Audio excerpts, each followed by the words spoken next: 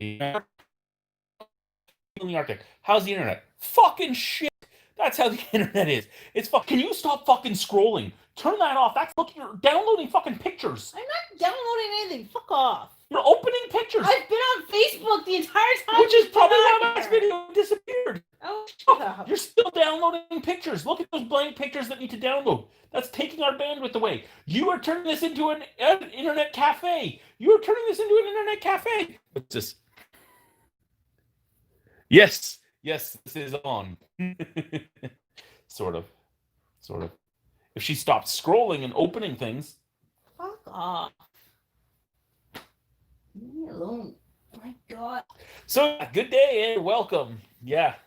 So we've been here almost a year now. Mm-hmm. Right now it has been like technically, I guess, 10 and a half months. We ended November 5th or November 6th? November 6th. We landed November 6th, and it would have been about 2 noon, I think. We got on the plane. Yeah, because it got dark a couple hours after we landed. Yes. I actually think we landed earlier than 2. I think we had to be at the airport in Montreal at like 9. And then 2 hours later, we were in La Grande. So we would have been in La Grande at about 11. We were there for 45 minutes. And then it was another, it probably was about 2 because it was another like hour after. Here's the thing with planes, right? It takes almost an hour to get to altitude. So it was almost like you got to the top and then you came. I love you. I'm talking. So this will be a Q&A, basically anything you guys want to talk about. Because of what we do, there are things that we won't touch, which we've never really done before. We've always been open to touch any comments or concerns or questions. Not so much now, but yeah, we can talk about most things. Sorry, I'm itching my eye. This is the problem. I don't have a tripod anymore. I'd order a tripod, but you want to know what the biggest problem with living in the Arctic is? The biggest problem with living in the Arctic, and I'm waiting for people to ask questions. Oh, there's a big comment. We'll get to that in 1 second. But the biggest problem with living in the Arctic comes with, can you read that from where you are? Bet the kids are getting cranky on the trip up there. That sounds like a strong man marathon. No. Harlow slept most of the way. Harlow slept most of the way, and she, who's that one? Woke up to eat my breakfast. Yes, she did. Who's that posted that? Hey Rhino, used to watch your stuff back years ago when you did challenges and stuff with the boys in the band. You're living up north now. What's up with that? Lots has happened since you did challenges in the basement of your house with the boys. Lots of Tony Allen. Is that? Oh, Tori Allen, right? Tori Allen. Okay, never mind. I thought that said Tony Allen. I'm like, is that Scorn? Anyway, to answer your question, lots of things happened. I got married to somebody else. I got married to my high school crush. I divorced the woman I was with. We had a lot of problems. I had a lot of personal problems. Dealt with those. But to get to where we want to be in our life, because we both sat down, we both actually had the same final goal. Mm-hmm. And it just wasn't going to happen living in Ontario. Things are just too expensive in Ontario. Like a mortgage for our time home was the same as a mortgage for a fucking mansion where we want to go. And I mean, that's a sad thing. Yeah. So we end up here. And it is what it is, but we're here for work. We figured it would be a 5 to 10 year marathon. We're hoping it'll be less, but you never know. And please let me know if the internet's getting really, really bad, because it's been pretty good since they fixed it. Because about 2 weeks ago, About 2 weeks ago, somebody and their friends got angry and went to the satellite internet building and cut all the wires and smashed all the servers and. I think they were just bored. Well, there's that too, but I mean, Kids, whatever. the thing that the thing that you don't realize is even with shitty internet, how much you rely on internet until it's gone. Especially up here. Oh yeah, like there's no banks up there or anything, right? So as soon as the internet was gone, you had to have cash to buy anything. No No ATMs. ATMs, no debt, no credit, no The nothing. entire town runs on the same internet provider. Yeah, the one internet provider and that's it. So, well, that's not true. There is a few people that still have the other one, Like ExploreNet. ExploreNet, but that's going to get turned off in the next few months. And then everybody is stuck with Tamani. Tamani's here. Tamani means here in Inuktitut. You don't want Tamani.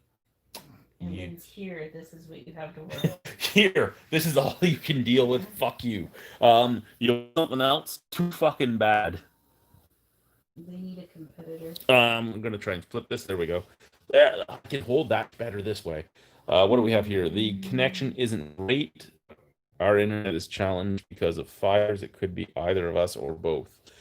Yeah. Anyone else? How bad is the internet? There's 5 viewers, so somebody can say something and just ask questions, talk, interact. We're here.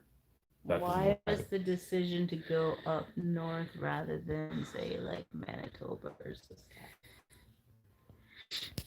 Why up north rather than or Saskatchewan? Well, the company we work for is based out of Manitoba. It is based out of Manitoba. We did spend a whole month in Winnipeg, doing our training.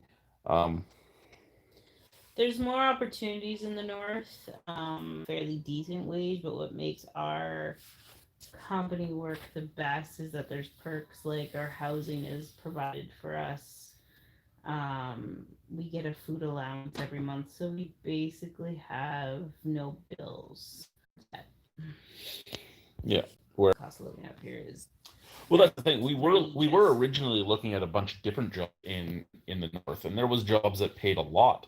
I was about to take a job at the Fisher Inn, and the Fisher Inn was going to pay me about 85 G's a year to do what they wanted to do, which was kind of what I'm doing now, except I would be running the bar at the Fisher Inn. Thing is, I'd be paying my own housing. And housing there for a two-bedroom house was like $3,000 a month. mm-hmm.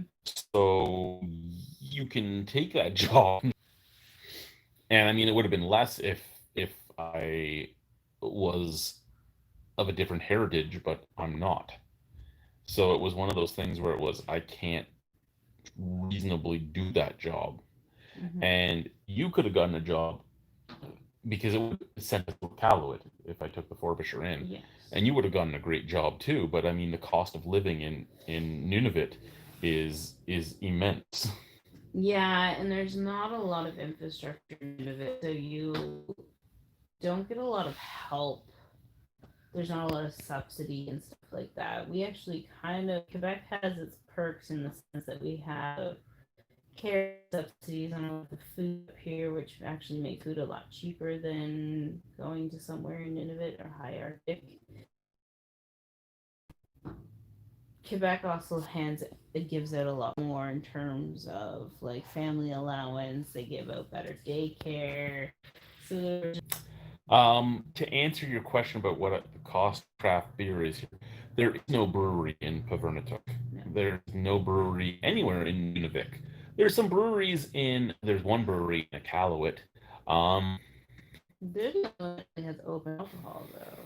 Yeah, it's true. Oh, Rankin might have a bar. I think Cambridge Bay has a bar. Kuujjuaq has a bar, and so does Kuujjuarapik. In Nunavik, yeah. But so alcohol is very restricted here. To answer your question as to the cost of beer, a 12-pack of Bud is $64. We can get 4 beers in community. You buy a 12-pack a day.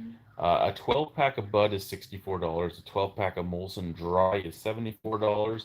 A 12-pack of Rickard's Red is $84. A 12-pack Alexander Keith is $94. And we are talking 355 milliliter cans, not tall boys or anything like that. So that's where you are with that. Um, Up until a few days ago, you were able to order from Marche Terrain 1 2 for a week, and the 2 4 from them is basically whatever the hell they were. It was a grocery store in Montreal, and they stopped allowing you to buy it from them for community reasons. What those were, I'm 100% sure, because you can still buy beer from co-op every single day. But anyway, a 2 for a Bud cost about $120, so it would cost you a little less to buy the 2 for a Bud, $10 less. So what I would normally do is buy a 12 pack of something, be it Corona, Bud, Coors, whatever, and then a 12 pack of random mixed craft beers, and the package would cost $190 every time I sent it up. So it gives you an idea of the cost of it, and the majority of the price was the cargo. The cargo charge was the biggest part of it, as well as the administration charge for the town to do the work and stuff like that. What? Pegged it 28th of September. Didn't they just start school? Yeah. So there's another thing. School. They're off of school more than they're at school. Yeah. I did see a few more questions in here. Brian, have you signed up for Elon Musk's satellite internet thing? Hope he does Nunavik and Nunavut and the Northwest Territories and the Yukon and all that. I do hope he does actual North, because his whole thing was, I want to do like Northern Canada and that. They don't have good internet. I hope you really mean you want to do Northern Canada. Again, it's a lot of money for any company to want to come up here, and he does have to fight some of the rules and regulations. A lot of the companies have them a little bit to the heritage companies, but you can. There's ways to get around it. Nunavut's a little harder because Bell is in Nunavut. Like, that's who does their satellite or their internet and their cell phones. Yeah.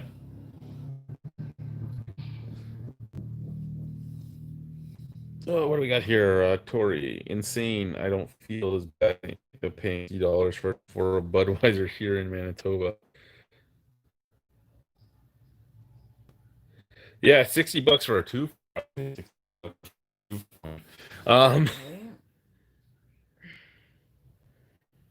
Hell, I'd be able to. Yes, pop culture vision. I only that because I almost said your name, and I know you don't want that up there. Yes, the Corona we get is imported from Mexico, and excuse me, I did. The first time I ordered it mostly because of coronavirus. No, they didn't have any anymore. No, they don't have it here anymore. They used to sell it here at the co-op, and they stopped selling it as soon as the coronavirus stuff happened. Hey, Brian.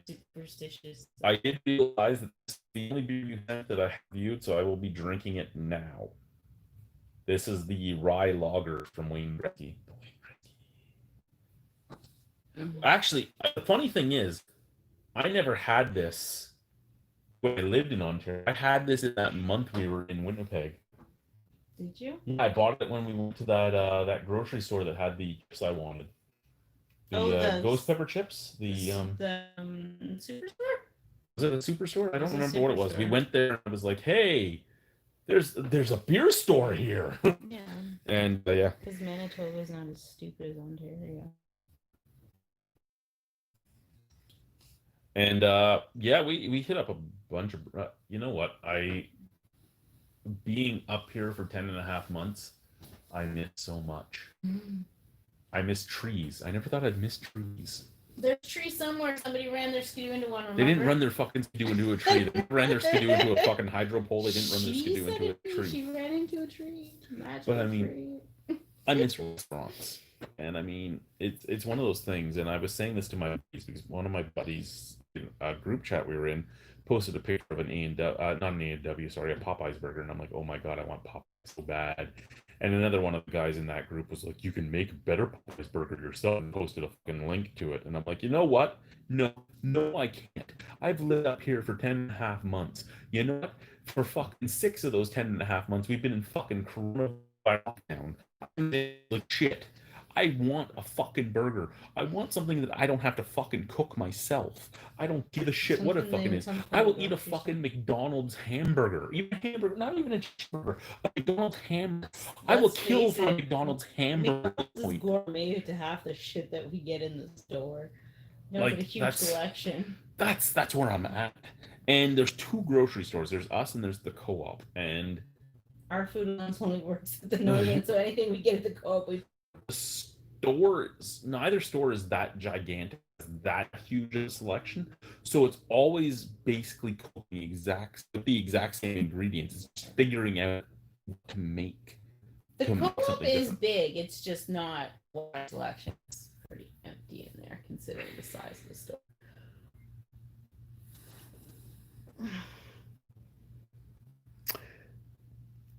We did go to.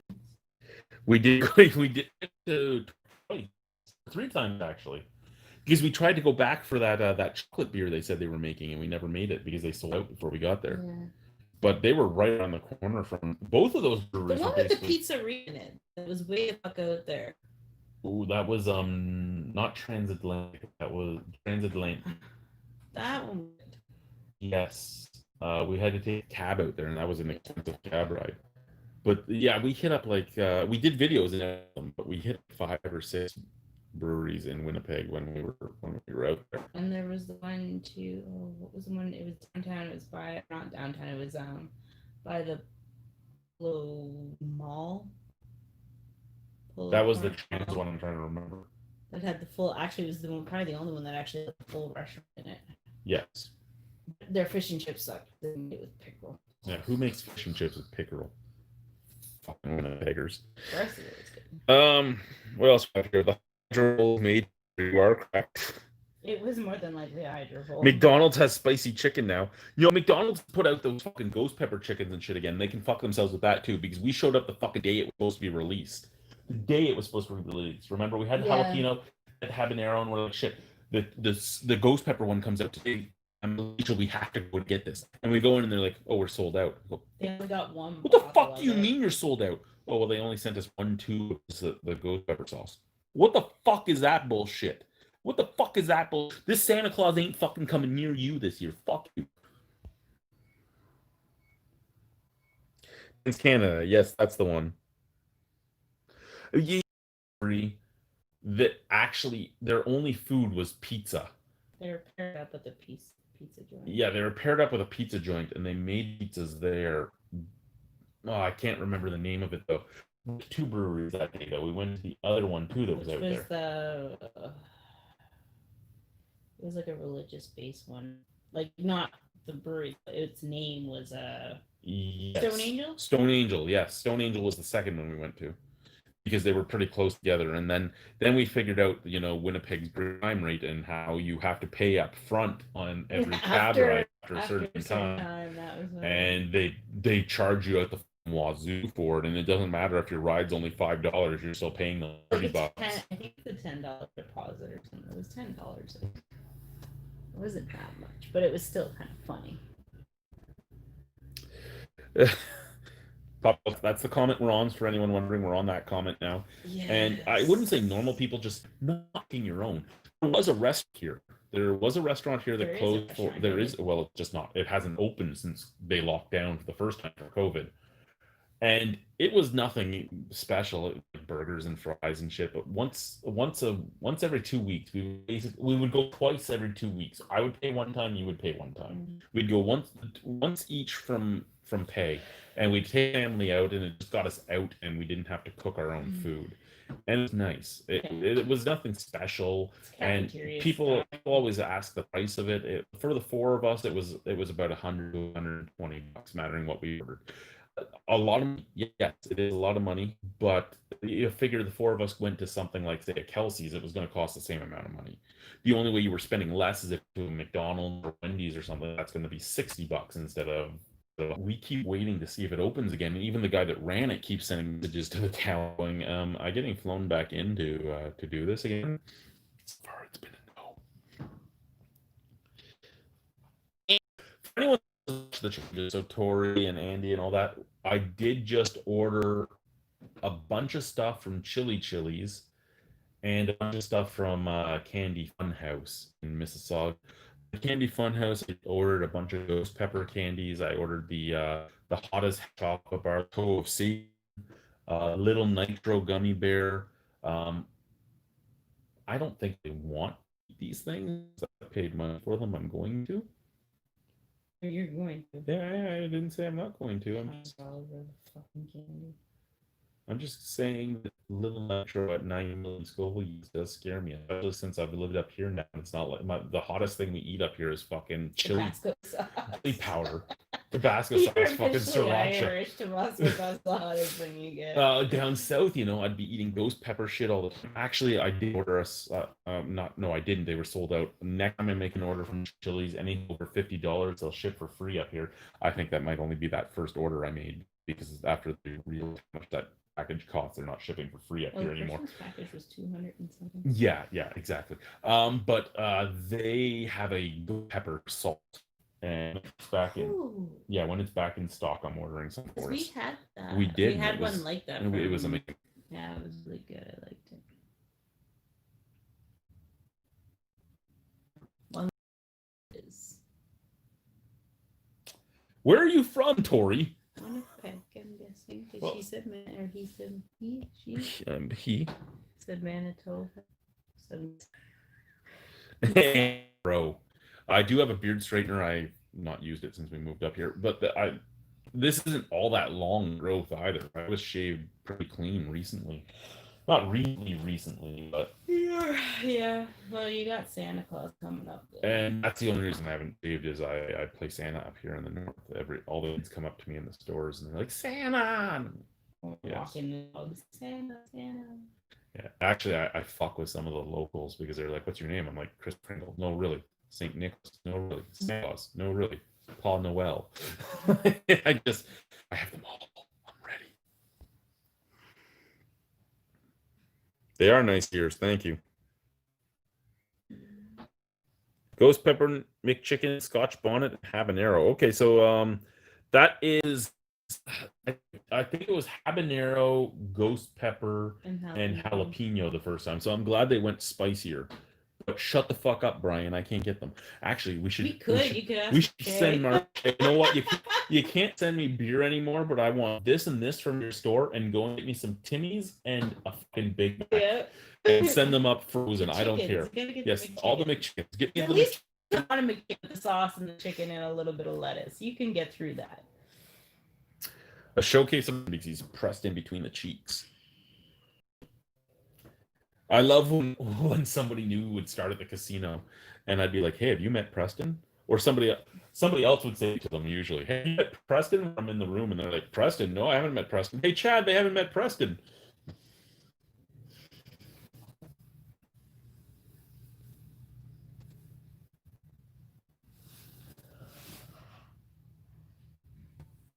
Oh, I know Manitoba just because of Chris Peters.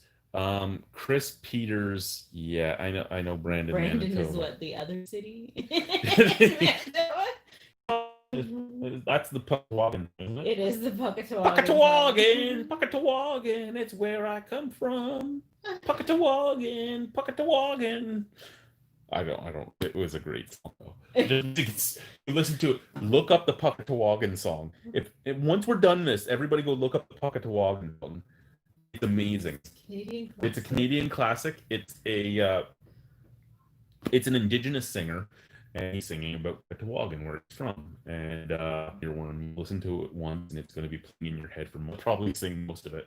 But yes, I know Brandon Manitoba because of a guy who used to be part of PeerTube. And yeah, that's just where I'm going to leave that.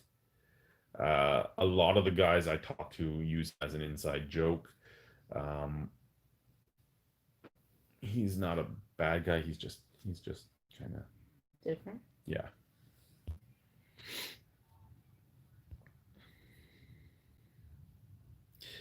Am I drinking beer? I have a Wayne Gretzky rye lager here that Brian sent me. So thank you very much, Brian. Again, it's not like it's anything I could get here. I get 355 milliliter cans of Bud for $64. Actually, I think I have a Bud in that box right there. I could get several. There's like 17 skids of it at the airport. Let's probably have them picked up now. No, Audra came by again to say hi to me, and apparently there's a lot of them still there.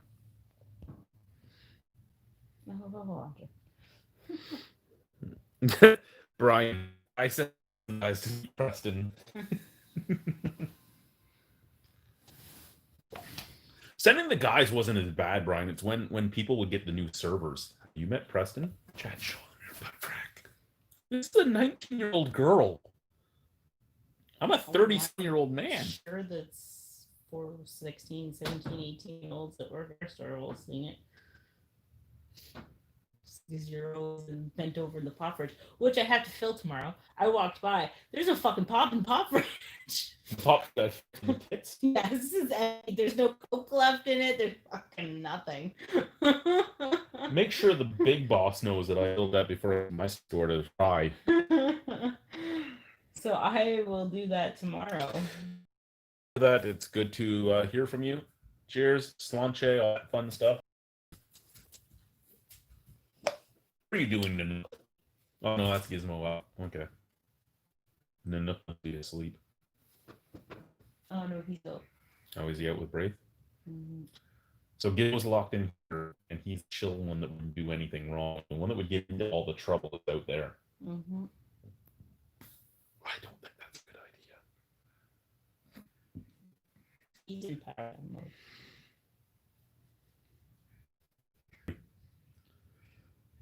Well, I'm Irish. I'll be angry anyway. I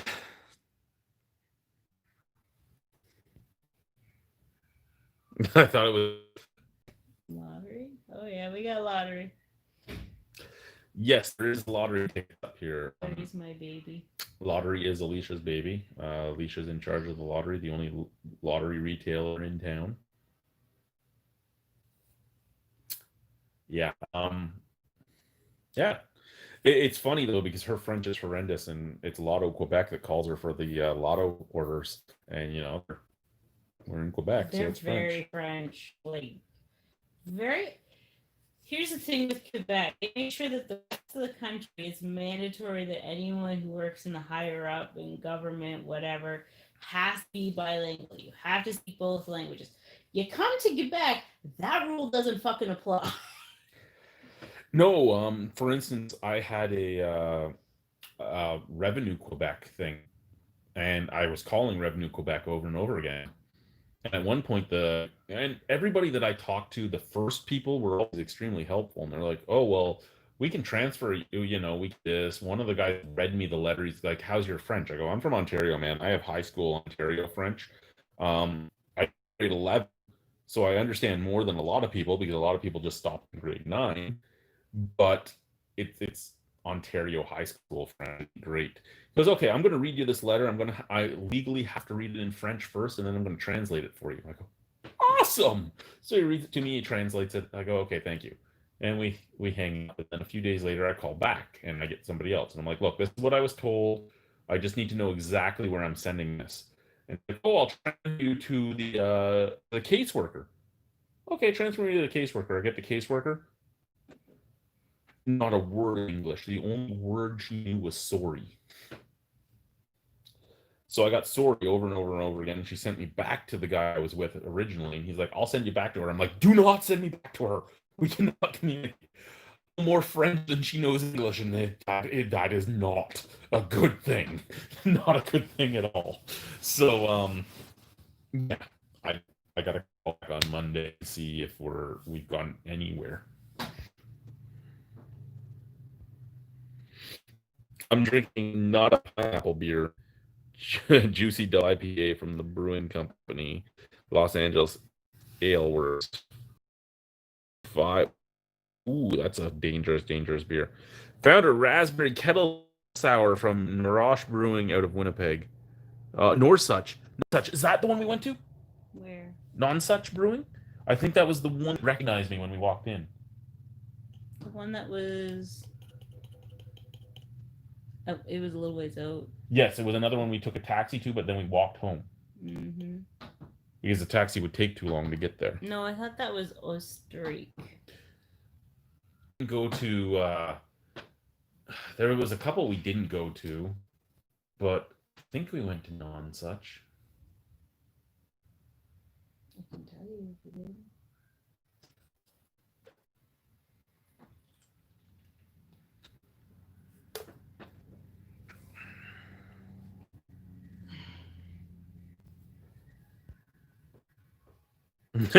Yeah. Um. Right. You're thinking of the non-such because that was the ship in the museum. Oh, was that the one we didn't go to because you were sick? Yes, I had the headache.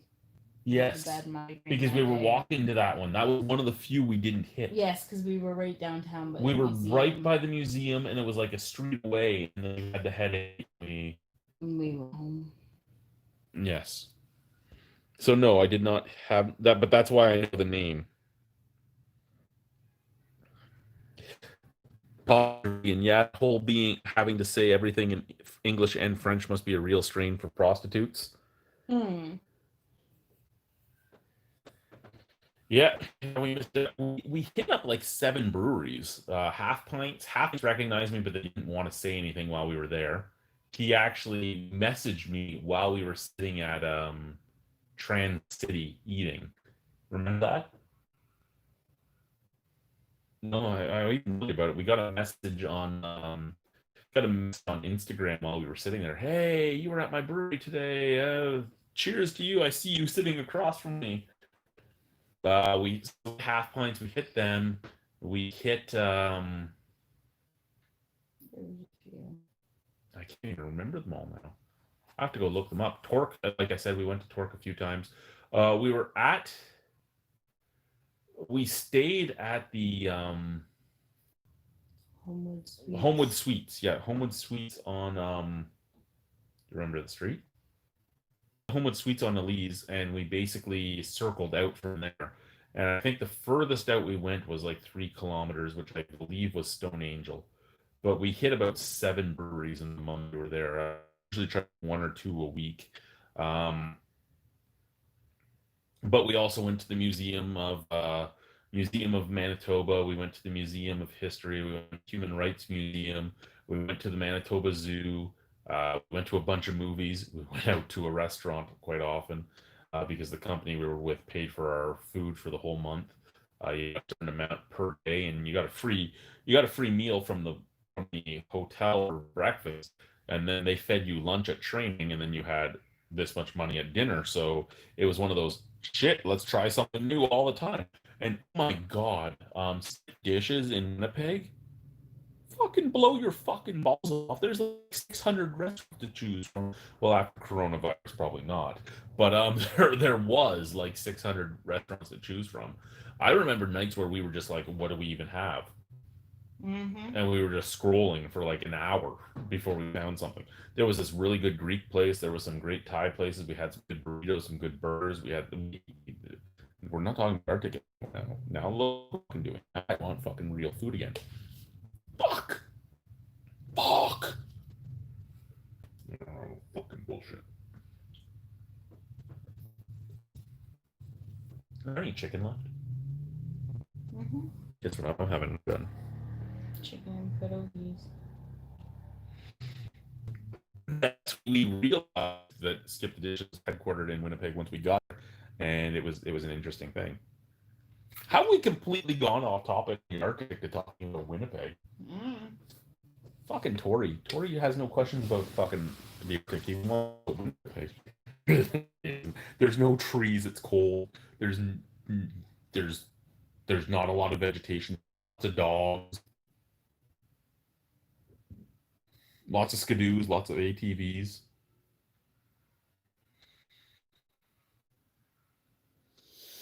Lots of dogs. Who are running loose? Actually, at this point in time, there's not as many because it culled a few times. Yep.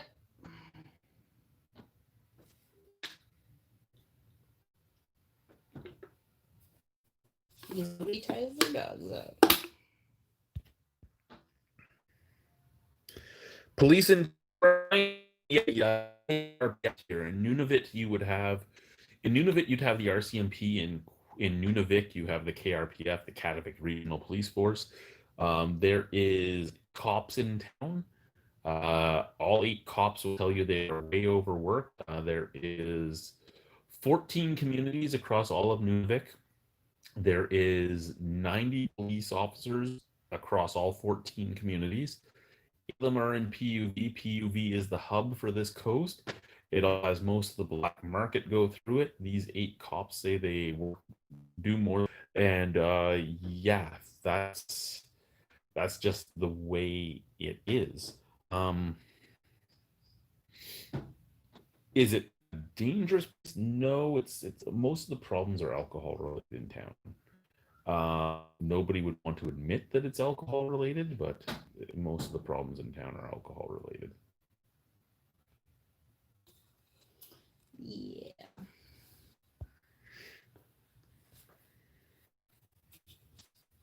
Yeah. I live in the country in southwest Manitoba. Sounds similar, except for no tree. We have a couple at least. Well, since you're in Manitoba there, Tori, you must know the Puckatawagan song.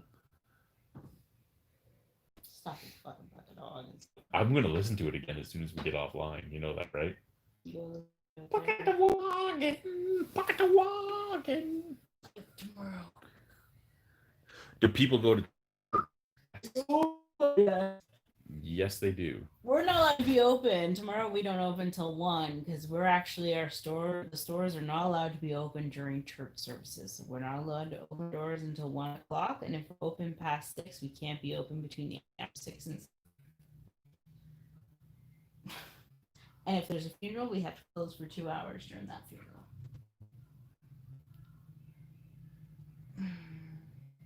I think she answered that question. Mm-hmm. Apparently, they were supposed to get a new church this year, but coronavirus stopped. There's 2 churches in town, but we haven't had a priest for the Catholic Church in quite some time, so it's just the Anglican Church right now.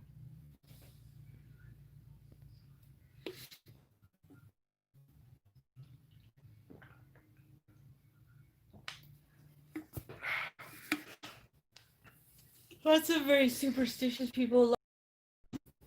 Tori, I looked it up on YouTube. One of the comments, First Nations response to Bob Dylan. I dig it. It pretty much that's actually a pretty good. Except Bob Dylan has a little bit more chops. Yeah, a little bit. What? I'll get to it. Sydney is an interesting guy. I listened to a few of his songs. The Puckatawagan song is the only one that's an earworm. He has more than one song. Oh yeah, he has like 5 CDs. Up here, Nunavut had Kelly Fraser, I believe her name was, and she was really good at it. She was really good. I have one of her songs on my playlist, and a lot of locals get really surprised when it comes on because they know it's pop music because it's all Irish music and heavy metal stuff that's playing, and then that song comes on and they look at me and I go, it doesn't matter if most if half. That's one you should look up too. It's actually a really good song, and it's one of those things that really good empowerment for Inuit, and she went way before her time. She was in her early 20s. Who knows what could have happened with that? Can you see your farts outside when it's cold? You can see those farts. I can't see my breath half the time because if it is cold, I have the face mask on and all that stuff.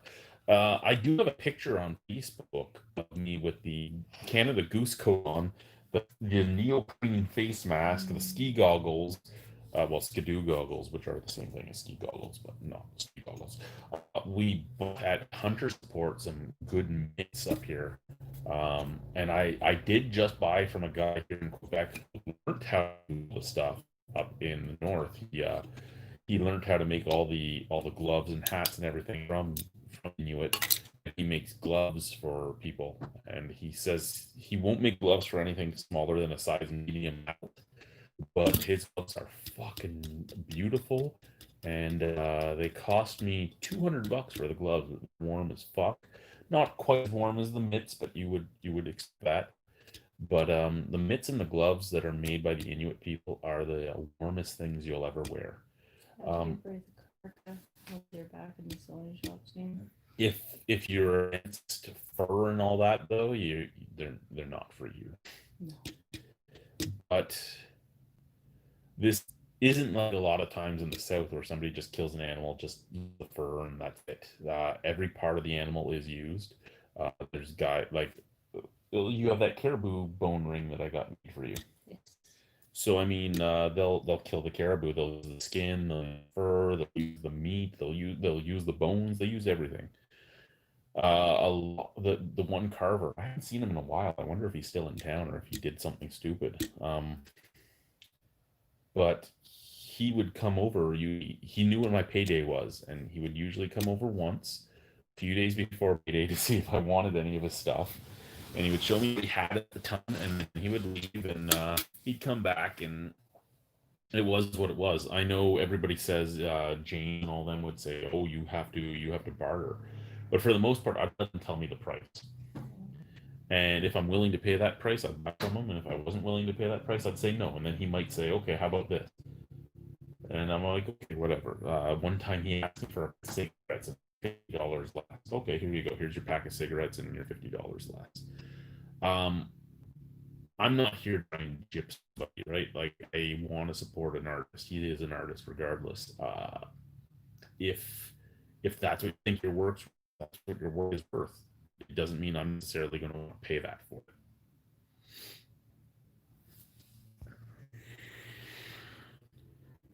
This format is fun. It's the New World version of a legit hangout. How is your sight outside up there compared to when you lived down here? Snow blindness is a real thing. Let's put that. And when you're blind, snow blindness is an even bigger thing. And luckily, really the worst time is during the summer because that sun sits at fucking spot for too fucking long. There's been a few times where it's been right in my eyes as we truck, and on the way back it was the same. Actually, that night I went out with Braith and we were out till like 10:30 at night. Before the side by side actually died on me, and we had to decide to return it to Winnipeg because squirrels nested in it, and they're like, "Oh, that must happen up there." Fucking tree, motherfucker. But the entire time we were driving out there, I was driving at a good clip. We were probably at like 60 kilometers at least, and the light was right in my eyes. I couldn't see shit. And on the way back, it was right in my eyes, and I couldn't see shit. And I'm like, "What the fuck is this?" But yeah, it's sometimes it's better, sometimes it's not. Snow blindness is a lot worse though. The thing about the snow blindness is in the winter, it's dark really early. 2 o'clock in the afternoon, there's no sun. I actually think it went down around noon one time, only for like a day. It usually started down about 2:30. By 3:30, it'd be dark. Yeah, no, I actually have a video from when we finally fixed the skidoo, and me and Alicia went out to the water pump station. I haven't put that online yet. I don't even know where the camera is. The camera's behind me. That's the 360 camera. I have to find the little action cam. I haven't actually used the 360 camera yet. It's just been sitting up here. But the action cam, oh, there's the action cam. So the action cam actually has a video on it of us going out on the skidoo to the the water pump station, and snow was so fucking high on either side that it really cool. I just haven't taken off there yet. I think it's a 4-part video because it took like 13 minutes to get out and 13 minutes to get back, and I haven't wanted to try and upload a 26-minute video in the Arctic because it takes like 8 hours, between 8 hours and 72 hours, mattering how well the internet's working. Upload a 300 megabyte 5-minute video. and I haven't had the urge to cut it down and edit it. As most of you know, ever since I was, ever since I got to a point where I was with the people I wanted to be with, and I didn't want to waste my time on the computer anymore, just editing and all that. So a lot of things go up raw, and that means that I'd be putting up a 26-minute video, and I don't think anyone really wants to watch 26 minutes of us driving on Skidoo in nothing but snowbanks. White, because I can see. Um, yeah, at some point I have to get that footage off there. I've been wanting to go out. I want to go out by the dump with the drone, and I want to go out by the water pump station with the drone. But you basically have like 4 weeks of nice weather, and then everything else is not that nice weather. And it's been raining or super windy every day, except for the days I'm working. Those are when it's nice. And every single time I get out of work, the sun's about to go down and I can't get out. Today. It was windy today, but I'm just saying anytime it's calm, we get out of work late. And now it's 7 o'clock and the sun goes down at like 7:30 right now. And then I'm like, motherfucker, I can't get out to do this. And then the days I'm off, it's fucking pouring. And I'm like, fucker, I won't fly this drone in the 2 spots I want to fly it and get the footage I want to get.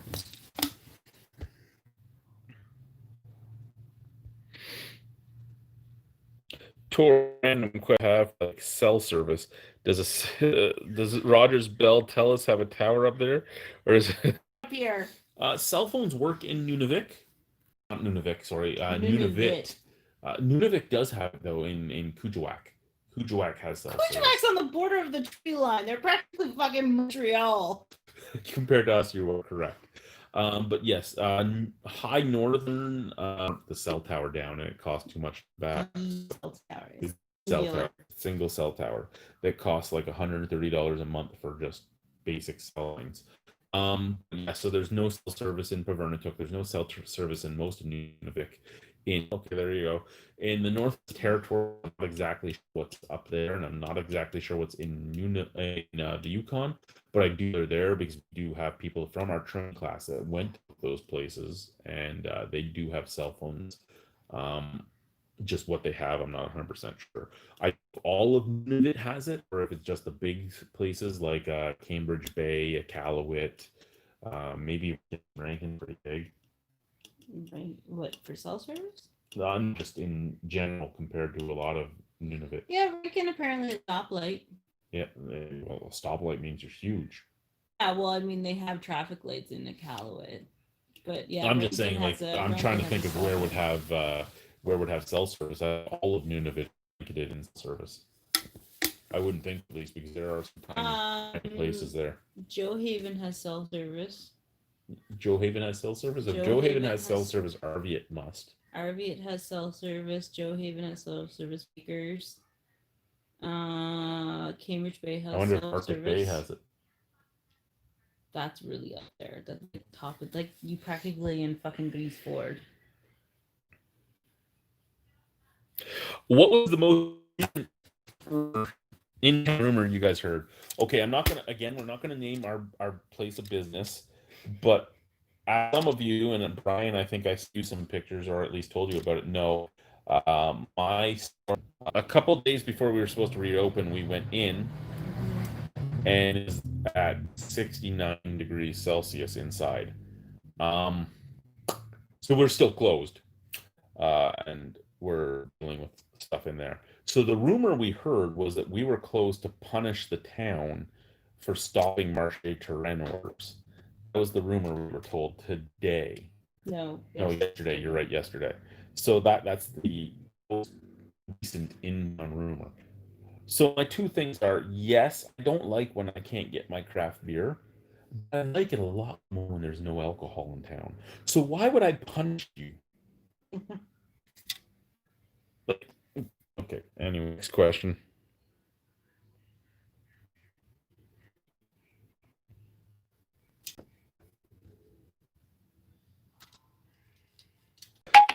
One of my life goals is to spend an entire winter in the Arctic ever since I first saw The Thing with Kurt Russell.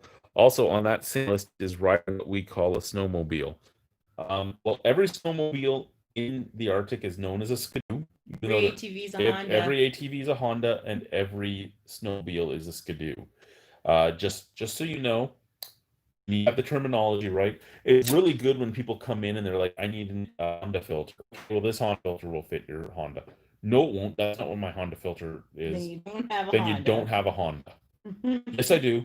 No, you don't. Show me your vehicle. Oh, it's outside. Walk outside. It's a fucking M. It's not a fucking Honda. That's why my Honda fit your fucking Honda. And Skidoo, there's guys with Polarises and stuff, and they come in and they're like, do you have a Skidoo filter or Skidoo oil? Yeah, right here. That's not what I'm supposed to be using. I'm going to murder somebody. I'm going to murder somebody. But yeah, like yeah.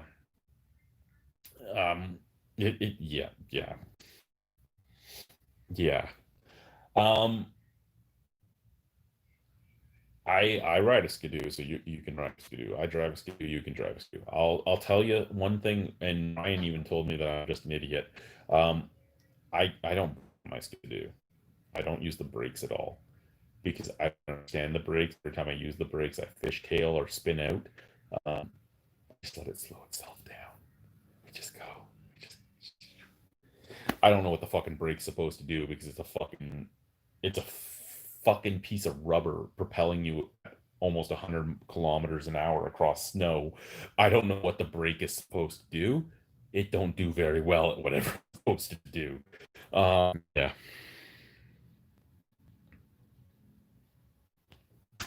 Experience.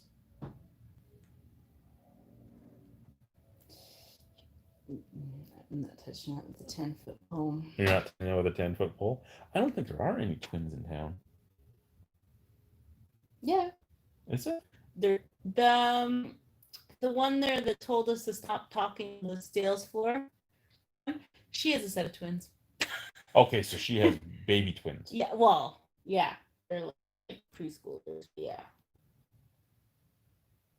I don't know of any older twins. Not a lot of people look alike, though. I'm just so glad Greg found us. Hi, Greg. How are you, Greg? I'm sure he signed up to get notifications that you're online, darling. I need another beer. Let's get another beer. Oh God. We have 2 boxes of beer. Hey.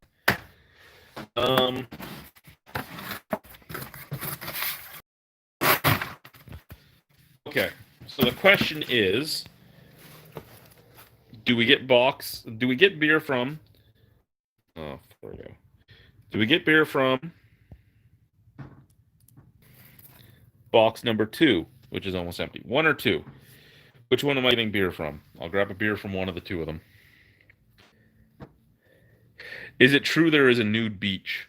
There's a beach? There actually is a beach. There's a couple beaches. I don't think they're nude, but there's a couple beaches. Which one did I say was 2? The one under my foot?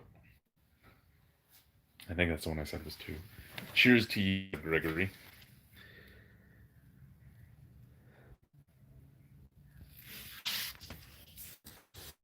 Okay, I'll get one from box 1 and one from box 2. Box 2 is actually really close to empty.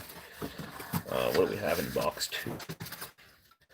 Oh, I will not drink that until it's the last thing available. Ooh. That either, until it's the last thing available. That either. Okay, well, I guess from box 2 it is Borealis Tropique Nord.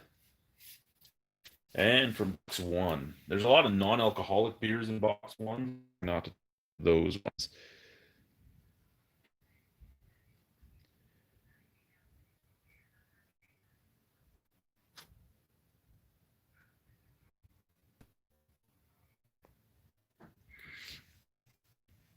We're going to get to that in a second, Pop Culture Vegan, because that's pretty true up here, too. There's a buddy here. I'm having lemon juice. 1 second.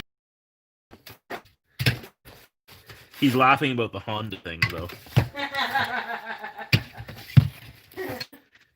Okay, we got our 2 beers. These are the 2 beers that are going to be the night. Okay. Oh, what's wrong? You and your What's wrong? pillow. Not your pillows. Don't worry about the pillows. No, because then you steal my pillows and you shove your pillows down the fucking crack. I didn't shove my pillows down the crack. I'm going to steal her pillows while she's gone. Put my fucking pillows Oh, shit. Oh, shit. Oh, I'm glad I did not drop that phone. Because I am not naked, but my balls were sticking out. Things are good now. Things are good now. And we'll get back to it as soon as she comes back. You know what, Brian? She probably was. She probably was staring at Preston. Yeah, these shorts are not great. So the second beer I picked was this one, which is a citron vanille, which is basically a refreshing fruity sour with vanilla. A fruity sour with vanilla. We'll just put that down there. Ooh, that was cold on the nuts. These boxer shorts are not long enough.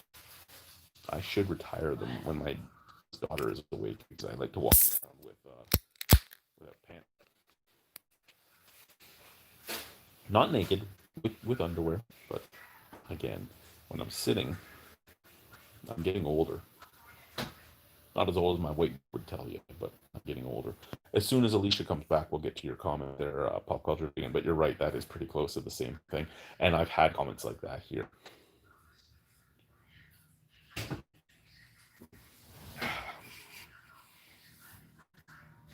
What do we have up there? Oh, we have my Father's Day bear. We have my 360 camera. We have the other camera. We have my pet rocks that my eldest keeps making for me. I do have 2 nuts. Just one of them popped open and doesn't work.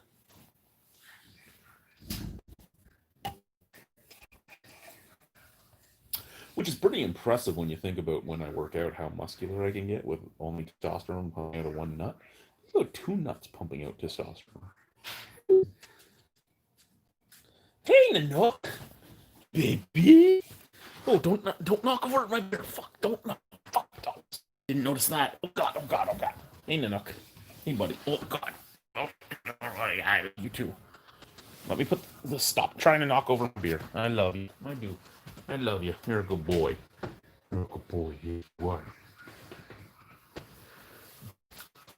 Oh, that's my beer. Keep your fucking paw out of my beer. Love you. You're a good boy. You don't want to be in. Love you too.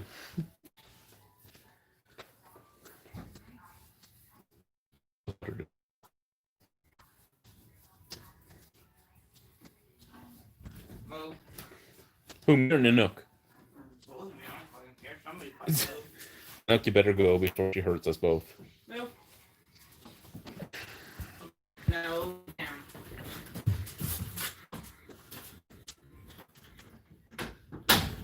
Oh, come here, Giz. Come here, buddy. Buddy. No, mommy's in your spot. Come on. You know how to get up on you jump on my head every morning. Get up here. Okay, don't get up here. Whatever. Because you know his mommy doesn't want to bed. Okay, what do we got here? So, Paul interviews me. She was Choctaw and Chickasaw. When she asked me what kind of Coca-Cola I wanted, she actually meant, do I want Sprite, Coke, Pepsi, or...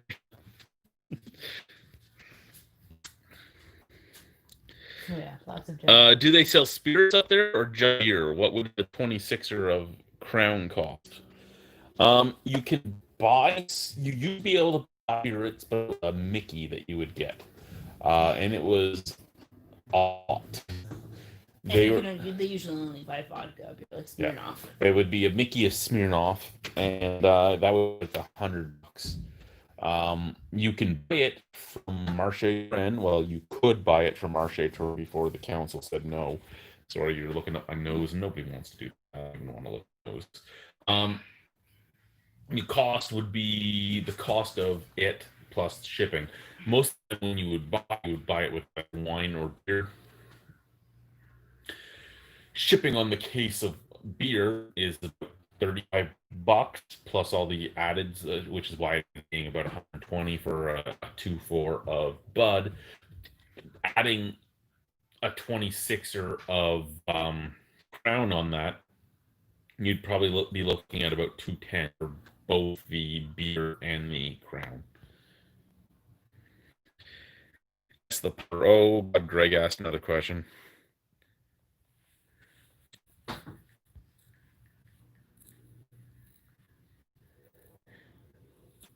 That's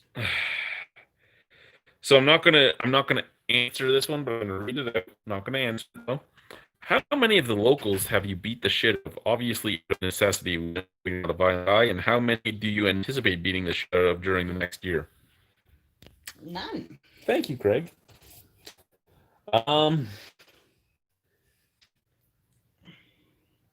What do we have here? Berserker. Have you tried seal yet? No. That's actually one that we haven't had. Eh, we've had caribou. Seal is not. Seal doesn't seem to be common here. No, they have it, but it's not. It's Like- not beluga. Beluga comes into town. Lazarus asked me if I wanted beluga. Oh, he's trying to get up. Come on, Gizmo. Come on, buddy. You can do it. You're a 55-pound dog. You can do this. You can do this. Come on, buddy. Oh, him. Look at him. He's looking so sad. He's looking so sad. Oh, gosh. Oh, gosh, Giz. Oh, Gizmo. Giz came to say hi, guys. Hey, Giz. Oh, yeah, just the side of his head. Gizmo, look at the camera. Or don't look at the camera. We'll do this. Oh. Hey, Gizmo. Hey, buddy. Hey, Giz. Who's a good boy? Who's my baby? Hey, who's my baby? Oh, the big old husky. The big old husky. Same. Same, Gizmo. Same.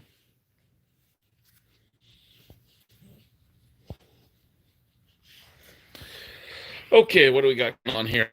Have you seal yet? No. Again, we've had caribou. Yeah, seal doesn't seem to be as common. Arctic char is a big thing up here, but no, we haven't had it yet either. Big ones that are really common is caribou and char. Beluga, there's limits in the beluga area. There's limits on polar bears too. Apparently, in the high Arctic, there aren't any limits on beluga. Maybe they are now. But here they only get, like, I think our community got 20 belugas this year, or something like that. So they go out. Those are my boobs. Stop touching them. They go out, they hunt beluga, and then share amongst the community. So. Yep. It would be a better value just to get reasonably good and have a nice person ship it up to you in a prepaid shipping box. For a Mickey of Smirnoff, fuck that shit. What was he trying to say? Yeah, we might have to talk, mattering if things happen or not, because we need to get our boss a Christmas gift. Oh my god, his coloring is badass. It's same. It's same. Right, Giz? Shut up with the same. I can't shut up about the same. What you doing, Gizmo? Hey, what you doing? Really? Where'd your brother go? Is he locked out in the other room again? Yep. We got you back? Oh boy. Yeah, the other one's right at the door. I can hear him moving around on the floor. He's a good dog.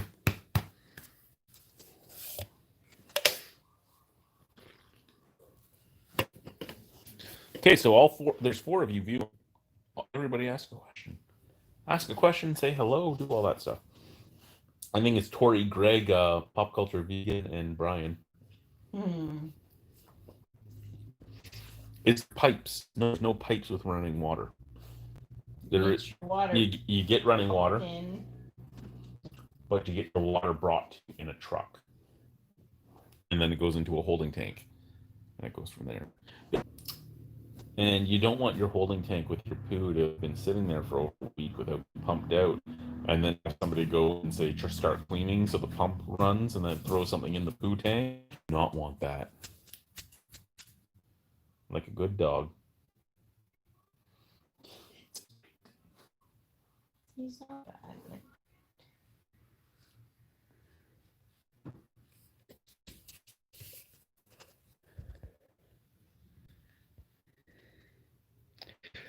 I was speaking of Gizmo. I didn't think you were saying my coloration is great. It's all fucking white except for my Bobo. It's not like a big color differentiation. And I mean, Nook in his age is like a red color to his fur, but he is basically a black shepherd. He's a black German shepherd. He has like the gold trim on his fucking paws, and other than the little bit of red specks starting to come through, he's all black. Oh, his tail, the other side of his tail is like a brown. Mm-hmm. We like. We like it here. We do like it here. There are things in the community we're a fan of. But I mean, no matter where you go, fuck, there was things in Welland wasn't a fan. So no matter where you go, you're gonna get that. The community is fairly nice. There is a lot of amazing people. The problem is the same as anywhere else in the world. The people that are amazing Are really aren't amazing, and they're very vocal. Um, and when you only have like 18, 1900 people, you only need like 10 very vocal people to make some miserable. And I mean, when I think about it, the amount of people I don't particularly like in town is about five. Mm-hmm. I there's about five people that I do not like, and I do like for specific reasons, and everybody else I have no problem with at all. But those people can destroy your day, like a moment of walking past you, because they can just walk by and say hi. They can't be. They can't be. Like, let's try and be civil. Let's see what we do to get you riled up today. They can usually do something to get me riled up.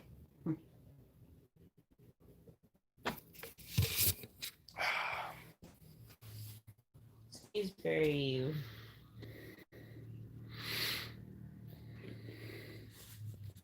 It's a good community, but it was, I think, one of the rougher communities.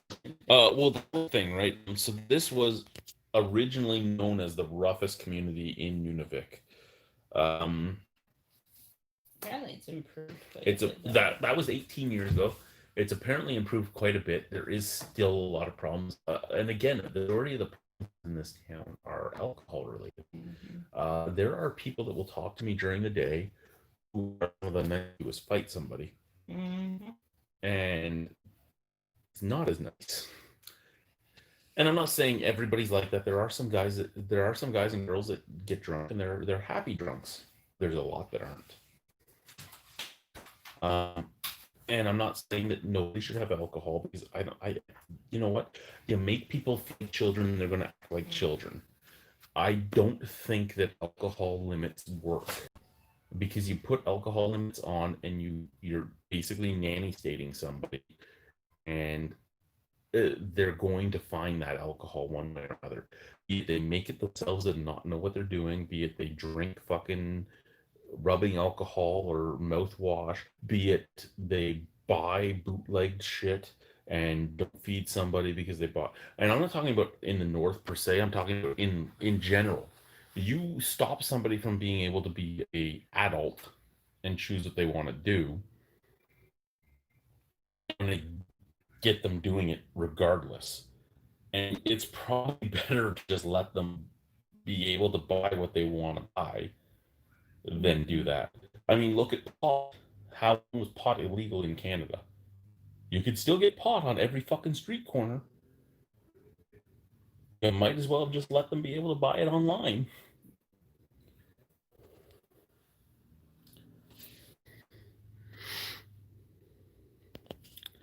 This comment doesn't seem. I'm not huge on the high ABV stuff nowadays. How many company houses are in your town? For our company or just companies in general? Um, Ours, we have three. Ours being the newest. Yes, ours being the newest. Not the biggest, but the newest. The other one's not bigger That by crawl much. space is huge. What? The amount of stuff I could put in that crawl space. Anyway, Air Inuit has a bunch of staff houses. They have at least four or five. The school has probably 20. The co-op has an entire apartment complex, which is kind of nice, right? Like everybody that works for the co-op came from the south all live together. You just have to hope you don't dislike somebody. Chances are you're gonna dislike somebody. It's true, but at the same time, you don't. If there's somebody you like, you don't have to go far. Like you have to walk like 25 feet. Fuck that. We could walk five.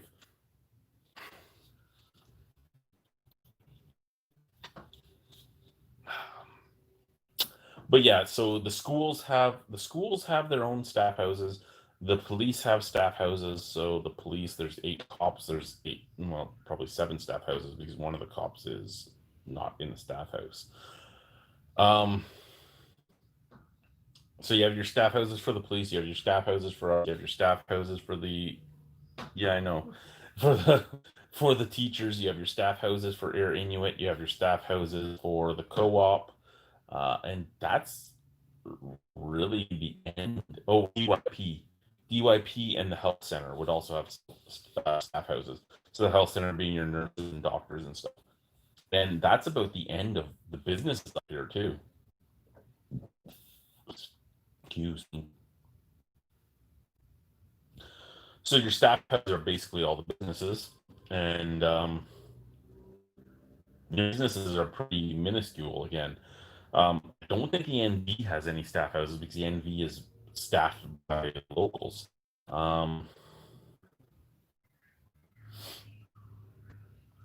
I don't. The construction might have some staff houses. Hydro Quebec has warehouses up here, so they might have a staff house for when they send somebody up. I'm not 100% sure about that one. But yeah, so we have three. The co-op has the one for sure, but it's an apartment complex. Air Inuit has a couple. The police have several. The hospital has several, and the hospitals are all around the hospital too. I know Audric jumps from house to house when somebody's on vacation because he hasn't had enough tenure up here to have a staff house, and he's been in 7 different houses, so they have at least 7. And DYP, the Department of Youth Protection, they also have staff houses.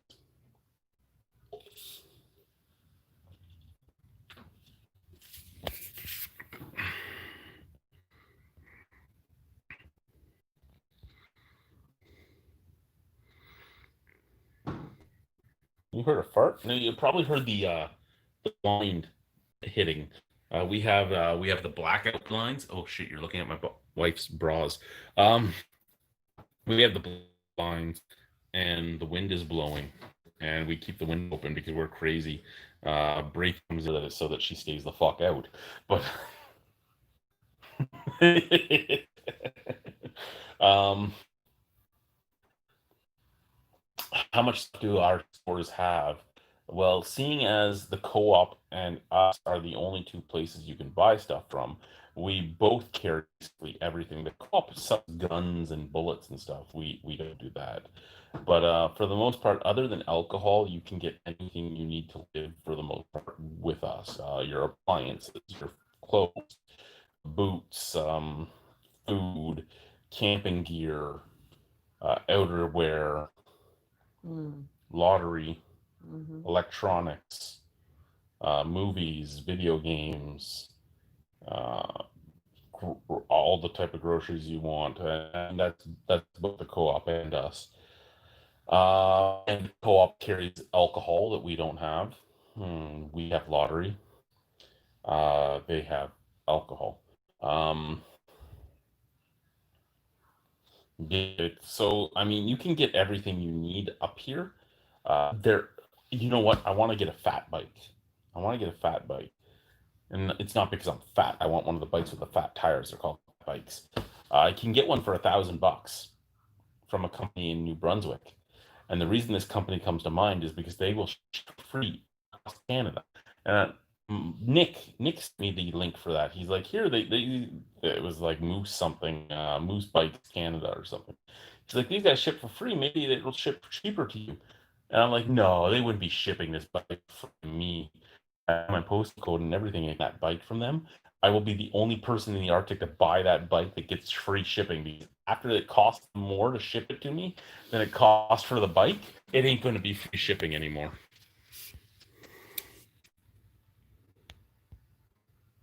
What is PUV? PUV is what is PUV? PUV is Pervernituk. PUV is what they call it. Pervernituk is where we live. Pervernituk, Quebec. Staff. We have one supervisor. 5 managers, 1 supervisor, and probably 10 more staff on any given day because they get fired, rehired, or so. Like 15 people is probably the staff, but again, of those 15 people, a third of them are from the south.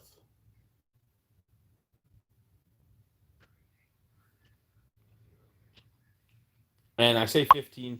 There's probably there's people that are on staff that only work like 1 day every month or this and that. But it is what it is.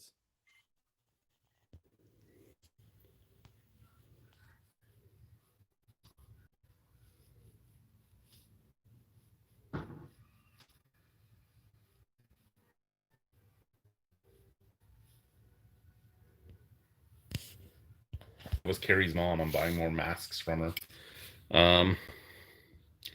You follow a dude. I like them, and I think I'm surprised. I'm surprised that fat bikes aren't a bigger thing here, to be honest, because the roads up here are something to be desired. I'm surprised nobody asked that. Yeah, a lot of the roads are paved, but they are paved with the worst cement I've ever seen. And because of the way degradation and everything goes, they yeah. Alicia, what do you most being up? I miss most being able to actually drive somewhere, do something other than look at the house and work, and the co-op to get mail. Vincent, I miss you. You should have taken the job up here. You would have been living in the dollhouse. You and Guy could have been living in the dollhouse. We had you lined up. You didn't want to come. Fuck you, Vincent. I love you, Vincent. He said to talk about the apnea, just like snoring his brains out, and we just recorded him passed out on a couch while we were all drinking. Yeah, I'm gonna hand you guys over to the wife for a second. I gotta pee. I gotta seal. So talk to people. Say hello. All that fun stuff. Why am I talking to people? I always have to pee. Take the phone with you. I'm not taking the phone with me to pee. Why I gotta open the door. You gotta move your ass. Gotta move your ass, Gizmo. What are you doing? God, here comes Nanook. Come here, Nanook. Come here. Come. Oh, jeez. Nanook, come. Come here. He's not going anywhere. Why is there a fucking thing on the toilet?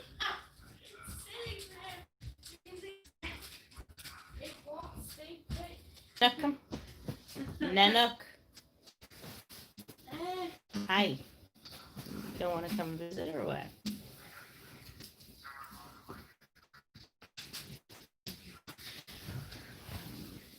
Ooh. Ew. He just saw my nose. It was gross. I'm dead. I'm glad. Good boy. Good boy.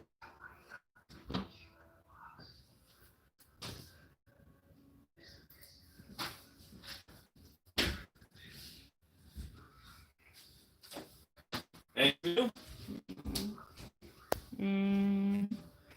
No, why So are we your have balls? snow yet. Oh, that's if they can hear you pee.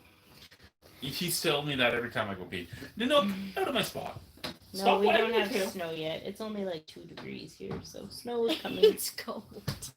You complain every morning that's freezing. I love you, buddy. Get the fuck out of my spot. Yeah, you're cool. Are you going to break? No. Okay. What time is it? It's up to 11. I don't know. Maybe. Can you put the puppers in their crates? Yes. Especially this one.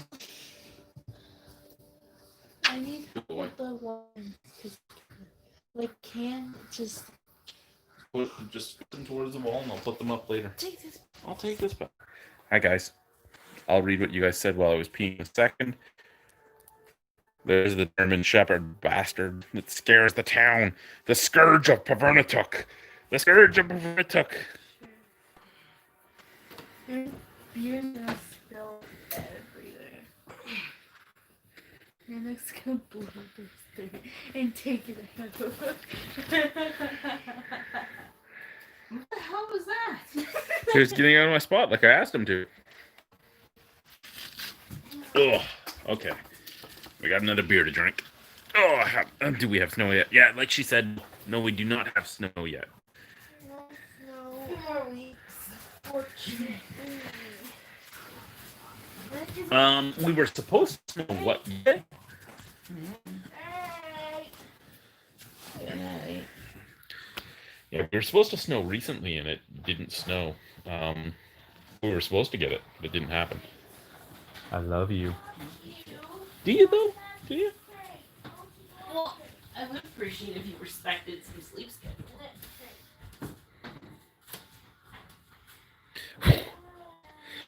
What a game happens up here? Seal. Bingo. Bingo. Yeah, bingo. He asked seal fight, arm wrestle. 7-Eleven. 7-Eleven is one of the big ones they use. And what they do is they play dice, and they use beer as your winnings. So you go in and you're like, hey, let's what are you gonna put up? I have 2 Bud. Oh well, I have 2 Rickard's Red or whatever it is. And what they do is they roll dice, and I only know this because I ended up in a game 7 or an 11 you get points, and then the next person try and roll, and if they get a 7 or an 11 when they roll, they block your point. But if they get a 7 or an 11, you get the point, and then it's the best of 5 or the best of 7 or the best of whatever you decided, however many points you need to win, and then you win the other person's beer. But there's that. There's bingo. There's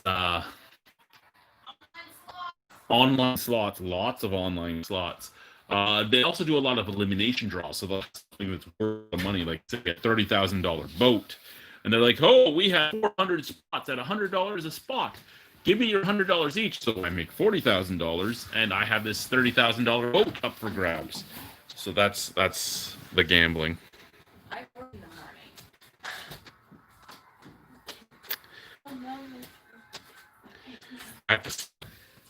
Oh, sorry, that was Tris. You just hit me I in the was face going with for your that. dirty sock! You shouldn't have been walking towards me.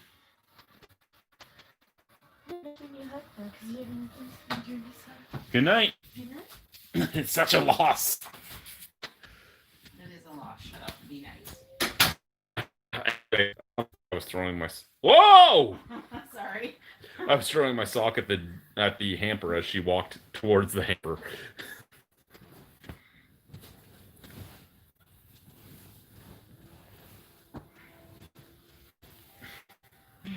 Good day, Auntie. How are you? Actually, it's late. Why aren't you doing that?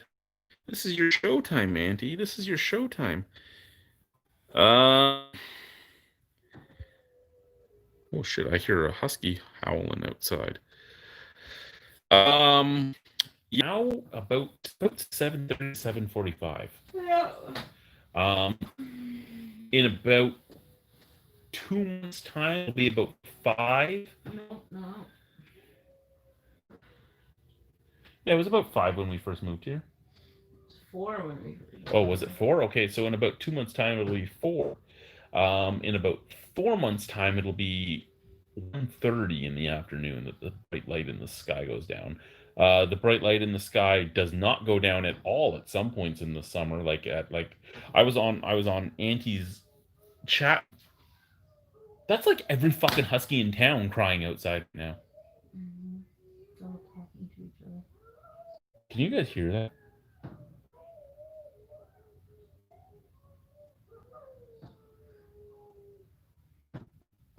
Anyway, at one point I was on Auntie's show and it was like 3 a.m. and the sun was still out. It's fucked up. That Can you fart on me?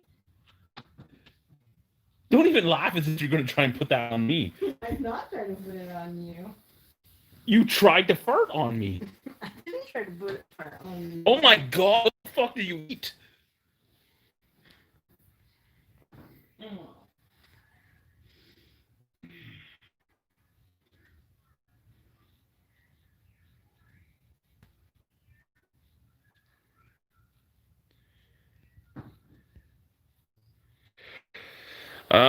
Hash or shatter reviews. I can't get shatter the SQDC. I can order one hash. I do have it. I haven't figured out a good way to actually ingest it yet. I've been mixing it with stuff. Actually, you know what? That's right. My wife would like me to sleep tonight at some point. So I should have my nightly doses. What do we have tonight? Elixir. Elixir it is. What is this? No, this is Penelope. Yeah,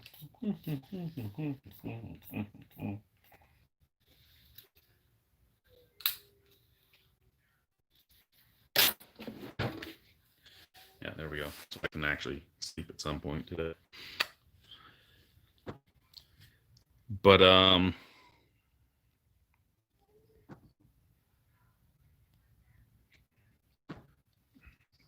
Huskies don't bark often, especially. And here's the thing, right? The stereotypical husky you read about is what you get up here. They're very docile. They're very stubborn. They're very friendly, but stubborn and aloof.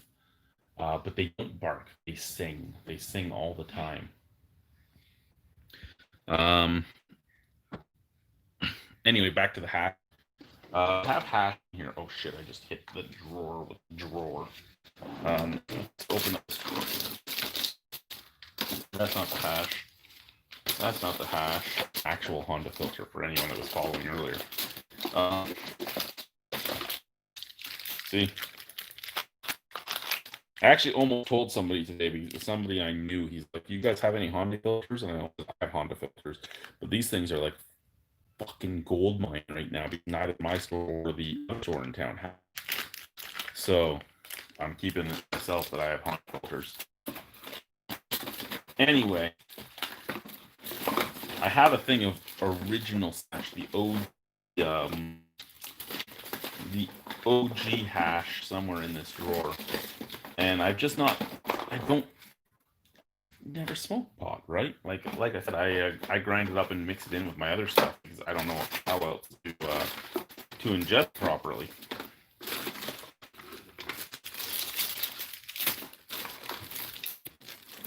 I'm trying to hold this steady and do this at the same time. I'm failing miserably. Just like fail at life.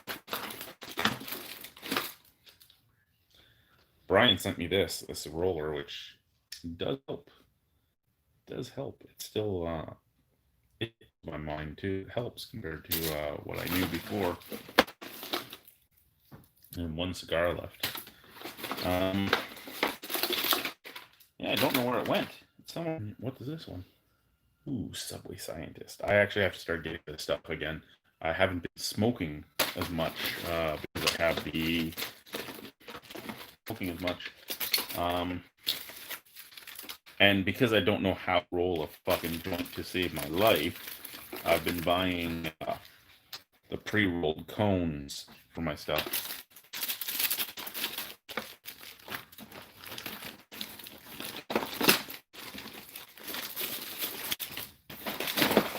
I'm worried that it fell out of my drawers underneath. Blueberry.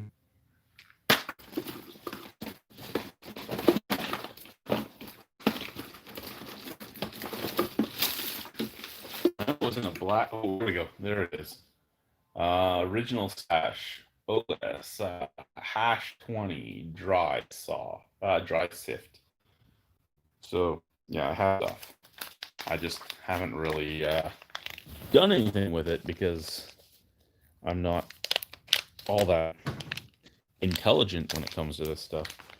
And I gotta be careful by word thing. Even though she's falling asleep, she'll give me some fucking peanut gallery comments about how I'm not intelligent at all. Okay. There. Like I said, we have broken some off and used a little tiny bit, but not a lot.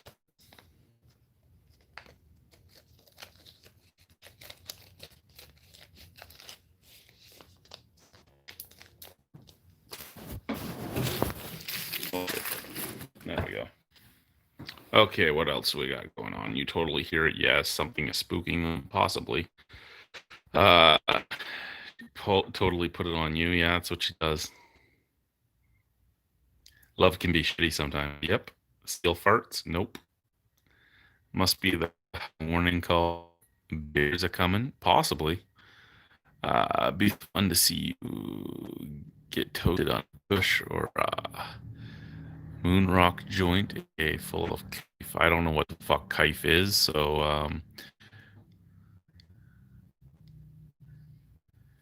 that's really what I've been doing. I've been using oil, and the easiest way to do it for me, because I didn't smoke any, was in my late 30s. I'm 38 now, so recently, and because of that, I'm not the greatest smoker. So I'm liking oil and oral sprays. XPAM I've never had them, but yeah, I don't. I'm not great at this stuff, right? And so I try. I'll probably mix up some more hash in my next one. I'll probably review something sometime soon. Smoke wise, not spray wise. I'm out of all the different sprays that are high THC. I'll smoke something soon, and then I'll finish it off mixing it with some hash and see what happens. And you're right, it would be fun to do, just to see what happens. I can tell you that the J cannabis beer fucked me up. So who knows what could happen?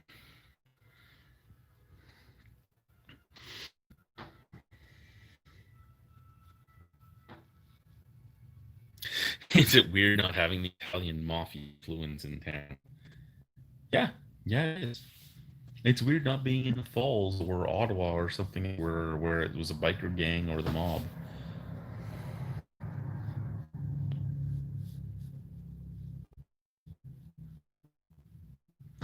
I saw you sent me a voice message there. Pop culture. I'll read it later. Keef is the crystal from the buds. Do you get your bud off the government stores? Unfortunately, yes. I'm 38. I didn't really start smoking until I was 37. 37, yeah. So my first bud I ever bought was at 37 when we lived in Welland, and it was in the government stores. And then I didn't buy again until after I'd already turned 38. And I've not really tried a lot, so I don't even know where to look things. But yeah, I I I can't roll a joint for the life of me. That's why Brian, the rolling machine. I can't. Not the greatest smoking. I would love to do a pipe or a bong, but I don't even know where to look for that type of shit, right? I have a two-piece acrylic grinder. I know I lived in Ontario. I had a three-piece metal grinder, but I left that in Ontario when we moved here. It's in Alicia's parents' garage somewhere.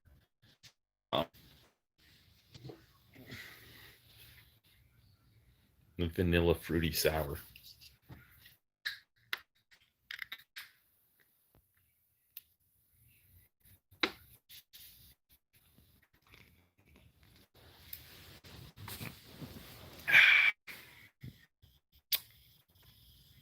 Wow, that's really good. To the sites, I'm looking for a site that has good edibles and good oils and stuff. Like I said, I'm more about the oils, the oils, and stuff like that because I haven't smoked for so long in my life. Um, there's a lot of interesting strains out there when you look at the non-government sites. Though I was directed to a Ganja Express site, and it had a lot of interesting things to try. And when I get it, I'll make an order from them and see what happens. Um,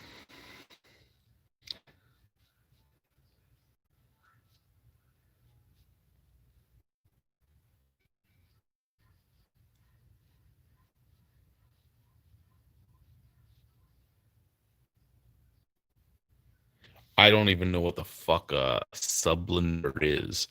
To be honest with you, no idea what a sublender is. But yeah,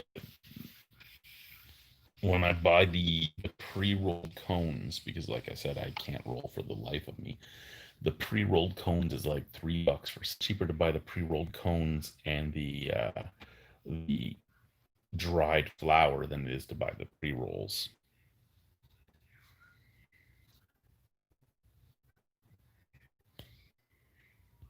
I don't even think I've done a lot of hazy IPAs lately. They're pop culture.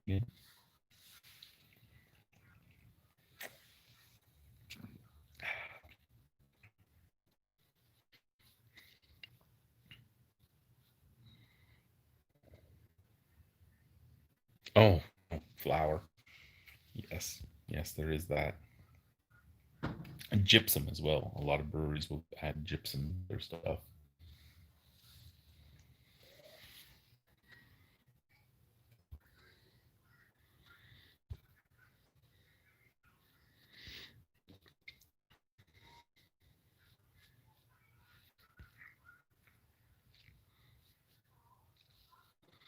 Oh, look, Tori added me on Untapped. I don't even know if he's still here since there's only 5 people here. I know Brian's one of them. Mike Taylor is another, and Culture Vegan is a third. And you get to see my Morphia. Oh, Vincent's here too.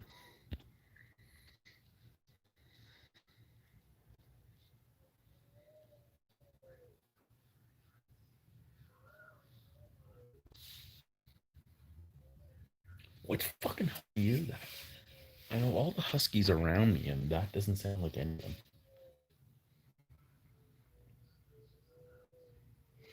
And there's hundreds of dogs in town. The dogs just run free. Somebody ties their dogs up. But they all have their own little sets of territory, and they don't really leave that set of territory. So once you get to know the dogs in your area, you pretty much know all the dogs you're going to see. There's a couple asshole dogs in the area. My favorite dog in town is Amarok. Amarok is the Inuktitut word for wolf. And Amarok is this dog. He changes colors like 3 times a year, and he is a gold husky. He's 60 at the most, but he's gold for part of the year. He's pure white for part of the year, and like a brownish color for part of the year. And he is my favorite dog in the world. As soon as he sees me, he follows me everywhere. And I haven't seen him in months. And I'm hoping he's out on an island because a lot of people that do dog sled teams put their dogs out on an island. First off, so they don't get killed. Second off, so they don't get stolen. Third off, so they don't get fucked with.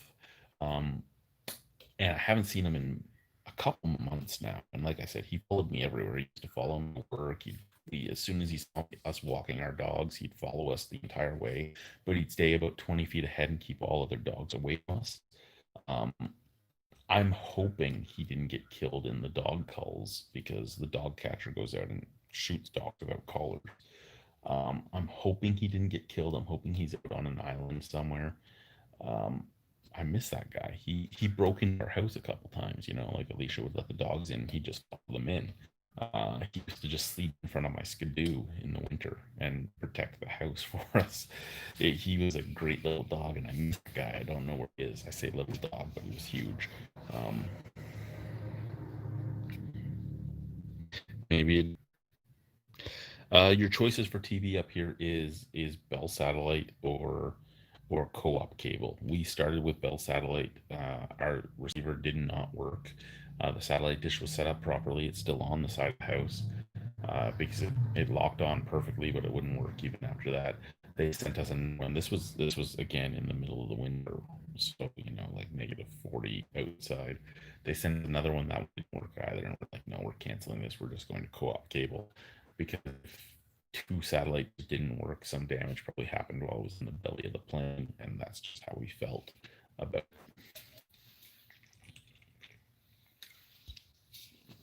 it. Vape. Sublinator is a vape shatter.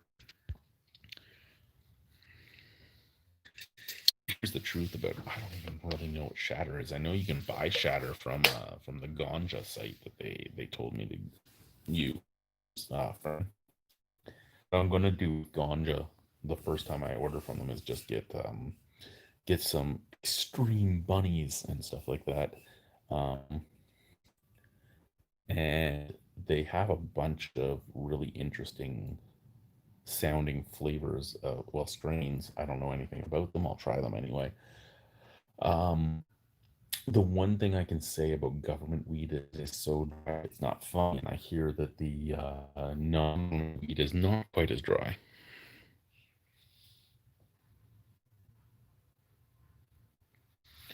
Man, it's not in the boonies. Literally, our Arctic is not the boonies. There is no trees. There's nothing. If I walked my door, we could see the ocean. How light is it right now? It's probably dark. It's getting to that time of year where it's dark. It's probably too dark to see anything right now. Yeah, dark to see anything right now.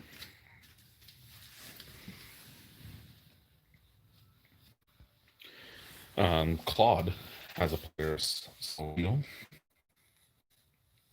and the second the snow melts, he takes the skis off the snowmobile and he puts wheels on it. Drives a snowmobile all year. Year round, he drives that snowmobile around town. Half, well, 3/4 of the year with skis, half the year with wheels, and it's intriguing to see. Yeah, and it's been almost a year in Nunavik now. Um, so in out the Arctic, and you went to the Yukon, your Northwest Territories, you think the Arctic, and then you look on a map, and a lot of the towns in the Yukon or in the Northwest Territories are not even as far north as a lot of things in Nunavik and Nunavut. And it's the weirdest thing ever when you think about it.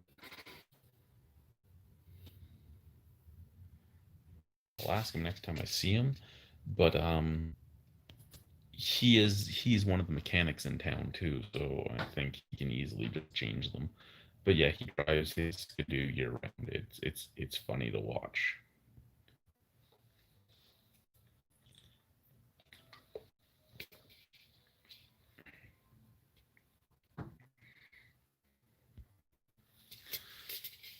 I'm worried about whether or not my Skidoo is even going to work when the winter comes. Fuck, because they've been getting water in the skis and it just pools.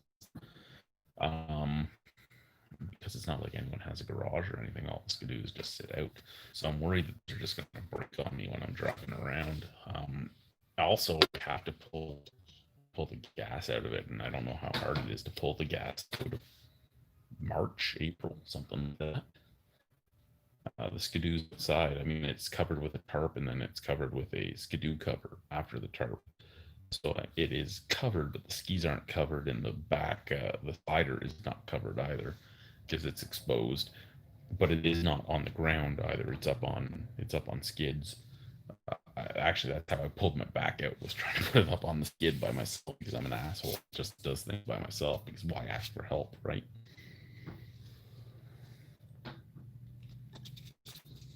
But whatever. No, I did not pull the battery. It's still in it. I know it had to be charged and all that before I do anything with it, but it's still sitting in the machine itself.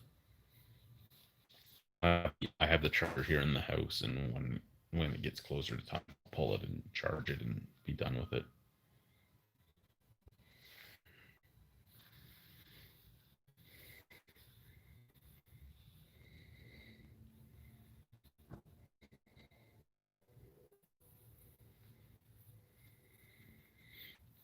I wish a piece of bud was $35.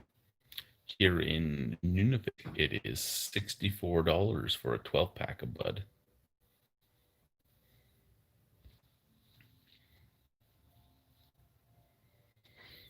I took. For the Skidoo, yes, we got a locking gas cap on the Skidoo. I don't have a lock gas cap on Honda because they don't make them for Hondas.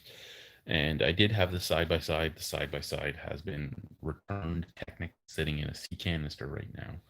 So the side by side is what we bought, and the side by side came up and it ran okay, and then it stopped running okay, and it stopped running okay because a squirrel had nested in the side by side in the 2 years it had been sitting at the lot, and it had chewed up all the wires and everything. It got up here, and there was like acorns and fucking not acorns, fucking pine cones and all inside it, and wood shavings all in the engine compartment. And there was wire all chewed up and everything. And I'm like, yeah, I'm not keeping this. And they tried to make me keep it. They're like, should we can send up the parts? No, I'm not dealing with this. And then at the well, maybe it happened up there. There's no fucking trees up here. Fuck you, you fucking assholes. Take your fucking broken beam back. And yeah, so I returned it, and instead of taking all the money back, I just pulled it ATV for now because I'm like, okay, we really don't know what's going to happen if we get moved to another community. At least ATV flowing wherever we go. I can't fly side by side there as much as I want the side by side.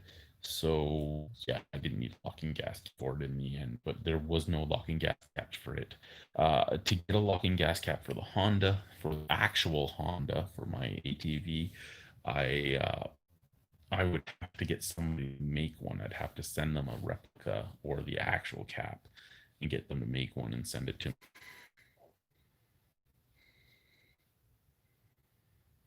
Yes, I've tried Colt 45 lots of times, and yes, you are correct. It is pretty rough.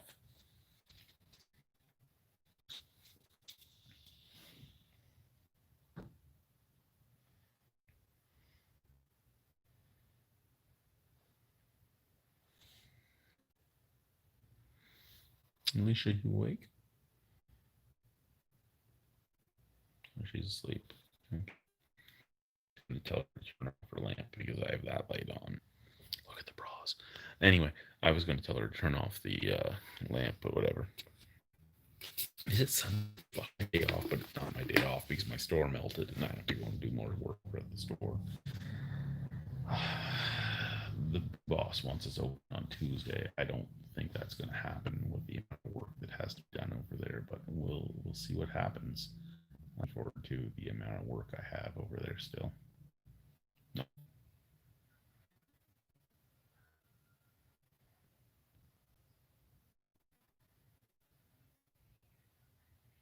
Actually, I don't think I've sent you the pictures, Brian. Go offline. I'll send you some pictures in the store because there's some awesome stuff that happened.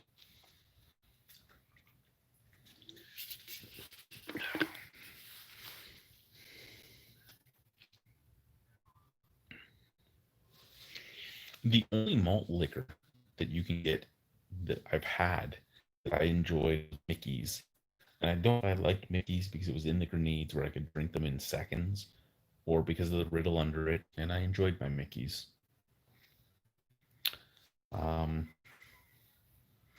It was fine malt liquor. It really was a fine malt liquor. I used to buy 12-pack Mickey's all the time, and I could drink that 12-pack Mickey's in about 5 minutes and get a big smile on my face for the next few hours. The worst malt liquor I ever, Schlitz gave me the Schlitz.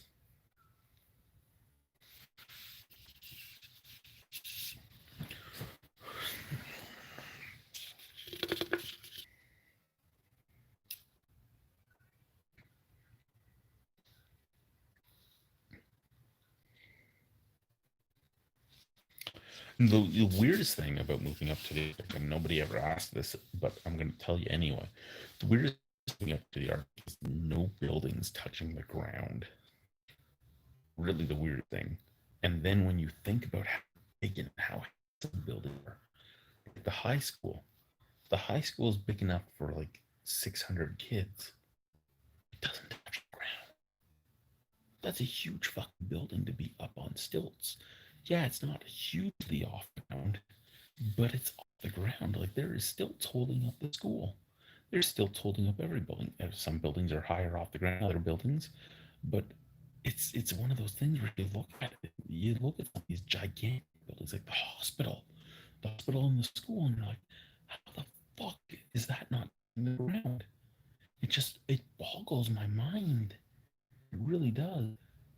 Even after living up here for almost a year, I still smile at the thought of how engineered some of these buildings have to be. And I look at my building, my house that's shifting everywhere. The fucking, this, not the siding, but the crown and the baseboards and everything are separating from the wall, where there's some spots that are like this big because of all the shifting and everything else. I'm like, how have some of these buildings been sitting here for years? There are buildings that have been here for like 20 years. How the fuck is that possible?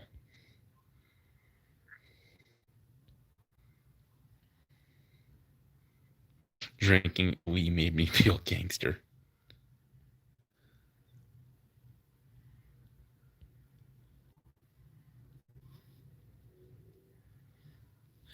I haven't drank liquor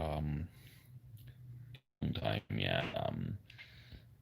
After Brian, did any of us go swimming in the water? I didn't because it was too cold for her, but people were, and people always swimming. But yeah, none of us really did. Braith tried and ran out. Aiden, if he had been up with us, like what was the intention? Because he was offered up to us by mother.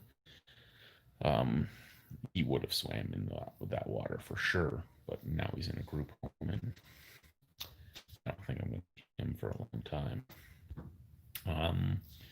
Yeah, no. After I came with my mental health problems and talked about the roots behind a lot of the things I did, yeah, I haven't touched hard liquor in a long time, and I haven't touched hard liquor in a long time because of the things I do with hard liquor. Because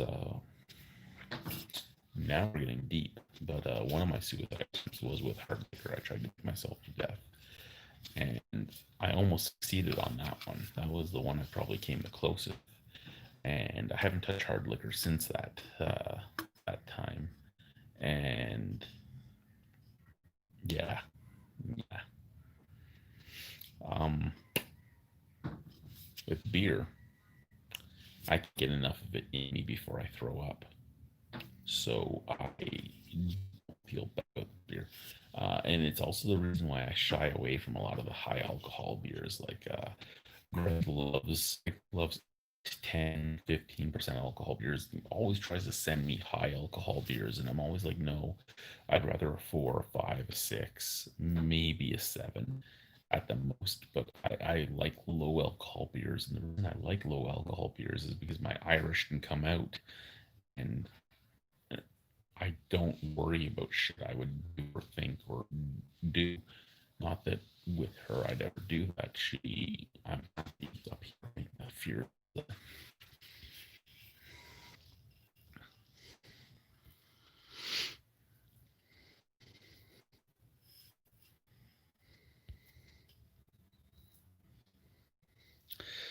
Oh, and I mean, whiskey and gin were my two hard liquors of choice, so I get that. I mean, and when I say whiskey, I mean whiskey, scotch, bourbon, all the whiskeys, rye, and anything that was whiskey, I was a fan of, and that's probably Irish in me. But whiskey and gin were my two things.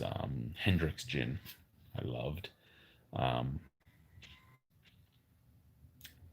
I think the main reason I stayed away from hard liquor isn't so much what I tried to do with it, or the fact that when I came out with my mental health issues and I started talking about things, the fact of what I was brought into court by my ex-wife, and she was like, well, he did this and this and this. And I think the fact that having an ailment was used against me kept me away from a lot. Be it good or bad, I don't know. But the fact that when I came out and asked for help against me in court, I think that made me shy away from a lot of things. Would it be nice to be able to see if I could have a shot of whiskey without with something bad happening? Yeah, it would be nice because there's so many cool things that come out. I saw Greg just posted a picture a few ago, well, it was today, sorry, of pumpkin whiskey from Southern Tier. Pumpkin is one of my favorite beers of the time. It's not the same now as it used to be from Southern Tier in New York, Lakewood, New York. But that whiskey really intrigues me because it could be great or it could be horrible.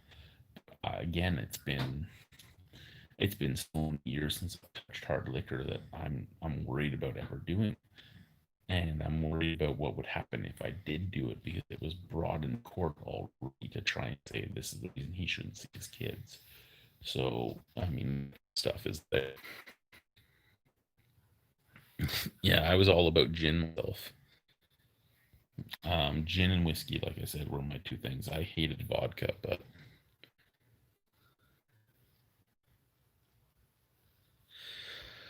the only thing I had going for me was we went into one court battle, and her lawyer and her were demanding my medical records, and that got turned down for reasons. I don't have to talk about a lot of the court battles because even when I talk about things that are done and over with, that gets brought up because there's somebody in her family, either her or somebody else, that watches every single one of my videos, and anything that's even dropped that can be used against me in court gets used against me in court. And it's one of those things where it's stupid because you don't want to be fucking centered in your life, but you're centered in your life. You're trying to be careful about things, but it, and it's weird because it's almost as if you have a fucking. It's almost as if you've been put into a gag order on your own life. You can't. You're not allowed to say anything you feel. Not allowed to say anything that happened in your life because she's allowed to talk about her side, but you're not allowed to talk about your side because that could be looked bad. She has no proof of the things she says. So it's one of those things where you just want to bang your head against a wall. But we're going to stop talking about that now because, yeah.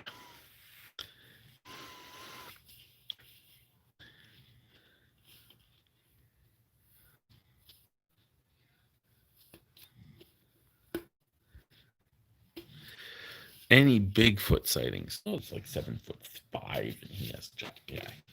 But other than that, if I needed to buy boots or anything, there's boots all over the place, either at my store or the co-op, because nobody has big feet, male or female. I mean, Alicia can find shoes all the time too. I remember your old bit reviews. You used to have a good whiskey shelf, vodkas, dancing with the devil, firewater.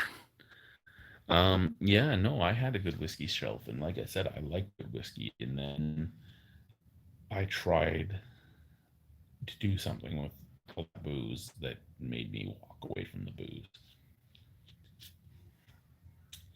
It also brought me to a point where I realized that a lot of times that I was drinking alcohol, I was trying to get up the guts to try to do what I tried to do. And that's the reason I walked away from alcohol, like hard alcohol. And I know it sounds like it's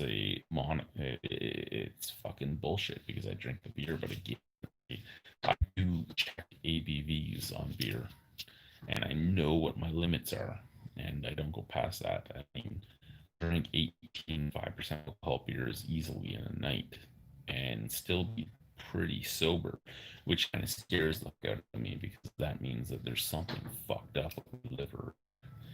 And yeah. You know what the big sense is?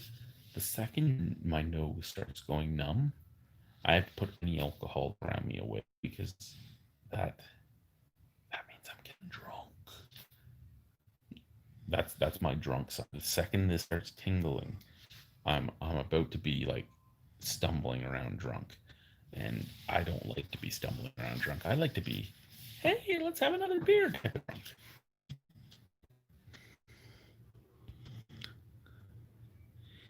What about Inuit threesomes? Why are you asking about Inuit threesomes? Nobody sells condoms because they're all free up here, but nobody uses them. Problem, condoms aren't used. Like I said, there's free condoms all over the hospital. You go into the hospital, they're everywhere. Don't take them.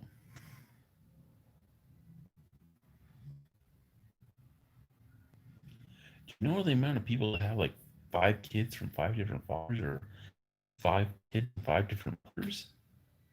It's insanity. It's not like the area is huge or the yeah. Inuit threesomes. I don't even know what that means. I sleep with one person. She's snoring beside.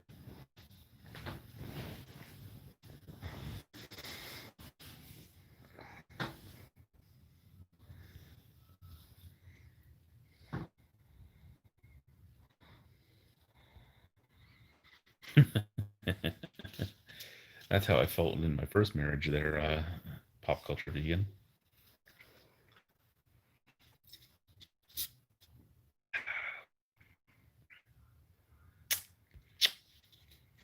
I really wish I'd ordered more than 2 of these. These were really good.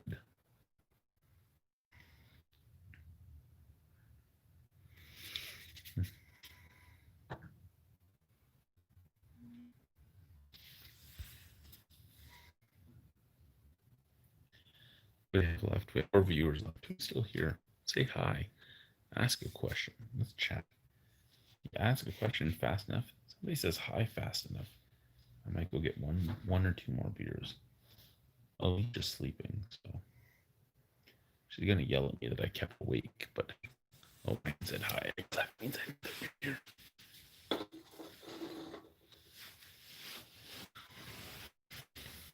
Box 1, box 2, or both? Bonjour. I don't know. I can tell you McCormick is thank you. A lolly is you're welcome.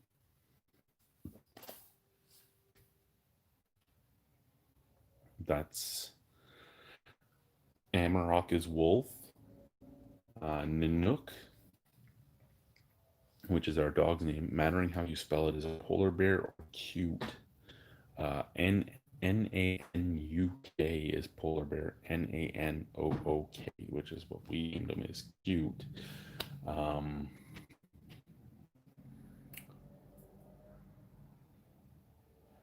Nikook is jerky. Yeah.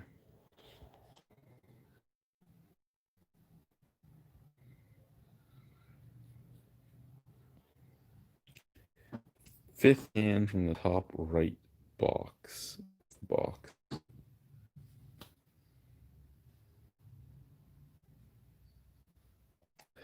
Mike.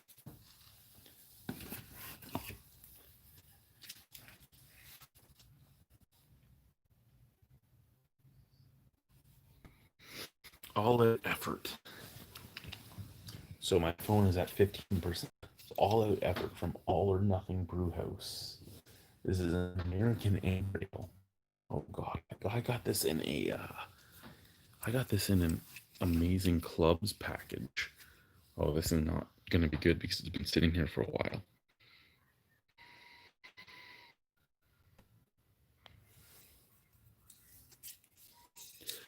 The alert was your phone is at 15%.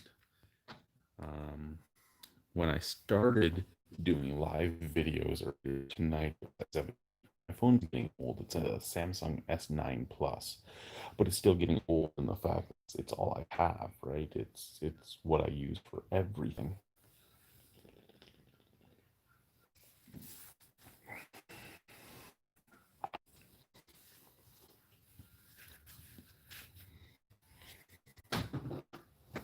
I turned this off. This thing is very touchy. There we go. Yeah. Cheers, Slanche. I'm gonna ask Lucasi or Eliasi or or Lazarossi or Kuzi. There's a lot of SI names. How do you say cheers in Inuktitut? I don't know the word Inuktitut. Again, McCormick, Alali, Nick.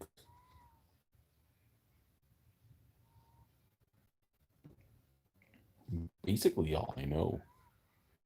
A lot of others.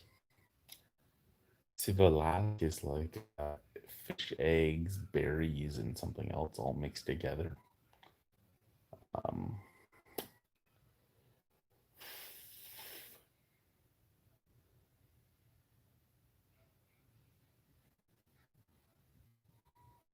Mama is milk. Mama is milk. I learned that.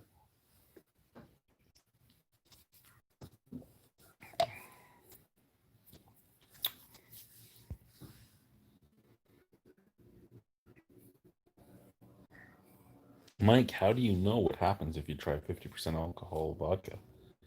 Why Borwa Exquisite was one of my favorite vodkas. Other than Zubrovka. Zubrovka was my favorite of all. My favorite vodka of all time was Zubrovka. And it was a good vodka. It really, really was. Oh my.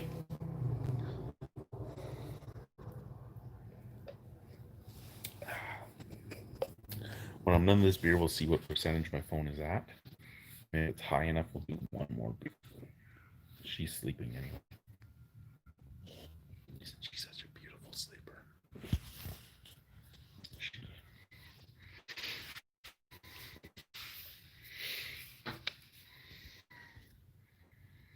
So yeah, Brian, you had asked me earlier if I wanted you to send anything. Yeah, send whatever you want to send. I would love things I don't have to review, but things I have had to pay you until the end of the month because that's when I get paid. But be sure to keep in total what you spent for beer and what you spent for the box.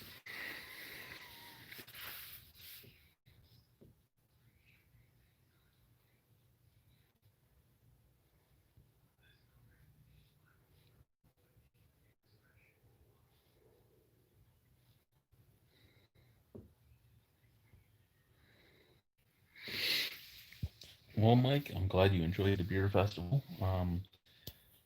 You know what? So many people were really sad that I didn't plan it for this year. Really sad I didn't plan it for this year. And really, I'm really excited I didn't plan it for this year because I would have went bankrupt. Because I'm not a creation, I'm not a business, I'm me. So my festival was always anything I made went right to charity. It was me that pocketed it. It wasn't a business or anything like that. I didn't have sponsors. So this year would have killed us. And yeah, I'm glad I didn't plan it because of how things ended up going. I had always thought about doing it next year, and I'm still not sure if I even want to do it next year because I don't know if they're going to let us have festivals next year. But I mean, Toronto's having the grilled cheese festival, and by their having it, they already had it. And John Tory was there, and a bunch of other people were there for the festival. So I mean, I don't get how you want parts of Canada to follow certain rules and you want other parts of Canada not to follow rules. But whatever. Oh, oh. Sounds like there's a drunken fight about to happen.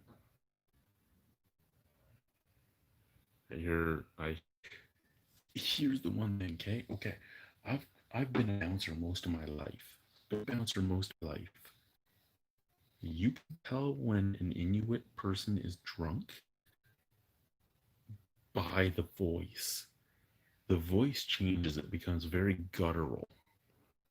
It's a very guttural language to begin with, but there's a lot of languages that are guttural. I mean, Gaelic is fairly guttural language. But the voice becomes guttural. It becomes very, very slurred. It becomes very slow, very methodical. And yeah, it went quiet, so whoever it was has wandered off somewhere else. But I thought you were about to get to hear what we get to hear on an almost nightly basis, but it stopped.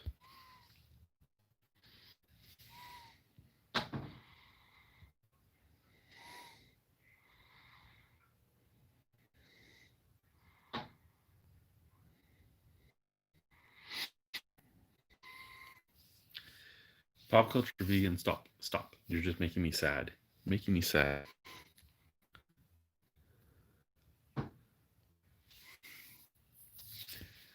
And if you were to see a Instagram voice message like you usually do, I bet you I wouldn't be able to tell.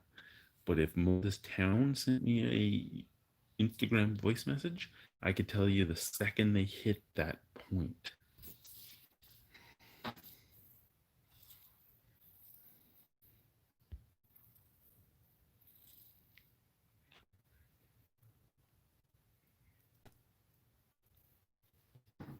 Mike, that's what it is. That's exactly what it is, and it's a scary, scary thing. Now here's the thing: Inuit did not get alcohol in their system until 40 or 50 years ago. Asian descent, um, it's it doesn't work well with their system.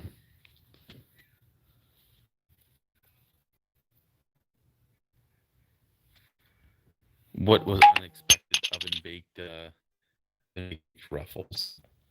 That name was unexpected, to be honest with you. But yeah, that's I've uh, the big boss here. Okay, I run the small store.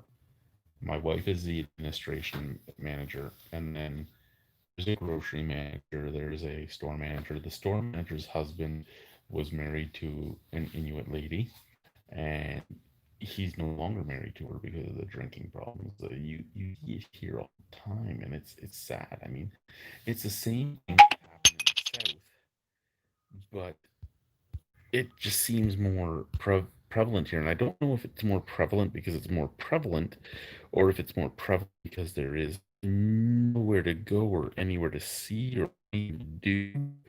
Probably exactly what it is. When you are stuck in a spot where there's very population, the small that small percentage of the population that causes the problem is the population you see the most. And I mean that's what's happening for the most part. You're seeing things that you wouldn't normally see in a big city. You would see it every once in a while, but you're seeing it all the time. Yeah, it's over, so stop talking about it.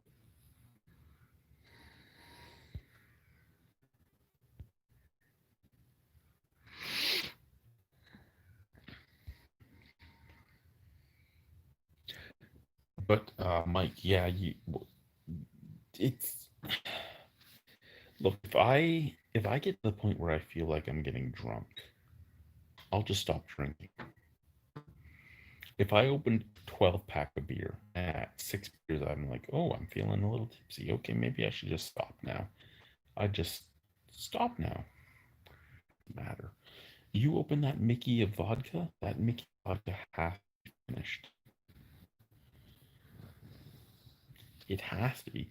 That 26er of whiskey has to be, or a 40 of whiskey, and it could last me a month because I would have a little bit every night. I'd have just a little dram, and that's what I would have, and that's how things would go. But it's not the way everybody looks at things, right? Everybody doesn't look at something and go, "Ooh, I can just have a little bit and some more for later and this and that," and it's it's not even a cultural thing. It's a experience thing. One of my employees, I went over to his place, and he was a local girl, and he wanted to do some reviews. So I brought over like 6 different beers, and we were splitting them among four of us, so we were getting a fourth of beer each. So in the end, you were getting about You were getting about a beer and a half, and while we were before I got there, she had drank like a 12 pack, and she decided to continue drinking with us, and she was puking into a garbage can, yelling, "I don't want to die," and this and that. I was like, "You're fine. No, stop drinking. Here's some water. You don't tell me what to do." It's like, okay, I won't tell you to drink some water. Puke in the garbage can. He left and came and sat out with us again. And then she came back down and started drinking again. I'm like, maybe you don't tell me what to do. Okay, but you were just puking in a garbage can saying, "I don't want to die." Maybe you should stop. Maybe you should just stop. Maybe somebody should tell you to stop. Maybe somebody should take that fucking glass out of your hand. But nobody did. And I mean, I, but because you know, I'm not the one fucking her. I'm not the one that has to deal with her. Guess what I get to do? I get to stand up, walk out the door, and go home to the one that snores and farts. I love her so much. I do. But I mean, that's the thing, right? Like, it is what it is. If you're not willing to, if you're not willing to stand up for yourself, get a backbone, and say, "Okay, this is done. You either just stop or we're not dating anymore," then that's what you get to deal with. And generational trauma is a thing. I mean, I have generational trauma. I come from an Irish family that came over to Canada because of trauma, and you go back through my history, a lot of it. I mean, we don't have the same generational trauma that any Indigenous family has or any Inuit family has, but it's there. It is there for, but you decide you want to stop it. And if you don't want to stop it, then it's not going to end.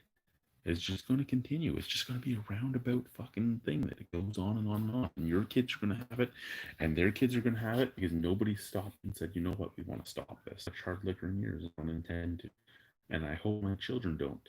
And the saddest will have the exact same problems I had because they're growing the exact same way I did. I didn't want children because I didn't want them to have the same problems I ended up with. And the same cycle has happened with them. And I hope they stop and they look. It took me till I was 38 to stop and look in the mirror and see what the fuck is going on. And this has to stop. Well, actually, I was 35 when I started taking my therapy and everything else. But I hope they stop soon enough. I think I lost my daughter. I think she's lost to me. I don't think I will ever have a relationship with her. I think my two sons I have a chance with. I think my eldest I have more of a chance than my youngest. My youngest is still in the home with his ex, with his mother, and a lot of times, if she's not around, he'll talk to me for hours. If she's around, and the generational trauma will continue, and that's the sad thing. I think the best part about my son, my eldest son, being in a group home, and I don't think he should be there. I wish he was here with us, but if here's the duality of COVID-19. If COVID-19 didn't happen, my ex-wife would have never offered him to us. But because COVID-19 happened, she offered him to us. Because COVID-19, he wasn't allowed to fly into Nunavik. He'd be living with us. We'd have custody of him. He would be here and not in a group home, but instead he's in a group home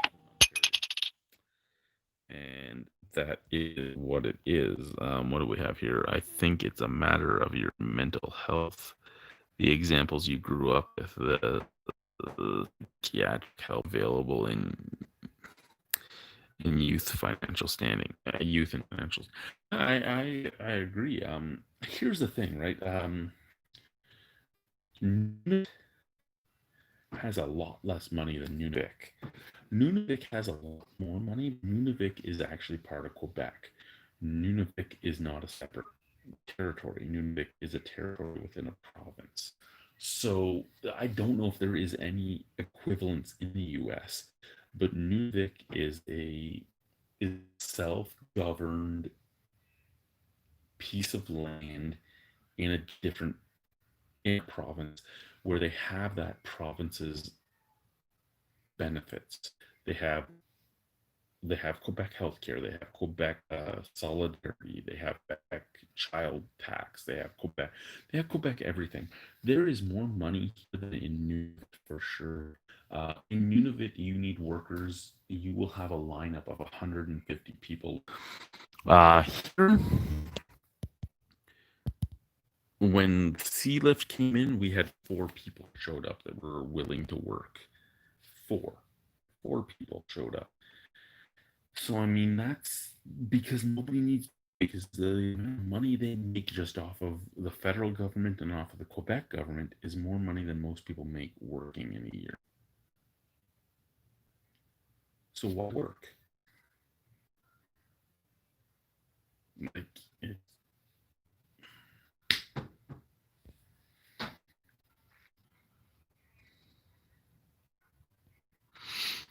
Tampa Bay or Dallas, who will win the Stanley Cup? I kind of want Dallas to win the Stanley Cup just to see the Minnesota North Stars win the Stanley Cup. But I think Tampa's going to win between the two of them.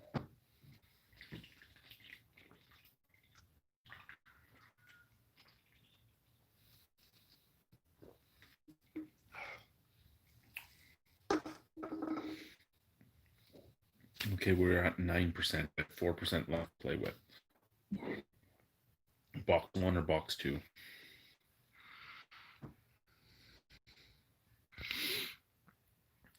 You want as many as you can get. That's what it comes down to. The sea lift is sea canisters full of product that have to go into warehouses. We have 3 warehouses. We had 7 sea canisters. There was me, Ron, David, Gary,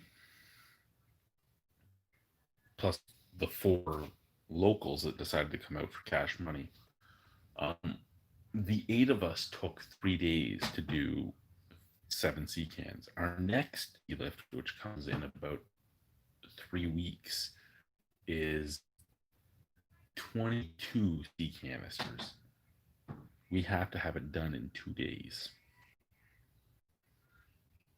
How is that going to happen with 4 plus maybe 4 more people? I don't know. I don't know.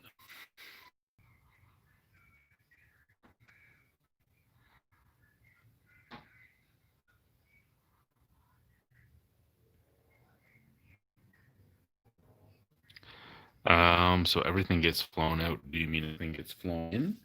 Everything gets flown in or brought in on the sea lift. We get 2 sea lifts a year. We get first sale, we get third sale. Third sale is last sale of the year. Nunavut usually gets just second sale. Nunavut gets first and third.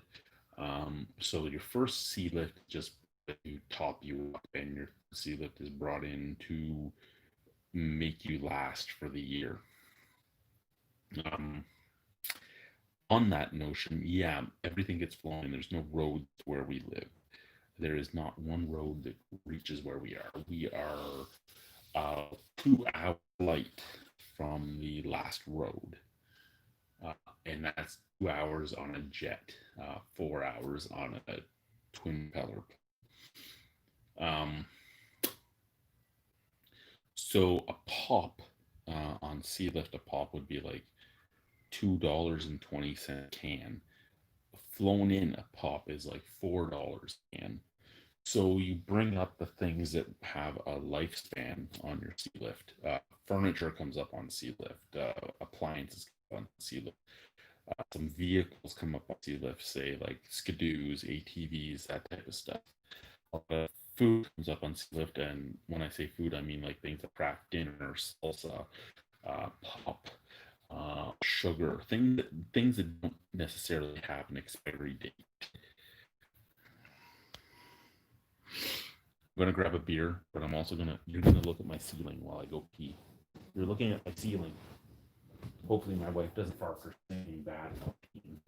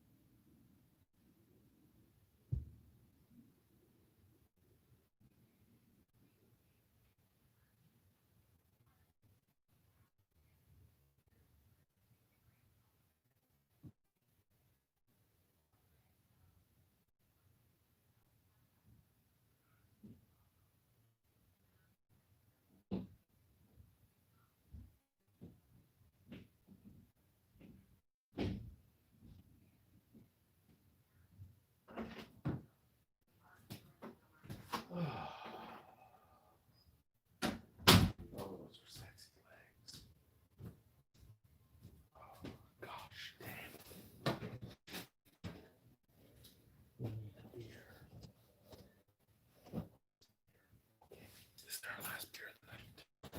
Our last beer of the night. Okay, what do we got going on here?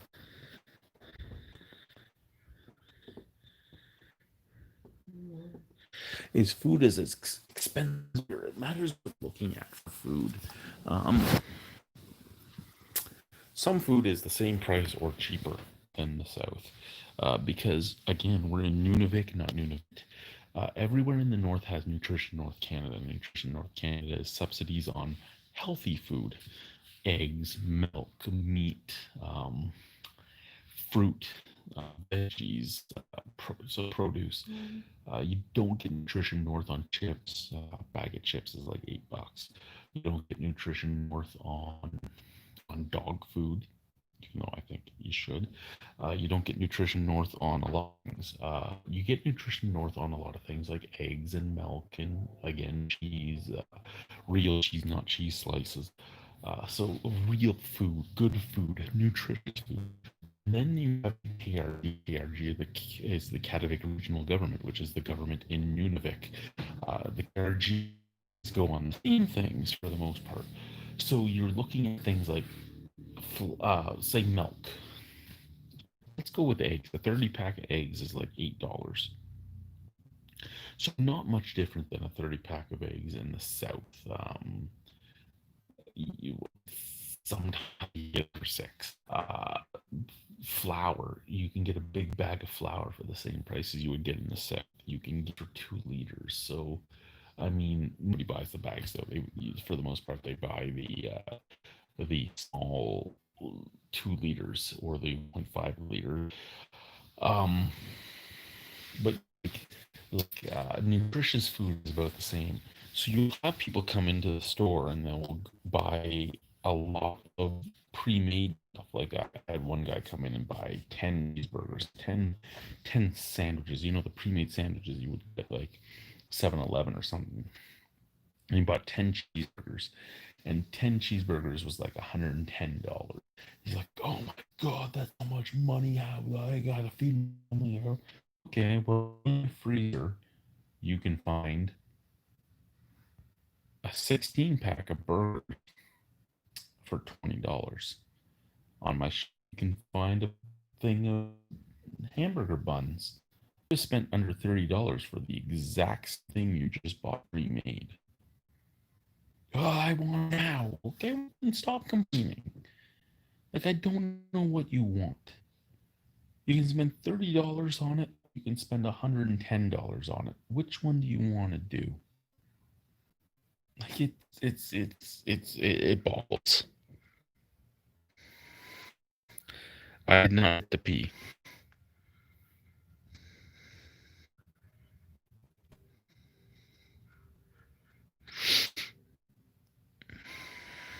Pop culture. I don't even want to think about Nunavik is rated.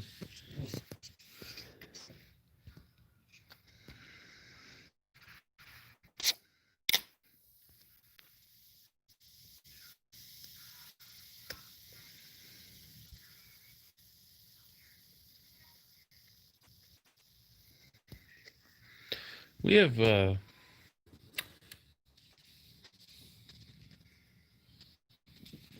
polar bears and stuff like that. There was one of the. I'm pointing down as if you can. I'm not pointing my dick. I'm pointing down. And the community south of us had a bear walk up my steps. Killed the polar bear, but the polar bear walked up his steps.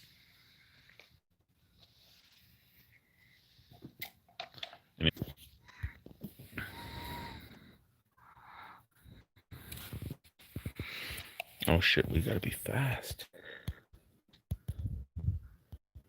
We're at 6%. Let's do this. Let's do this. Ow, ow, ow, ow. Balls. Oh, excuse me. I won't lie. I'm amazed at how fast this battery drops. I mean,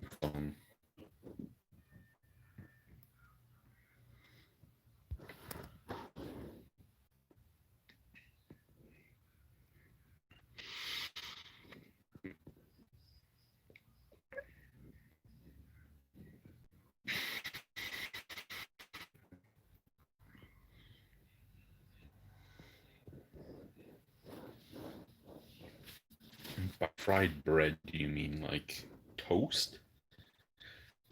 Uh, how do kids adjust to living up here? Braith is not huge on it. She doesn't like the fact that she has limits on her internet. She doesn't like the fact that her internet is slow.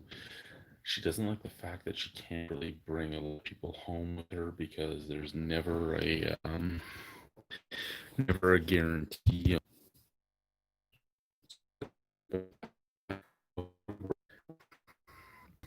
Sorry, 1 second here. She doesn't like the fact that she can't go to a restaurant. She doesn't like the fact that her friends aren't here. She loves being more intimate with us because it does give you a lot more time. It's not like in the South where, oh shit, I have all this running around to do. Every one of my days off is taken up doing my running around. There's nowhere to go. So your running around is gone. Your groceries are done while you're at work for the most part, or right at work. So you have a lot more time with your family. We sit and watch movies or this and that. Tonight, one of the few nights that we did something other than the family time goes, and then we would go and watch a movie. But I didn't start my videos till after 9 because by the time we were done eating and everything else, it was getting late. But yeah, she likes it and doesn't like it at the same time. Harlow's too young; she has no idea. My kids, all three of my kids with my ex-wife, they all want to be up here. Annika does not talk too much. When we get our time, she's really excited, and then she sees her mom and she stops. And you can see it too because her eyes look up. They see her mom. She's like, "Okay, Dad, I gotta go." And it kills me inside every single time. It really does.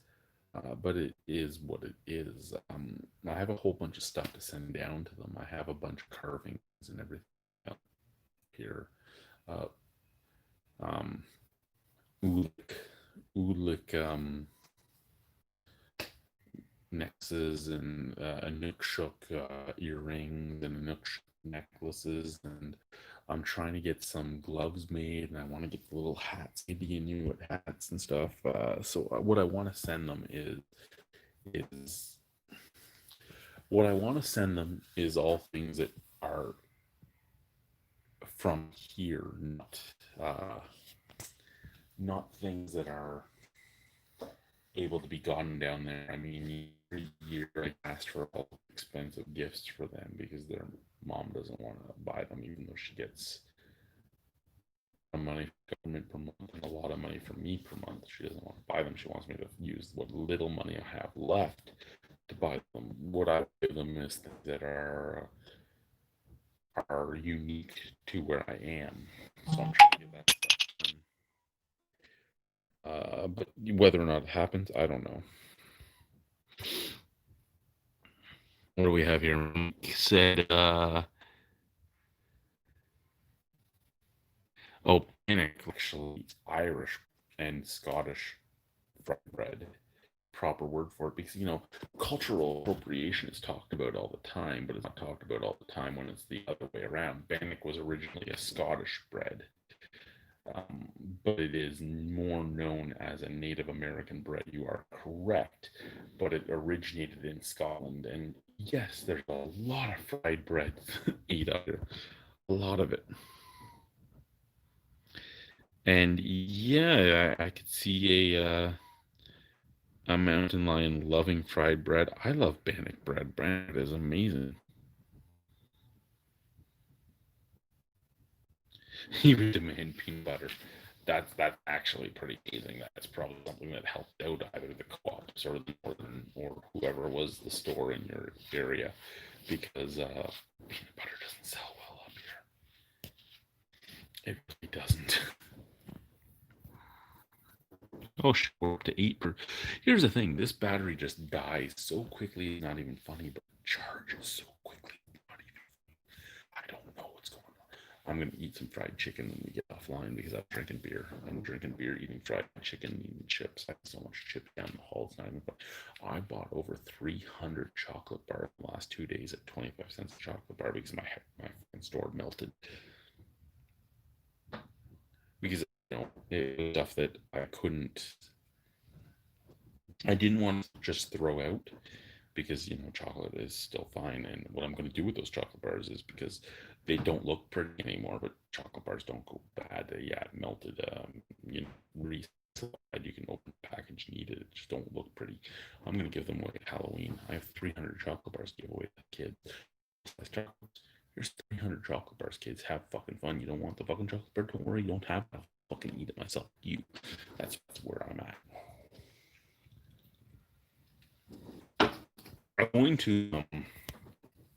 I was going to buy the Joe Louis and stuff too, because the Joe Louis had melted and everything as well, but I opened them up and they were not good. We opened them up, they did not do well with the heat. The custard on the inside was not white anymore, let's leave it at that.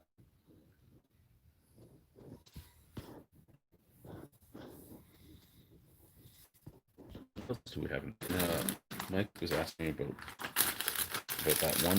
that one thing being hash. What else do we have in here? I showed you the blueberry. I haven't reviewed the blueberry yet. What else do we have in here? What do we have here? This is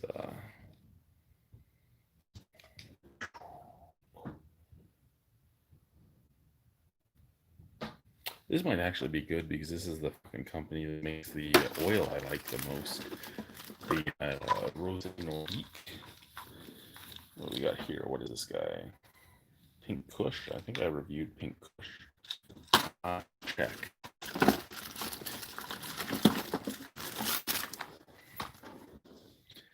Usually try Terra flour.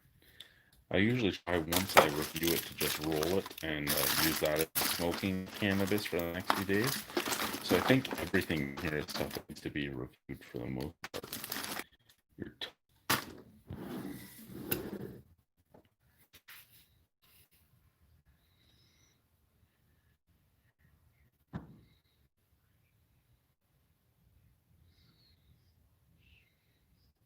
Here's the thing, Mike. When I was doing my videos from my basement and I mean to not trying to get heavier. I was doing videos from Niagara Falls. I was suicidal 24 hours a day, 7 days a week. I married her because I had borderline personality disorder, and all I could think of was I don't want to be alone.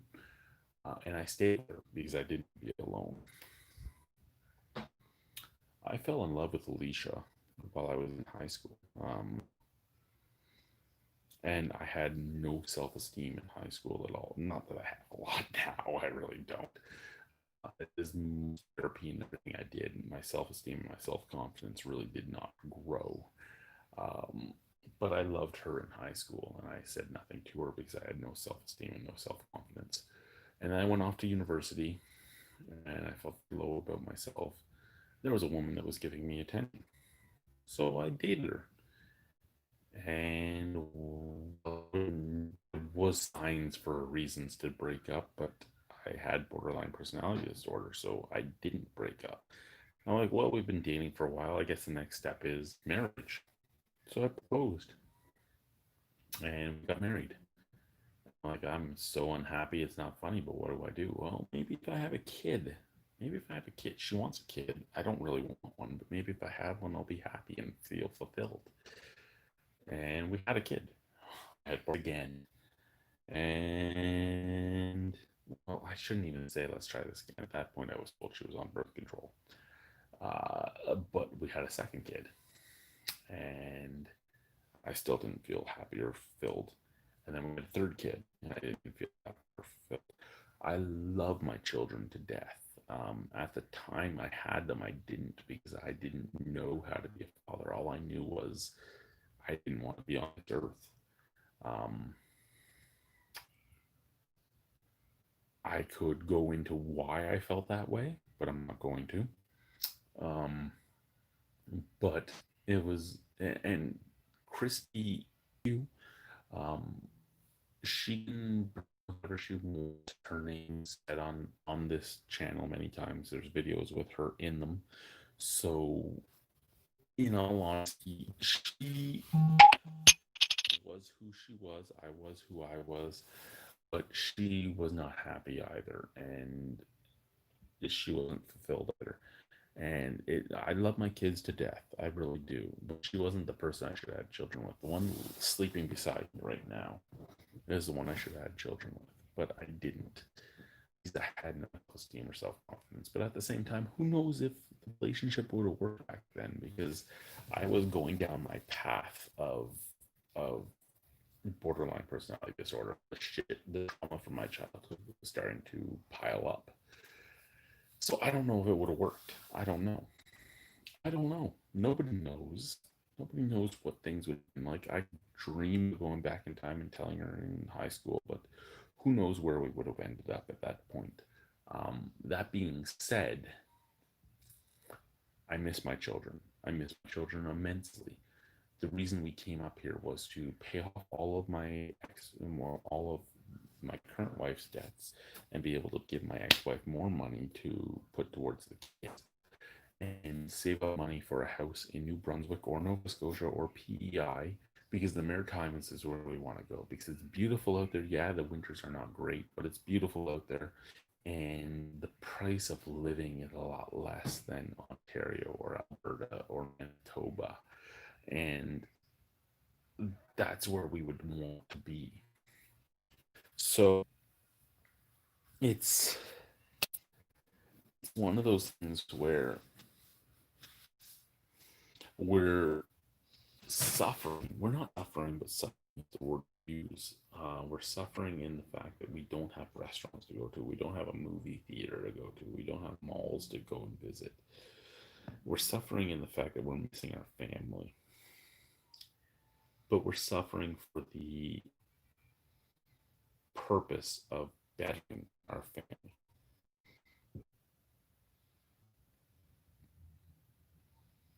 And the Arctic is a hard place to live. The Arctic is a more hard place to live because you're very secluded, and you're very secluded because you're a guest in a community. You're a guest in a community from a culture that is very seclusive and a culture that has 6 different words for outsiders. And you're nothing but a qualanut, which is a white person basically, but it basically means outsider. So reverse racism is a big thing. They use the word reverse. It's not reverse racism. It's just racism. We're not Inuits. We're just Qualanuts. Um, you don't know who you can fully trust. And I say fully trust because people will look for you to say something or do something that will let them be able to use against you, much like my ex-wife. So it's one of those things where it's a lonely experience if you don't have friends, and that's why I wanted Guy to come here because we had a 2-bedroom house sitting there, and we're like, hey guys, we need 2 managers, come up and work. And Guy wasn't sure where he was sitting, and then Vincent wasn't sure if he wanted to leave, and so we sat up it, but it would have been great to have them because we would have gotten something out of it. And I see there's been like comments, don't we will get to them. I say we, she's sleeping. I will get to them. But it's a lonely experience because you basically just have your own little circle. And I understand where break this from because I am an introvert extrovert. So I want my own time, but I want to be around people. And I don't know who I can fully trust to the point where I can go and hang out with them and I won't get pulled into a whole bunch of drama from the community. And I need to find something to do because I go stir crazy having nothing. I tinker with things. I do this, I do that. I need something to do. I don't want to sit here and play video games all the time. But that's all I have is video games, my dogs, or my adopted children. Because the 2 children she brought into my life are like my children. But every once in a while, I'm reminded they're not really my children, and my children are suffering in the South, and I don't know what to do without them or how to help them. And I'm about to cry, so we're going to read some comments.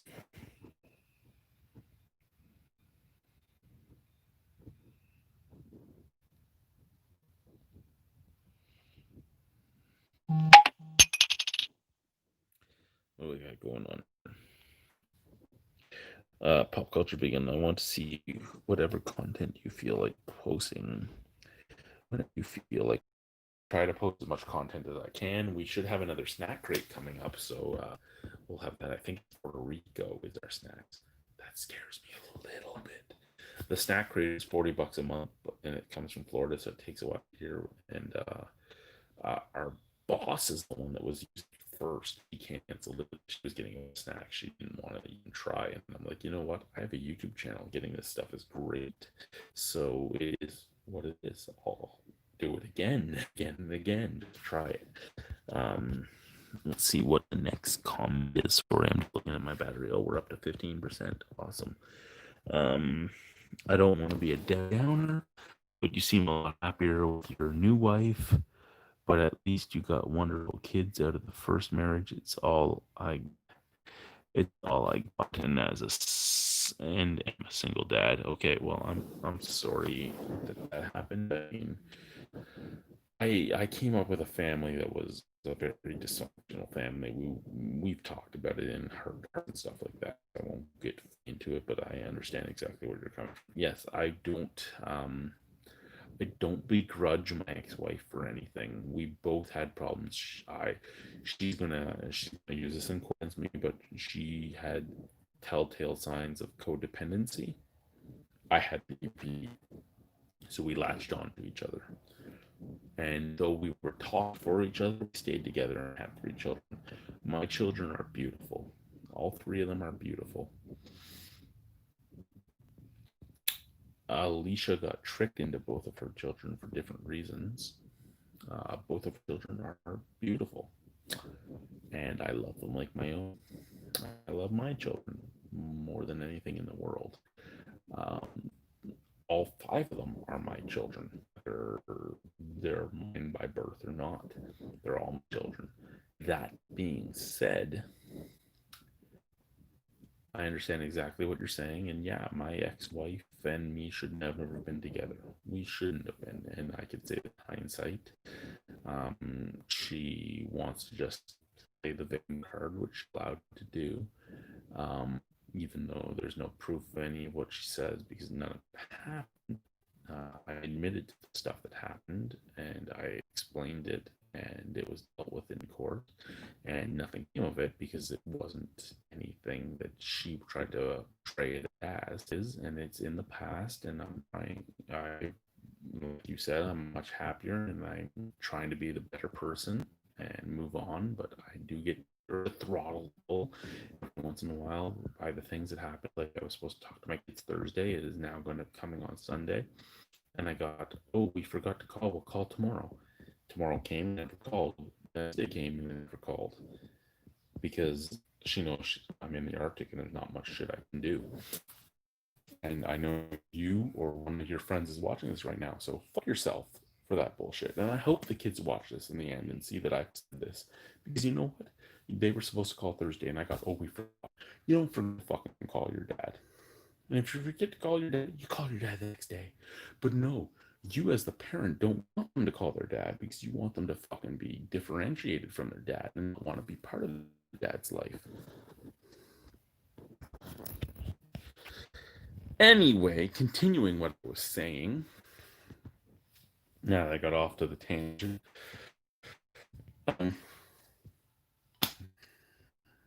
Yeah, I don't even know where I was going with that. It is what it is. I love my kids. I always will. It's the most beautiful thing that came of that. I just hope that generational trauma stops. I hope they don't grow up with the same problems I had. And it looks like it's going to happen. Like, one of my kids in fucking grew home because of COVID. He couldn't come up to his dad. So I have this big bad feeling that he's going to end up as fucked up as his dad did. That he knows that there's people around to support him and will be there for him as he tries to deal with his shit. If I'm up in the north, and I'm up in the north to try to make a better life for him. to make it so that his mom has the money to fucking support him because I wasn't able to give it to her when I lived in the South. Fuck. Next comment. Mental illness is not a joke. I was schizoid for a few years. Glad you're doing well. Been following you for 4 or 5 years and really into your weed content. Getting on that you are. Fuck, I'm rubbing away tears. Fuck, that's where I'm at. That's where I'm at. And yeah, here's the thing. Mental health is not a joke. You are correct. But to a lot of people, it is a joke. And that's the sad part of it all, is that it is a joke to so many people in this world. So many people in this world are like, fuck, you're a fucking weakling. Or this, I'm Irish. I'm a lot Irish. To the point where mental health is. And damn it, pop culture vegan. Damn it, I'll listen to all your fucking messages soon.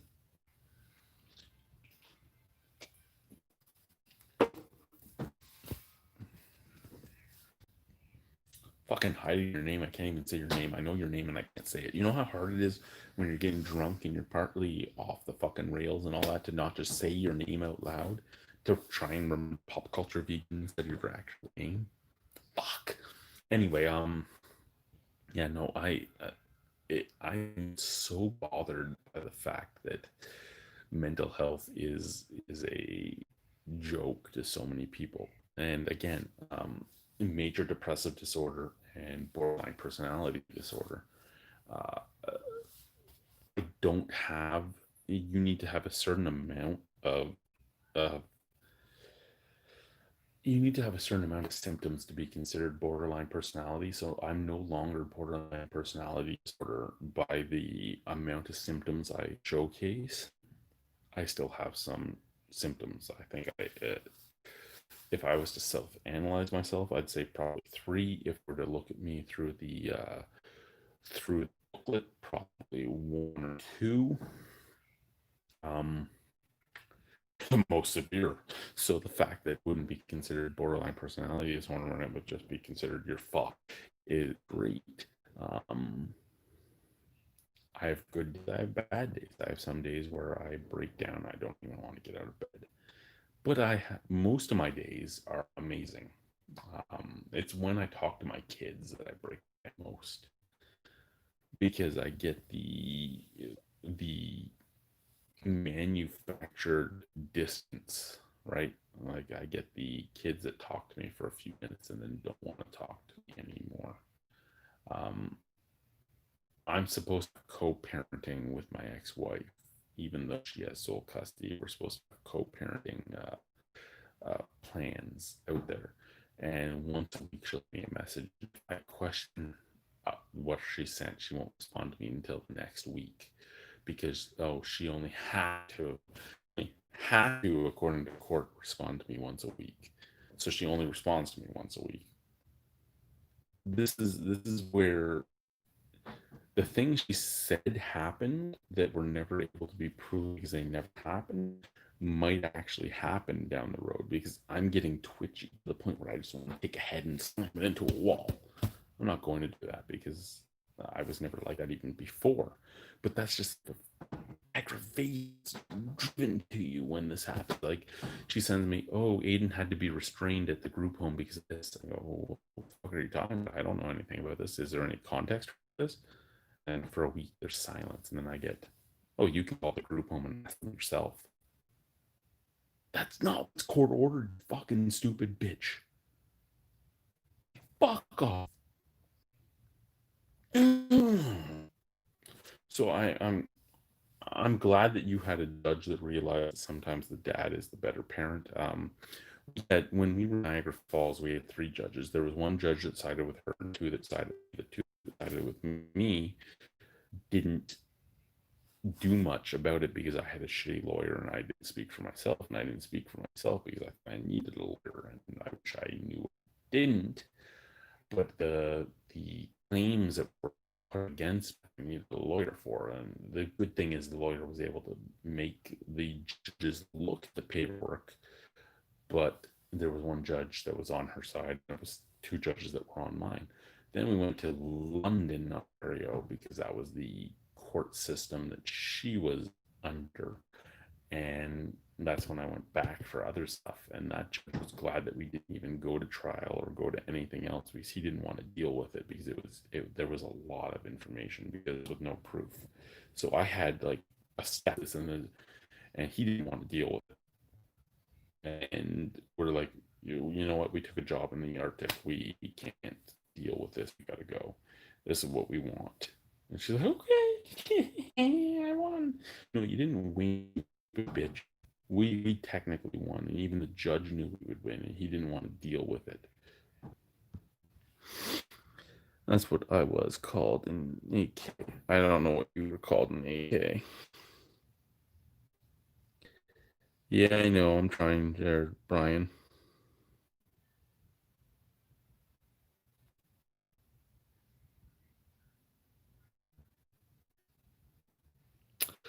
I ended up marrying a Japanese woman and got no kids together, but love her kids like my own. Nothing wrong with that.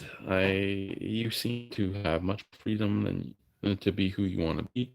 I agree. My wife supported me. She knew me back in high school before my mind melted, basically.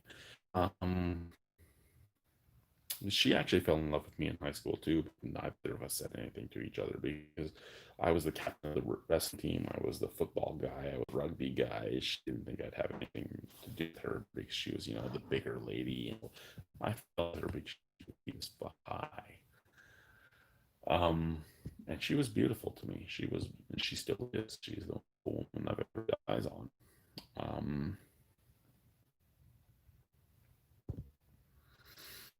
I love both of her kids like they're my own, and we both were my own. They both should have been my own because we should have been together since school, but neither of us anything. And again, who knows if it would have lasted or not.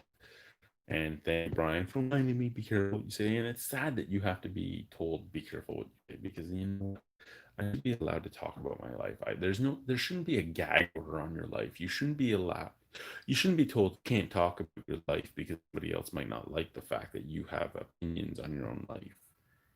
That shouldn't be a problem. I should be allowed to say, hey, this happened in my life.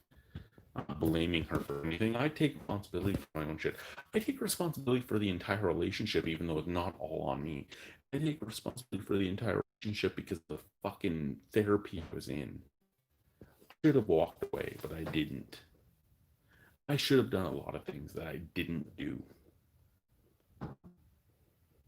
So she gets scot-free a lot of things, and I'm not allowed to talk about it because if I talk about it, it goes back to court as he said this, he said that. Do I want to have a child with Alicia? Yes, I would love to have with Alicia. She got fixed after her second child because of the trauma that happened to both of her children, and the reason both of her children being alive. I'm sad about that. She has two beautiful children that I claim as my own. One of them you can tell isn't mine. She's fucking black. But she is mine to me, and as much as she not look like me and she knows who her dad is, I would like to think that to her I am her dad.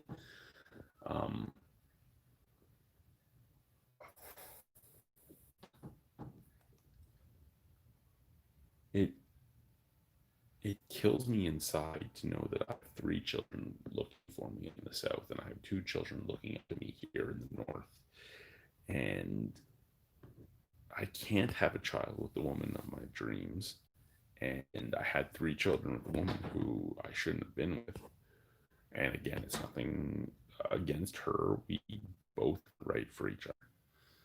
But it's one of those where you look at it and you're like, how could my life have been different? I would not trade my 3 children in for anything. I would not trade Aiden, Declan, or Annika in for anything. But I want to see them. And COVID has kept me away from them for a year, and I'm going nutty about that. I was supposed to be with them for fucking 3 weeks this year. And the sad thing is my visitation rights, the 3 weeks I would have had with them, not much different than what I had when I lived in the south. So pretty close to the same amount of time with them in the South as I did. Fuck you. Better my life and to better their life. And I was like, is it worth staying in the South where I have the life I could ever want to have for 36 hours for the most part a month with my kids? It wasn't worth staying in Niagara region in a I didn't like, a place I didn't like, in a place where I had absolutely nothing for that. So I came up here.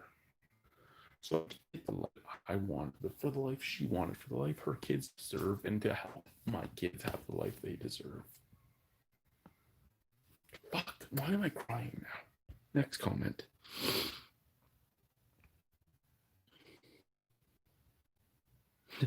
Tell us about the local bus service. There's no bus service. There's a fucking there's a elder bus you can call. There's two buses up here. There's a school bus and an elder bus.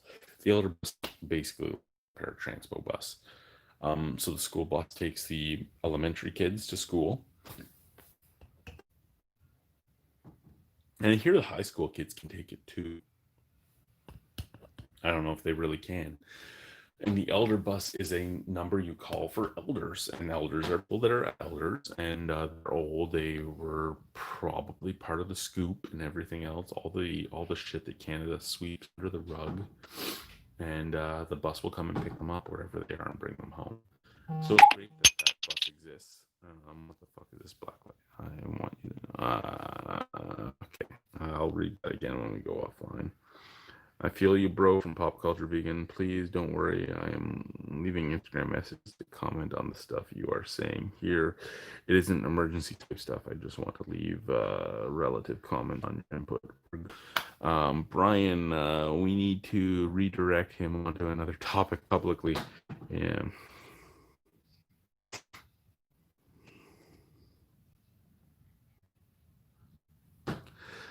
You know what, Mike? My family isn't the entire cause of my shit. My family is a contributor to my shit. My mother is a big contributor / a reason for my shit. When me and Alicia got married, we got married at the beer festival. We streamed the marriage from Fort Erie. I don't know if you were at that festival or not. But we live streamed the marriage. Then we had at Brimstone again, because I have a special part in my space in my heart for Jason and the guys. We had our celebration at the Brimstone facility, and me and Alicia went there, and my mom showed up, and my dad didn't show up, and that hurt me. Anything, I think mostly because my dad didn't enter my life until Christmas, and the fact that my dad missed that hurt quite a bit, especially since he was given lots of months to come, and me and him didn't start talking until I was in my 20s, and it really did hurt for him not to be there. But it is what it is, right?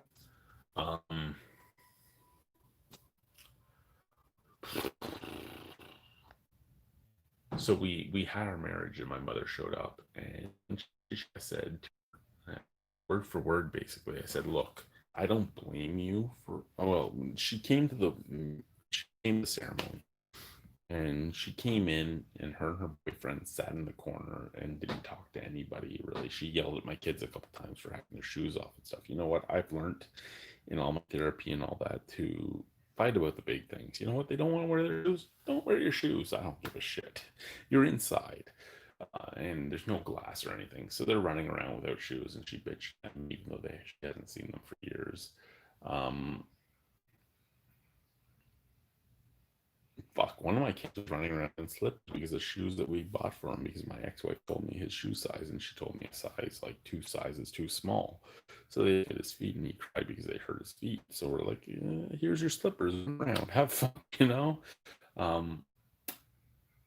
Because, and I think the saddest thing was, I mean, a lot of my friends in the Niagara region were casino workers, and we were having our wedding celebration on Friday. They couldn't come anyway. And the other friends of mine from when I was younger were from Ottawa and Arn Prior and all that. They were like 6 hours away, weren't coming. So, and her family, again, the same place as my family, the Ottawa Arn Prior area for that. Especially when hundreds of people showed up at my first wedding for the person I didn't really want to be with, and she didn't really want to be with me, and it was what it was. I mean, I'm saying this, Brian, again. I'm saying that I know exactly people weren't there, so I think I'm attacking you at all. I understand why you weren't there, but we had our wedding. She was there, and nobody went and talked to her because she wasn't part of my life. She wasn't part of my kids' lives. She was the cause of a lot of my problems. Well, I shouldn't say she was the cause. She was the root of a lot of my problems. She wasn't the cause. It was my own inflections that were the cause of a lot of them. But she was there and nobody talked to her, so she got pissed off and she left. And then she texted me a whole bunch of shit. I texted back. I'm like, look, I'm really sorry that things went the way they did. Through all my therapy and everything else, I learned that you're a very toxic portion of my life before I go to the Arctic. And my response from her was, I'm sorry you feel that way. Bye.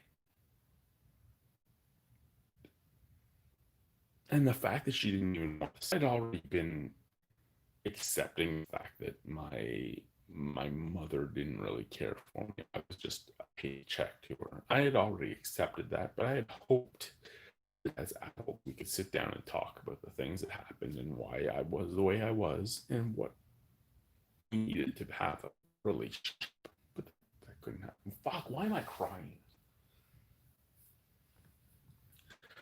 But yeah, so that happened, and Alicia wrote off, and I basically wrote her off at that time too, and that is what it is. And yeah, next comment.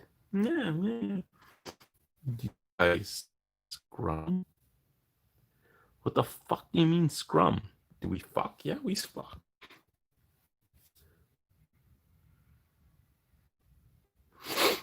You were there with Maxwell Star. Oh God, you were.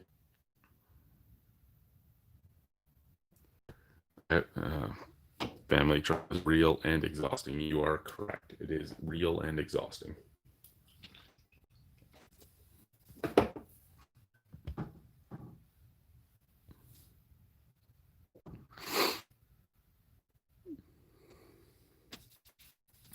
My mom was controlling, totally nuts. We sometimes put a blind eye at family, but affect you. And glad are talking about it. I can find a lot to relate to our story. And that's the thing. I think a lot of people don't talk about things because they don't want to talk about things. I didn't want to talk about things. Hid things that before I was in 30s, I had attempted suicide 4 times. By the time I was divorced, I had attempted suicide more than that.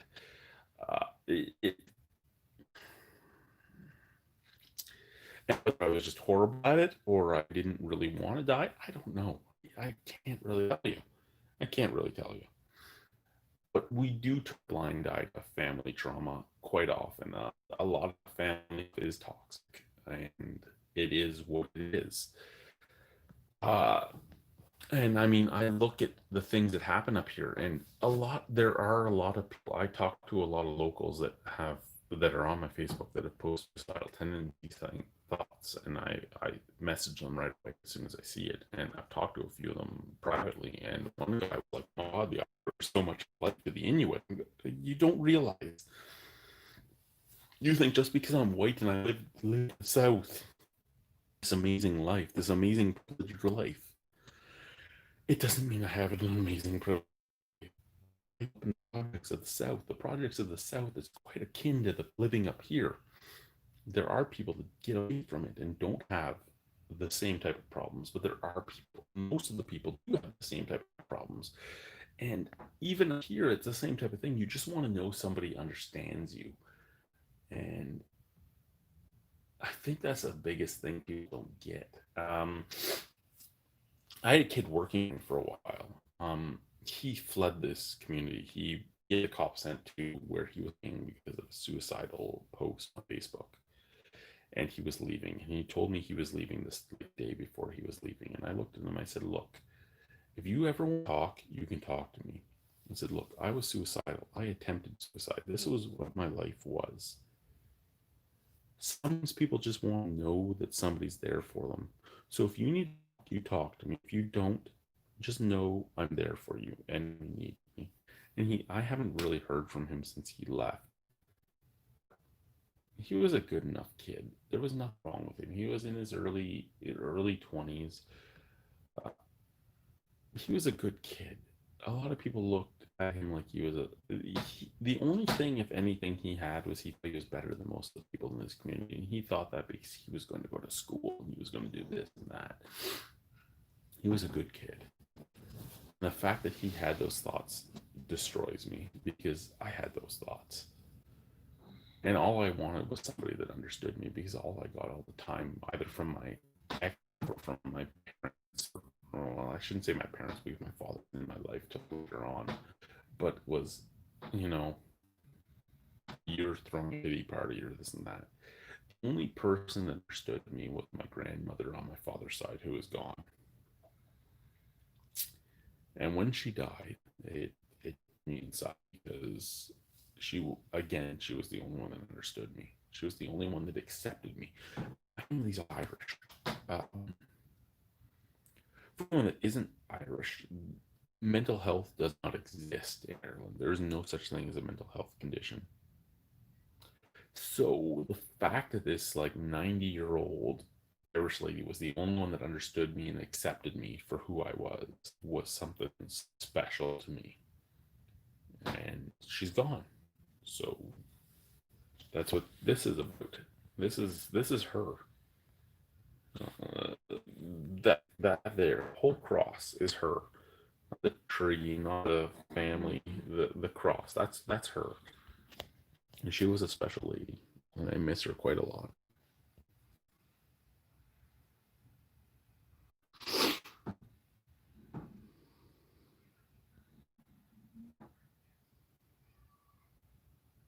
Oh, drums.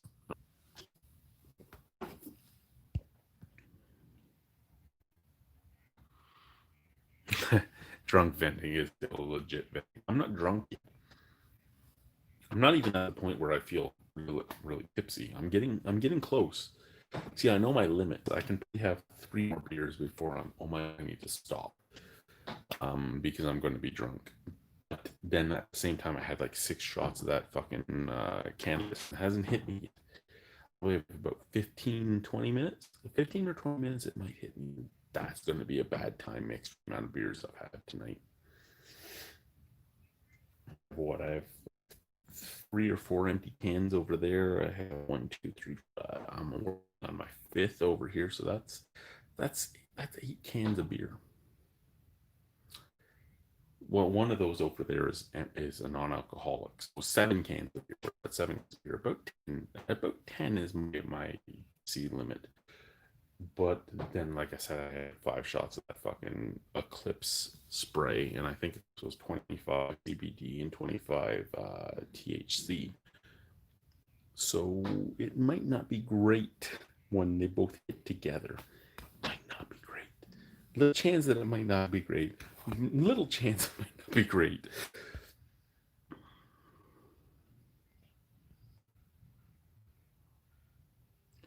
Oh, Mike, you're not bringing out old emotions. They're there. And I agree with you. You sometimes have to be able to get things over. And I think that's living in the Arctic. That's the one thing I see not happening is people don't want to talk about it for the same reason. The same reason as the Irish don't want to talk about it, the Inuit don't want to talk about it. Mental health issues don't exist. They and systemic racism exists. The things that happened exists. The Husky Cull happened.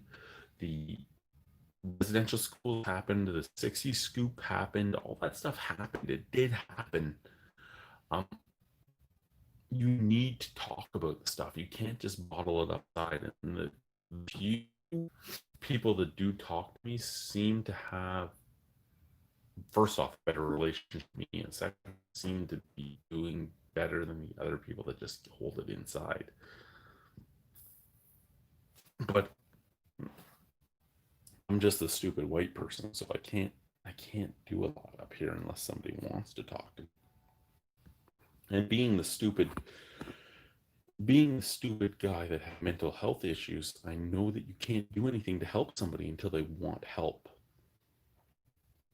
Some forced me to therapy back when I was in my 20s. I wouldn't have succeeded because I didn't want help.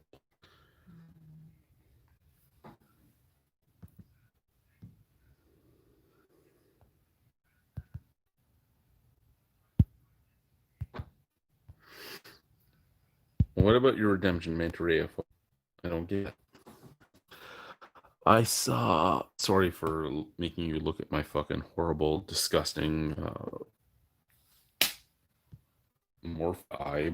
Anyway, to what we were looking at here. This is from Brian. I saw the same problems as everyone else: mental, emotional concerns and worries. He said the only difference is that he didn't worry about bills. You know what? I could see that being 100% truth for Dead Mouse. He I think everybody has a amount of reason, hatred and anger and all that, but I don't think there's a person in the world that can't say they don't have a mental health issue if they truthfully look in on themselves. I think the way our culture has moved and the way our society has moved, everybody has something going on that they don't want to admit to, which is 100% fine. Oh shit! What the fuck did I just do? Okay, where were we? We're here. Mantray Hope. It's oh fuck! What the fuck did I just do? Fuck me. Oh shit! That's not what we want to look at. We don't want to look at my fan and my empty cans of beer. Come back this way. Come back this way. Okay, what do we have here? Mantray Hope. It's okay to feel bad about the past as long as you learn something, and I agree with you. It's okay to feel bad about the past as long as you learn something. The reason I cry about the past is that I brought 3 children into this world, 3 beautiful children into this world that worry will have the exact same.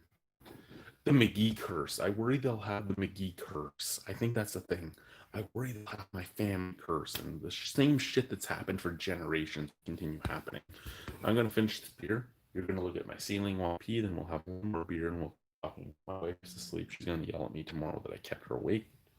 She's not even listening to me. We have next up Pop Culture Vegan. I am for sure perfectly in control, but I wouldn't drive. I'm blind and I drive, so yeah. I wouldn't drive after drinking this. Correct. I wouldn't. You know what? I'll be honest. I wouldn't drive after drinking one beer, but that's because I know I'm already a horrible driver because I'm blind. Actually, the saddest thing is, as a blind guy that drives an ATV, a Skidoo, and once drove a side by side, I drive most of the people in this town. I stop at stop signs. I stop at intersections. Most people don't.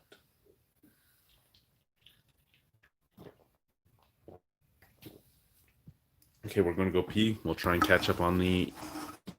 As soon as you guys get to look at my ceiling.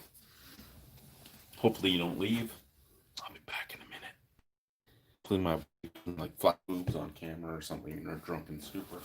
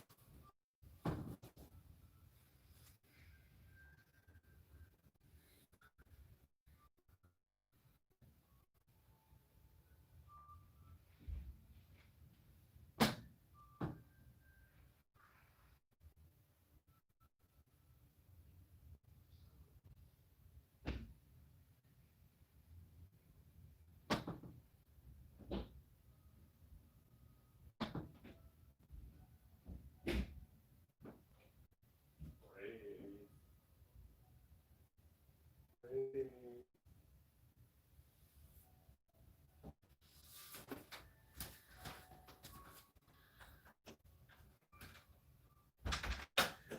say it on the internet, either you or your daughter will see it, but you both look the fucking same when you're sleeping.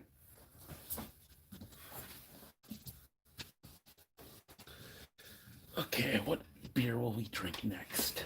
One of these four we have here. We have Fish IPA, that one, that one, that one. What's the percentages on this one? This will be the beer we drink. Okay. Line past this one, I have a bunch of nuts. But this is Electric Circus from GLB. Thank you, Greg.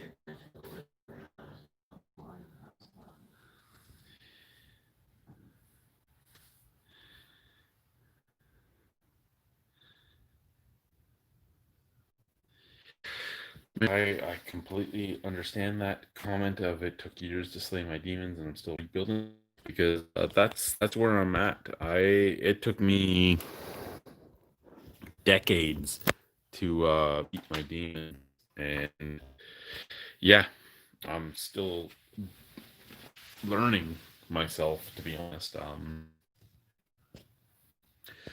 Before you end up with, you can turn off your lamp if you want. I have this on just to help you. I love you.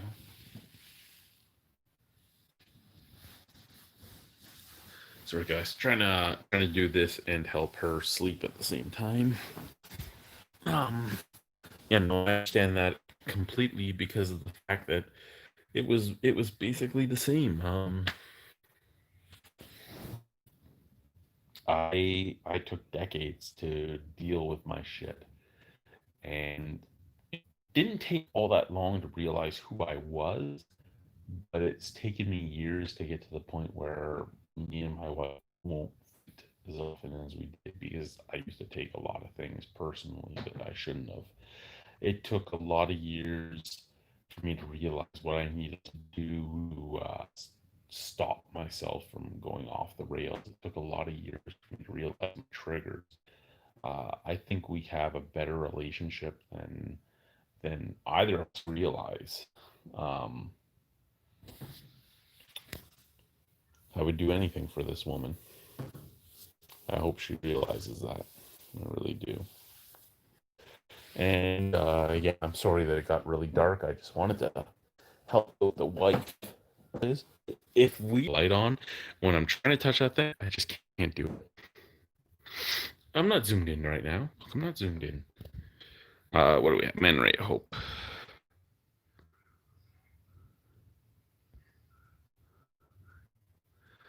I'm out of my fucking mind, but I don't let that stop me. Yeah, I sometimes feel like that is my superpower: simple empathy. You know what? I didn't think I was pathetic most of my life, and as I get older, I realize I reach out to more people than I ever have before. Um, it is what it is, right?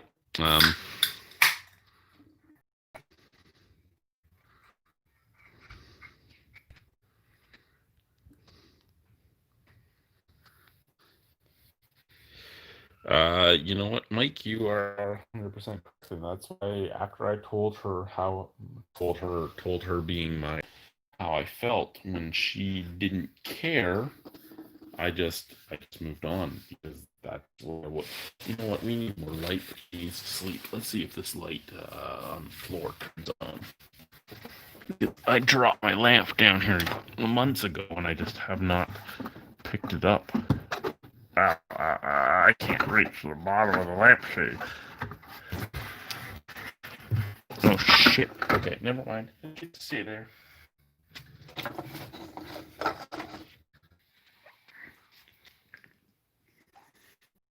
Yeah. So like I said, once I talked to her, and that's what she said to me, was what I talked about. Oh, I'm sorry you feel that way.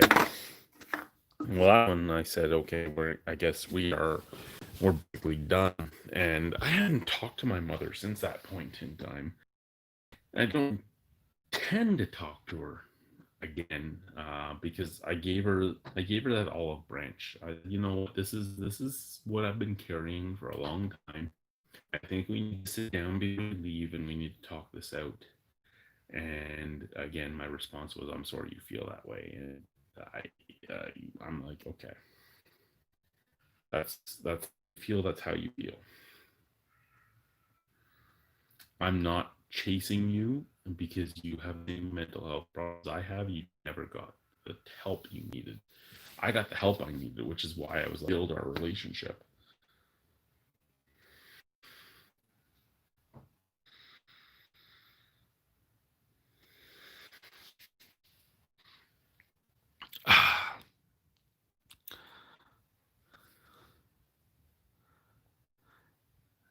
No, Mickey, MCEE.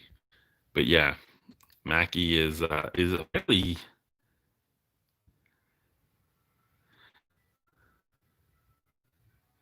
You don't want to see my fan and empty cans of beer. Don't fucking lie. Quick.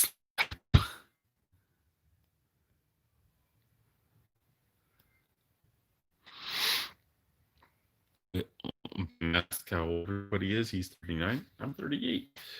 Manta Ray of Hope is 33.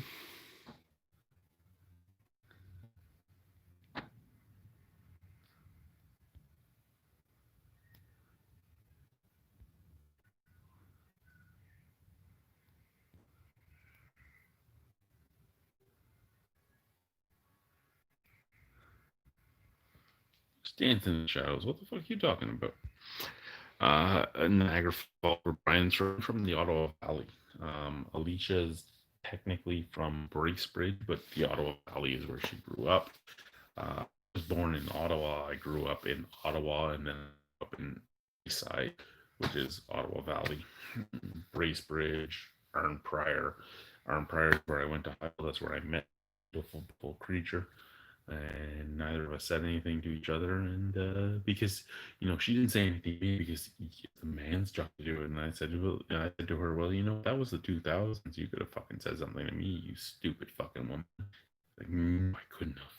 No, it was all up to you. Cannet IPA. That's actually a good name.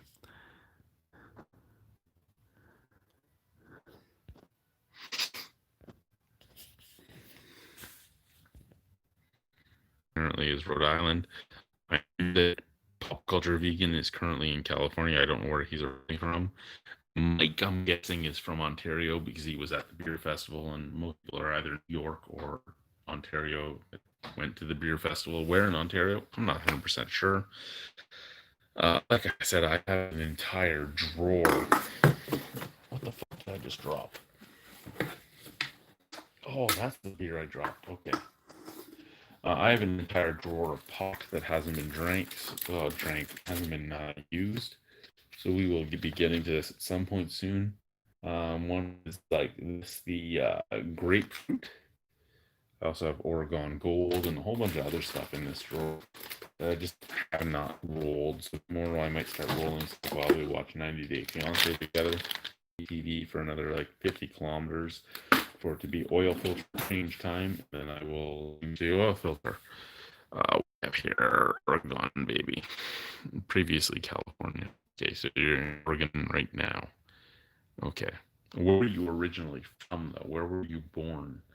Because what I noticed with U.S. citizens, here's the difference, I think, between a lot of Canadian citizens that I've known and a lot of U.S. citizens. Canadian citizens don't seem to leave their province. Some of them do. You do, like, our goal is to end up in New Brunswick or Nova Scotia or PI. And we started in Ontario, and now we're in Quebec, and we a month in Manitoba, and this and that. But from what I've noticed, a lot of Canadian citizens don't leave their province. Only be willy-nilly ever across the fucking country.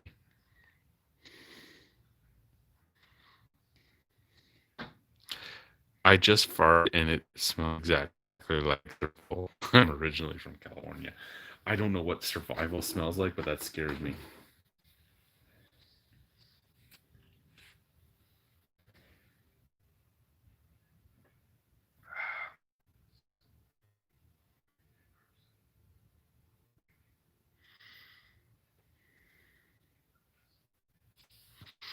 Oh, what do we have here? Man, ray of hope. I've helped myself.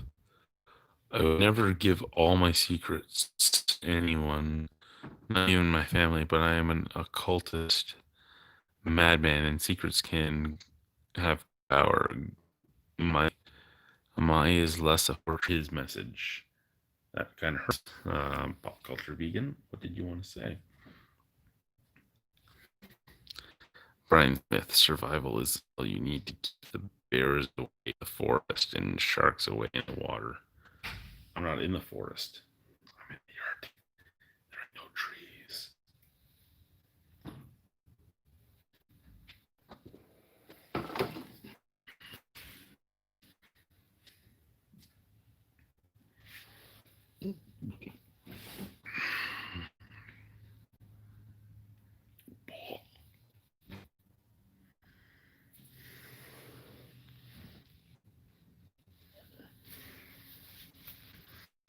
This is the bear. The first Father's Day me and Alicia were dating bought me. This is my father's bear. She bought this for me at the market. We have not been together that long. I mean, truthfully, we are going at like 2.5 years, but we're going on our third Father's Day. This bear will go with me everywhere from that moment she bought it for me on. This bear means a lot to me. The problem is, our youngest daughter, like, take my bear. Like my bear. And my two dogs like to chew on stuffed animals. And here's a bear. Stay the fuck away from my bear.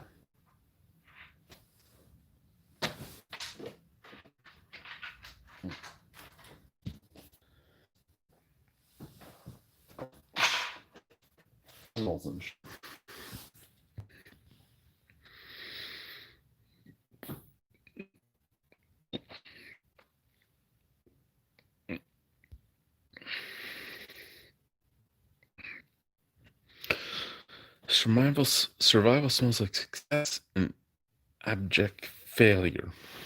Okay. What happened from the search a few weeks ago? You know exactly what you're talking about. We won't get into that. The search, the first week of the search was a search. After that, they had decided that the person was most likely killed, and they were looking for the killer. So they were trying to get video footage from everywhere in town. I handed in my film from the C store, from my store, recently.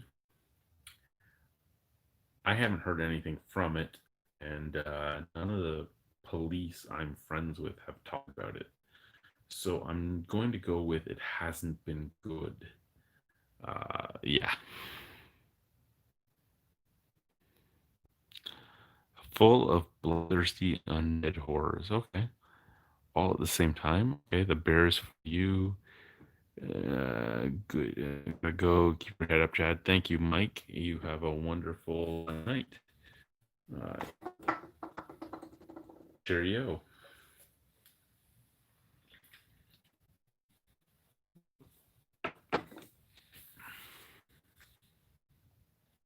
So we're 7 people now. So what do we want to talk about, guys? I'm going to go to bed soon, though.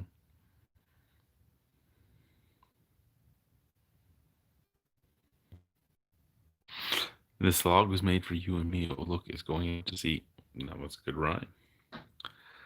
I'm having a difficult time keeping up with you. I'm 9 pints in, at least 6% alcohol.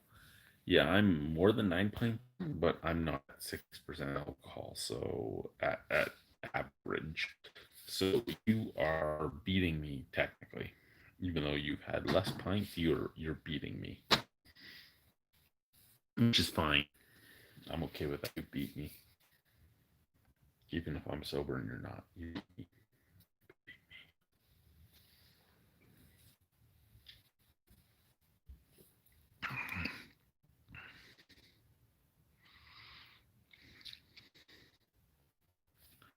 You need to send me 2 boxes. I'd love 2 boxes, but like I said, I just you're sending me 2 boxes might take me 3 weeks to pay you, because if you send me a box this week, I can't pay you until the end of the month. And it will be 2 weeks after that before I can pay you again, because I have a budget. I have a certain amount of money, Brian, I'm allowed to spend.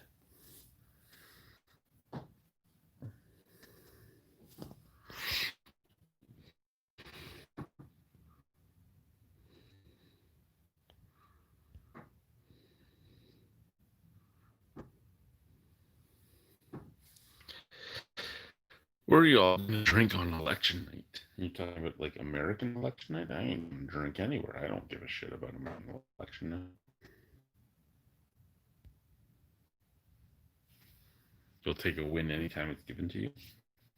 Awesome. I can't believe you guys are still watching this. I'm looking at my video on the camera and it's horrible. I can't believe anyone's still here. I'm trying to keep it so that my wife is not awake, but I'm a horrible husband.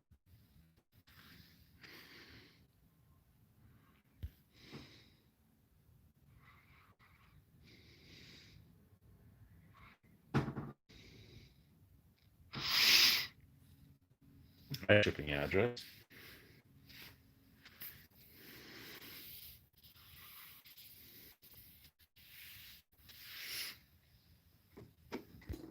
I do have shipping address. I have a very funny shipping address.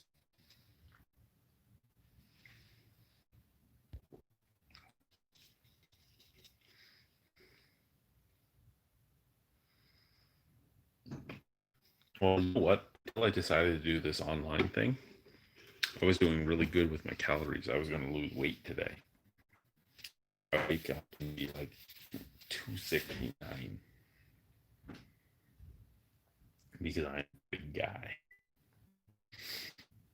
And I'm probably going to be like 275 tomorrow. Fuck you guys.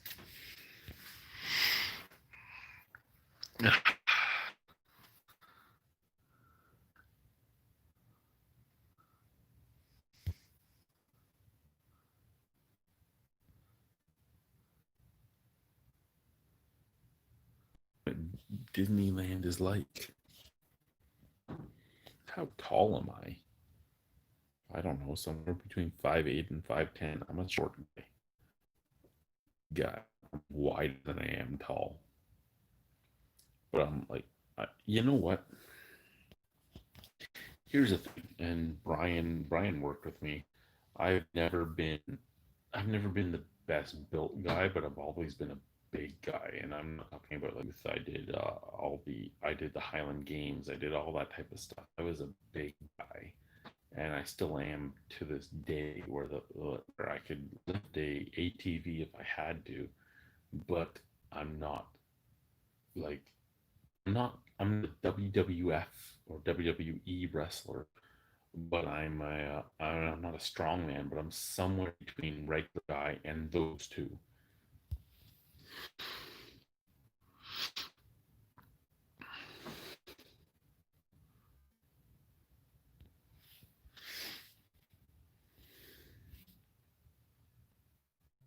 Fucker.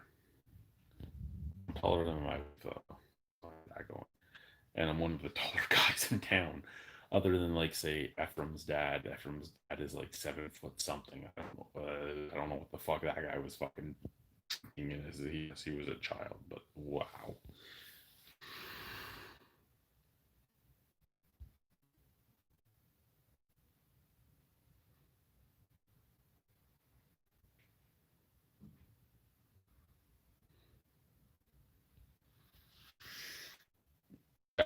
Like I said, I'm somewhere between 5'8" and 5'10", but I'm hovering close to 300 pounds. When I was with my ex-wife, I was 330.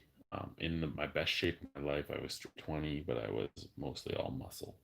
After I divorced my wife, I dropped down to 230. 240 dating Alicia, but I'm not in the shape I was when I was with Christy either. I look a lot bigger than I am because I have the big beard and all that. I'm not shaved or anything. So it is what it is. I'm not gonna say I'm because I'm not skinny. I ain't gonna ever be skinny. I never was skinny. Goal is about 250. If I hit 250 with the build I have, I think I'm good.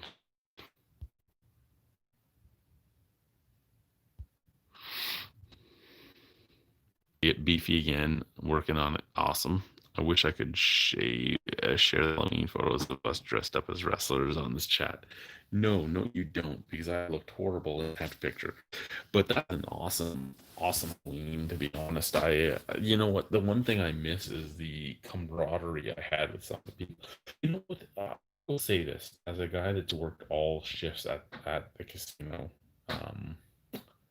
I miss the camaraderie we had on midnights, and I miss how much fun it was to have everybody dress up as wrestlers when Michael wasn't there. Sorry, Michael, you ever see this? I don't think you'd ever watch this long if you ever watched it, because I know you do watch some of the videos. But back then, I was not a happy man with myself. And the fact that we did something that you would love, you weren't there, gave me a little shimmer of a smile. And it wasn't anything against you, it was something that gave me a little bit of a smile at the time. Um, Again, I wasn't a happy man at the time. It was just something that was, oh my God, look what we just did.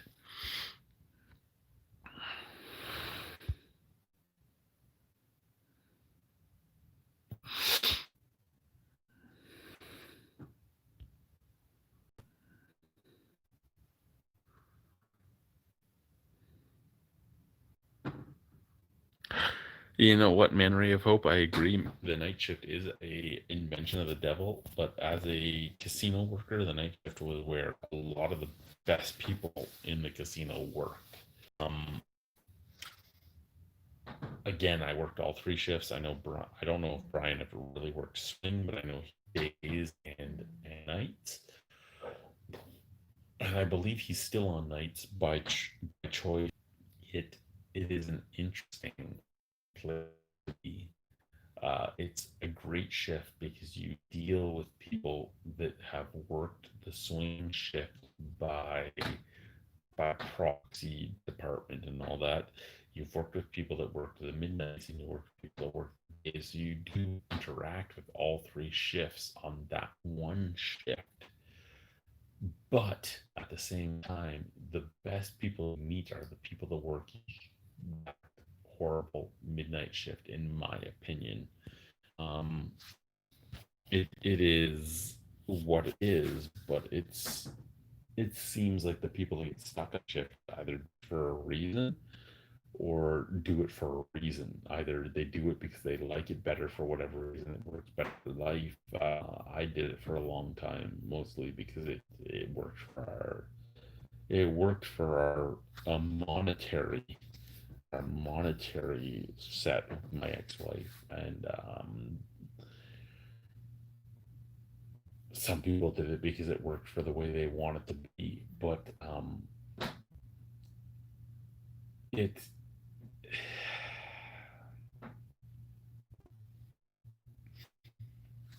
from the casino of my friends list. My friends list dropped on Facebook from like 500 people to just over 200, and from the casino I dropped from like 5. Probably about 15 of them are people that I worked midnights with, and they're the best people I've ever met in the time. Actually, I should go and add some of them back. Like when I had my with my ex-wife, when somebody was feeding her information, I just deleted everybody from the casino because I didn't know who was feeding her information. So everybody from the casino was just deleted, and there was a few people left, and Brian was left. A few others were left. Um, there's some guys that I worked midnights with that I should read, like say Hector, and Brian would know Hector pretty well. But guys that were active.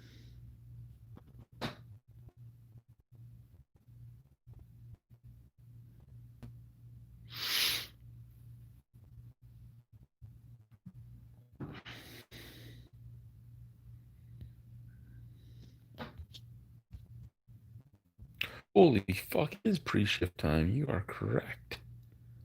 Wow.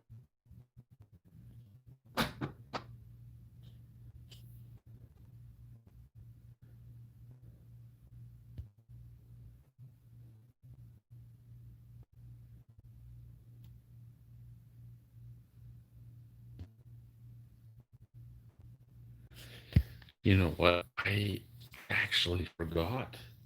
I didn't realize it was as late. I thought it was like midnight. Wow.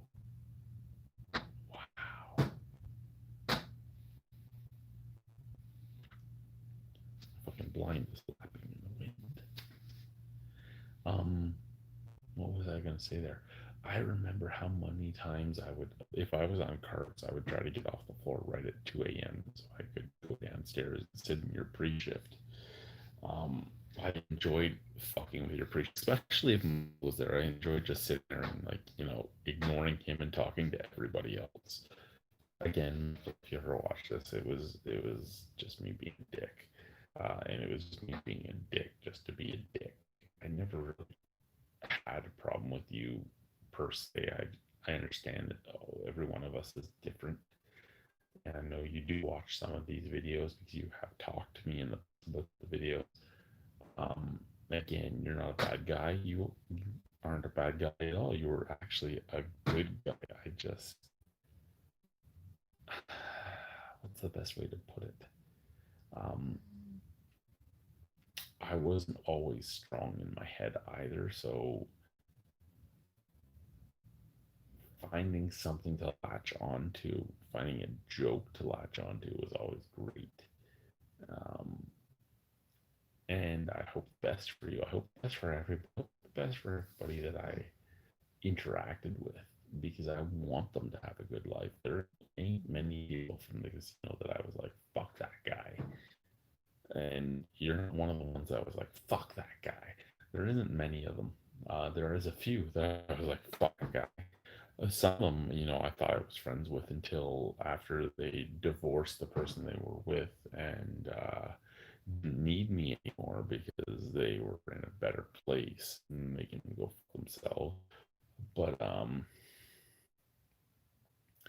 and they knew that I wanted to go, so they were going anyway. But they were like, "Fuck that blind guy. He can fucking stay at home. I'm just gonna drive myself there and drive home." Even though he was looking to go there the same day I was, but fuck him. Even though I live a few feet away from him, yeah. You know what? Fuck you. Um, but there wasn't a lot of people. I was like, fuck those guys. There was a few, and uh, most of them are out of my life now because, like I said, my YouTube friends list went from over 500 to under 300, and it went that quickly because I was like, you know what? Every person that could be toxic to me is gone. Every person that could be something I didn't put is gone. And then things happened with our dog, and most of the locals in this town were off my list after that. Um, and Brian's seen them because I posted rant. But I think there's like three left on my Facebook from the 15 people in town I had on. But the one lady came to us and was at us that we stole her dog, which is apparently a thing that happens in the north. But um, we have pictures of our dog from the day he was born up to the day we took him. What happened was a local had puppies, and we decided to buy one of his puppies, and we decided to buy a specific puppy. I took to see them, I took pictures of all of them and showed them to my wife. My wife was like, "That's what we want." I'm like, okay, that's the one we're getting, and we got that puppy. But again, we had pictures of all puppies from the day they were born on to 6 weeks when we took them. Most people get rid of dogs up here at 4 weeks. We took our dog at 6 weeks. Our dog was 6 weeks old at in the middle of May, like May 19th. So we took pictures.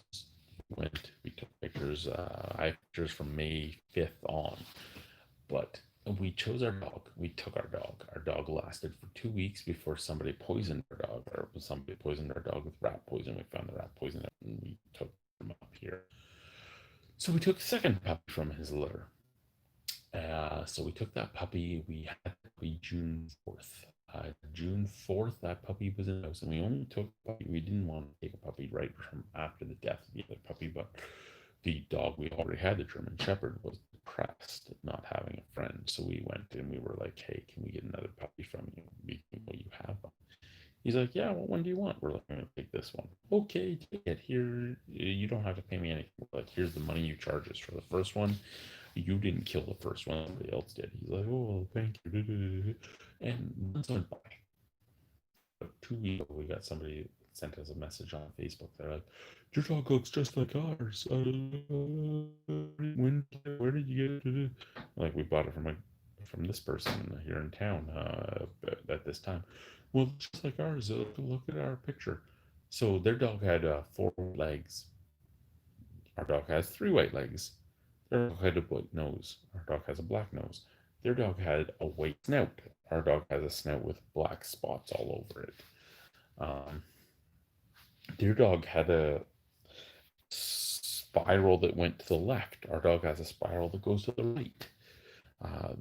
Their dog had it had 2 eyebrows, but their majority eyebrow was on the right. Our dog has 1.5 eyebrows, but their eyebrow was on the left. Basically a mirror image. And she's like, you stole my dog. It's same. So same has become a joke since then. Yeah, our dog, same. Our dog is basically complete opposite. Whatever. I have pictures of our dog from the beginning of May. Your puppies were ready to be given away, and again, in most calls here, the puppy given away at about 6 weeks old. Your puppies are ready to be given away July 9th. I have pictures of my puppy since the beginning of May. Pictures of this puppy, this specific puppy, in my house June 4th. You were trying to give away puppies July 9th. You lost your puppy at the beginning of August. So again, July 9th, beginning of August. I've had pictures of this specific puppy, Gizmo, in the house June 4th. Fuck you, he ain't your puppy unless you lost your puppy at birth. You fucking stupid fucking C word. Like, I don't. You're a southerner, so you're just gonna give me your puppy. No, I'm not gonna give you a puppy because you fucking lost like 12 dogs in the span of a year. I know for a fact where I got my puppy from because I was there 2 days after it was born. I was there a couple times from the day I was first there to the day I took the first dog. I was there again after somebody poisoned our dog trying to kill who again was in my house over a month before yours was even fucking born. Well, a couple weeks before yours was born. Fuck you.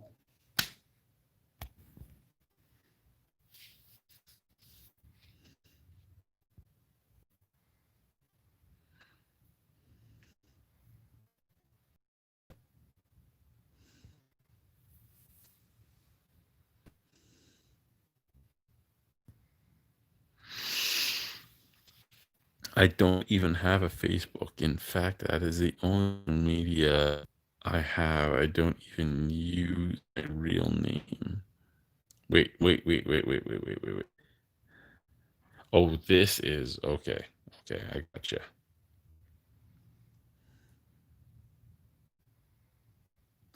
Have a good night, man. Ray of Hope.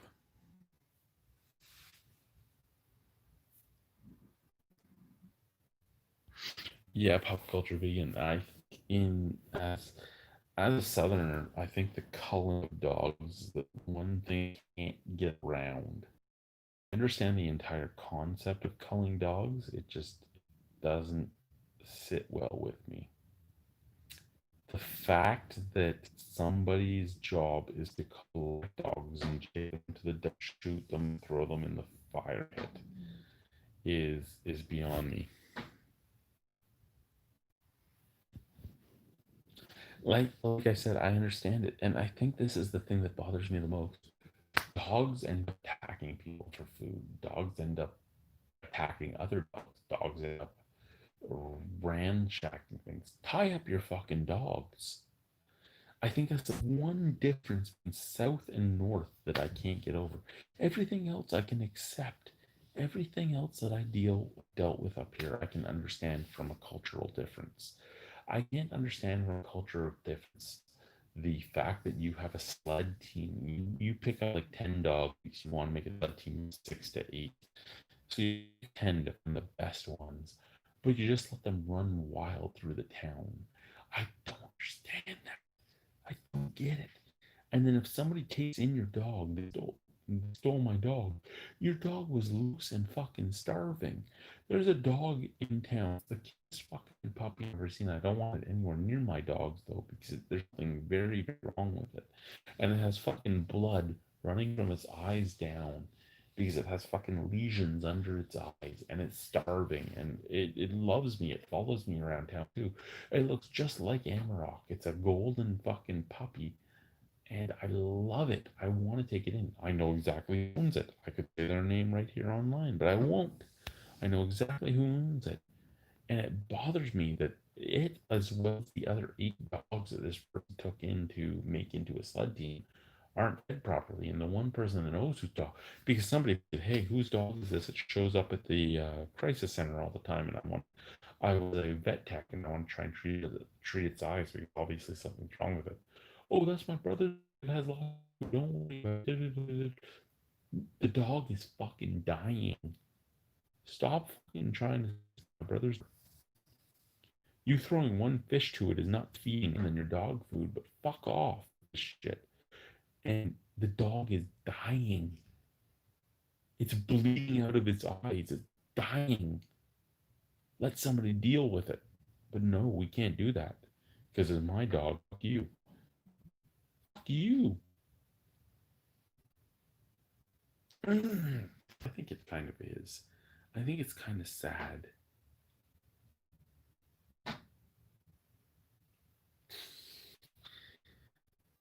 I never meant for this to be a 4 fucking hour video. I never meant for it.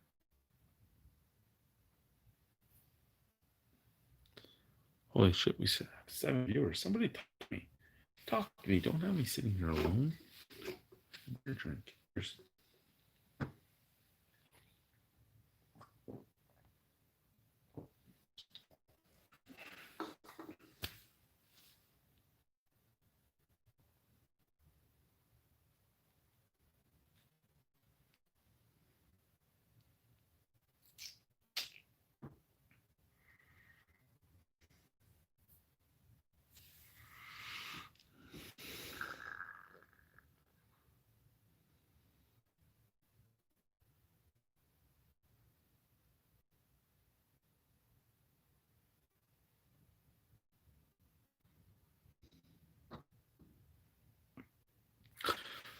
What is the lower 48?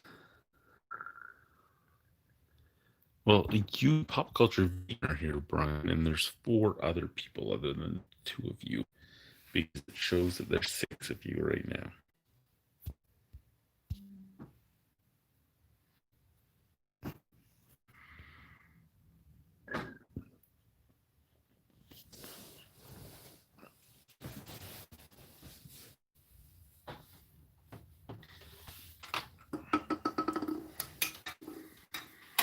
Oh shit, I just dropped the fucking wire.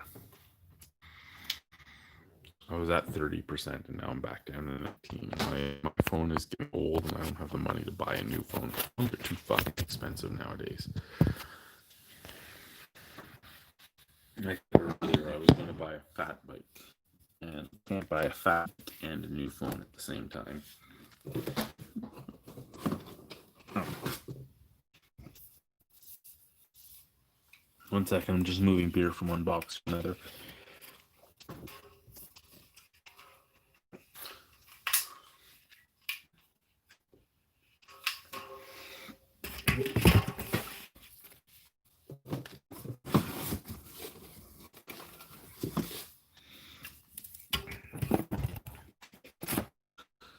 Check me if I can get down to 1 box of beer.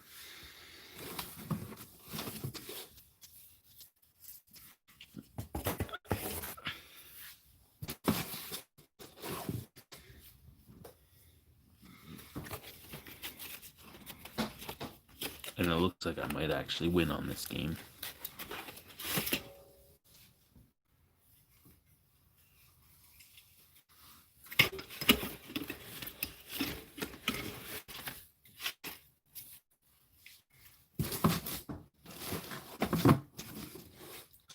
Yes!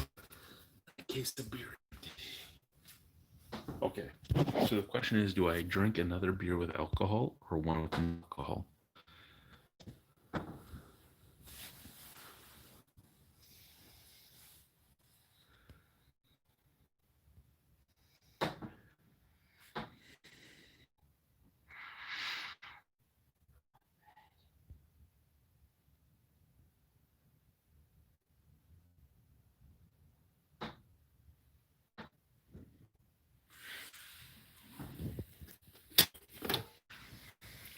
Alicia, I love you. I'm going to bed. Soon.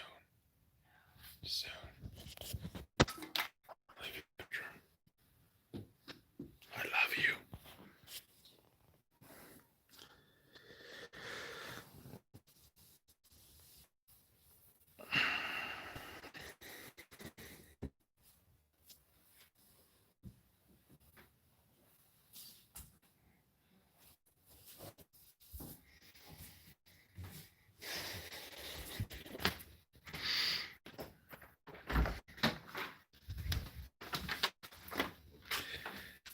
Happens every once in a while, Brian. It becomes dark in life for quite some time. I hear there's chicken in this fridge. I hear there's chicken in this fridge. You guys can talk about it while I look for the chicken. Okay, where is this chicken that I've been told exists? Is this the chicken? Oh, it's the chicken.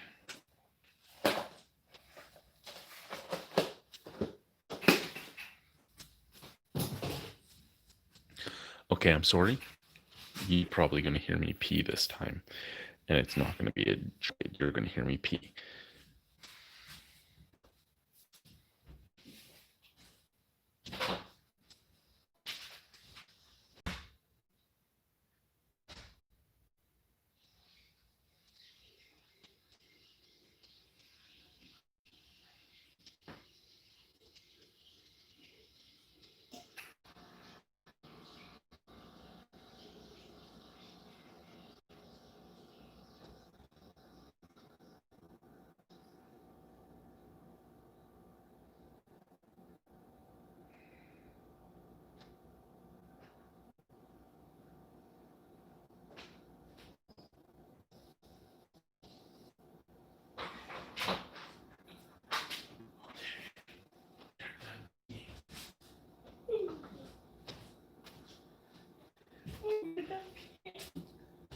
We're done peeing. I wonder if you heard me or not.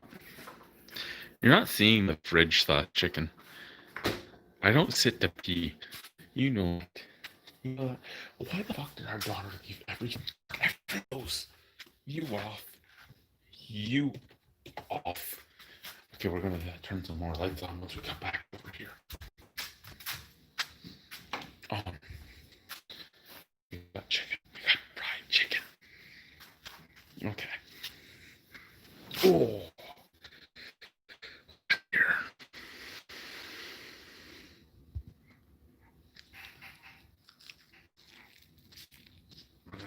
Oh.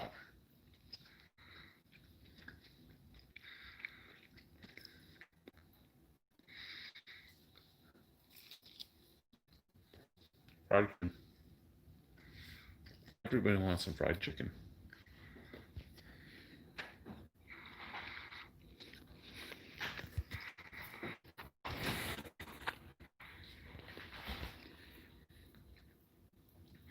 The 2 dogs are like, oh my god, why are you awake? Why can't we come see you?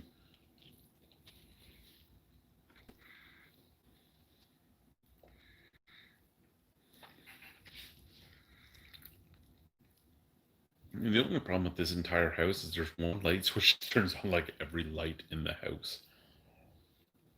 And I turned on one light switch, and it's lit up. The entire house is lit up. What are you still doing here? I thought you went to bed.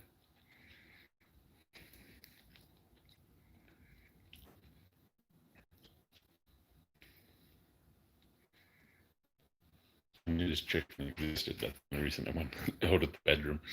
My wife has wanted me out of the bedroom since midnight. It is now fucking 2:29. The only reason I left the bedroom was I knew there was chicken there in the fridge.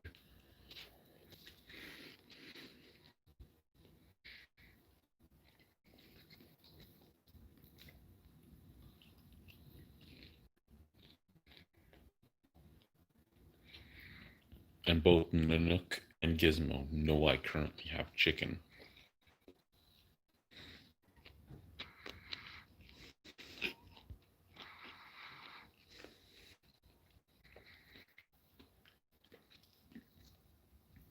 Well, if you're curious, here's what happened.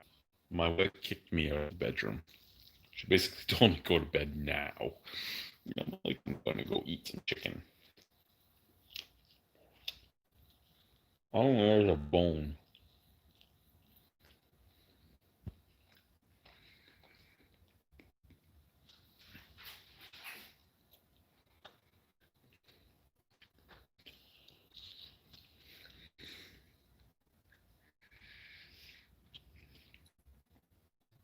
I was trying to lose weight so much. And then I don't even care because I have fried chicken.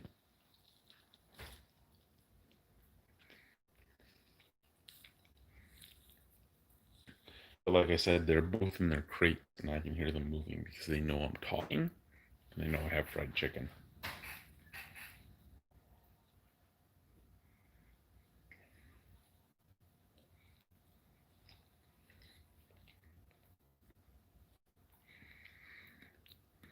So there's two. Give me some comments, give me some concerns, give me some questions. It's supposed to be a Q&A, but instead I'm just sitting eating chicken, not sleeping with my wife. I was trying to feel like I'm a bad husband.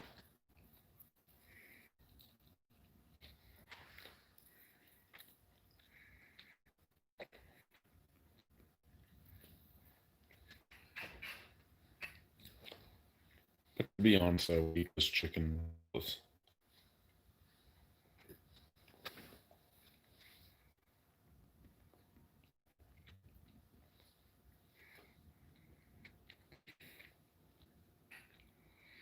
The only thing that matters here is, would it have sat on my underwear?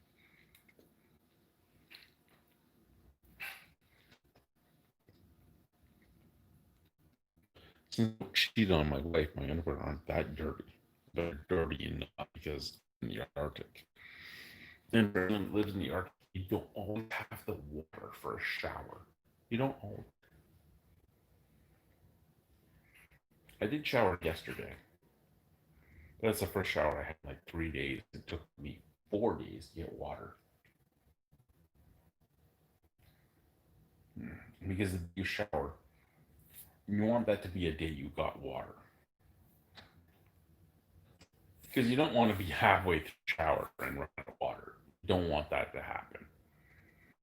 And trust me, from a guy that's had that happen to him before.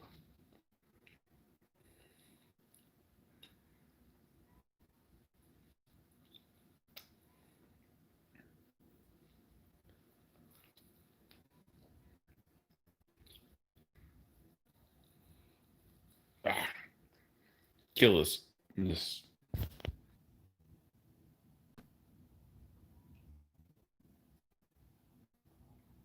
I'm a hungry guy and nobody's talking. Oh, I see a comment. 1 second. We'll get right to that comment. Ah, I gotta kill this chicken.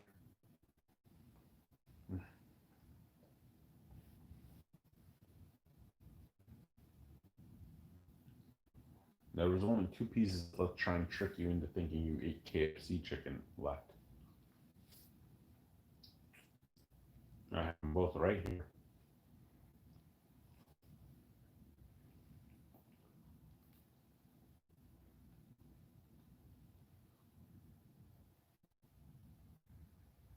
Okay. That's one piece gone. Let's see what comment was said.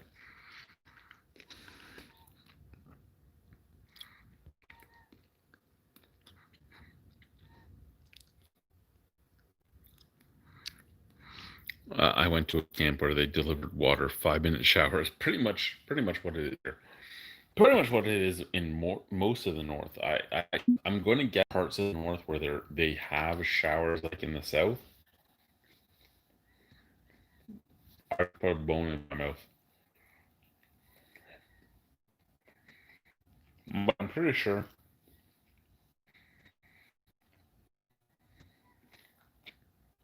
that I just gained 3 pounds. I'm pretty sure there are parts of the north where it's not as bad. I mean, I hear a Cal has pipes. Not everywhere does. But it is what it is. I've also heard there's places where they deliver water once a week to the point where you will be walking with a fucking moist towelette. Not that bad for me. But it makes you realize just how bad systemic racism is when you think about it. Nobody wants to admit systemic racism exists. But when you have a place that doesn't have clean drinking water, when they say we don't care if they have clean drinking water or not, because they can go to the fucking river and get drinking water, even though they dump their shit and piss in the drinking water. That just screams to you systemic racism. And if it doesn't, there's something wrong with you. Because if Toronto didn't have drinking water, it wouldn't matter the cost. Toronto would have drinking water the next day.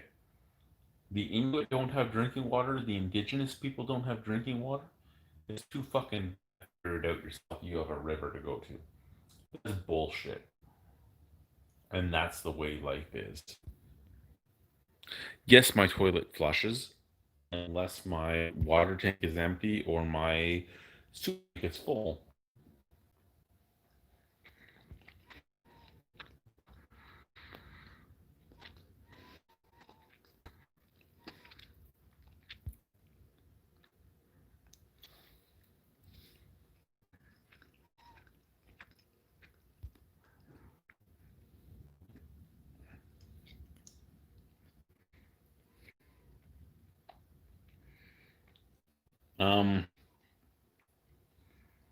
What's our next comment here?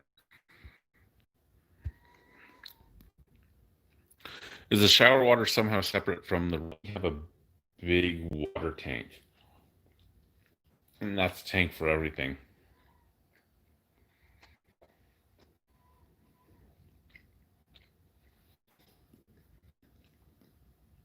One second, I'm just trying to swap chicken. Okay, so that's good for me and Alicia because we're both from Arnprior,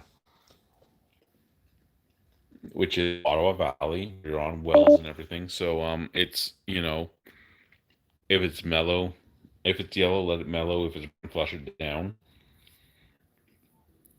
We basically follow that to a T here. No matter how many people pee on it, if it's yellow, just leave it in the toilet.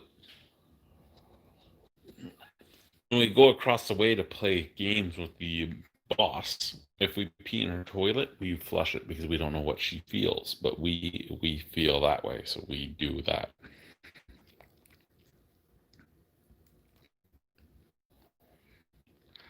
Any educated person knows we all come from Africa, and no one is 100% a racist biology. I agree with you, Mike, but that doesn't mean that that's the way everybody thinks. And I'm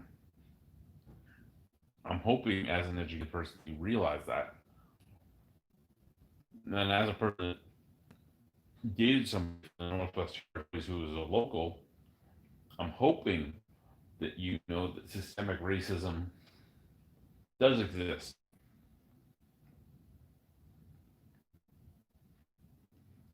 Systemic racism unfortunately, isn't really looked at in Canada because in all of North America is basically thought of as blacks versus whites. And in Canada, systemic racism mostly is against Indigenous people. I came up here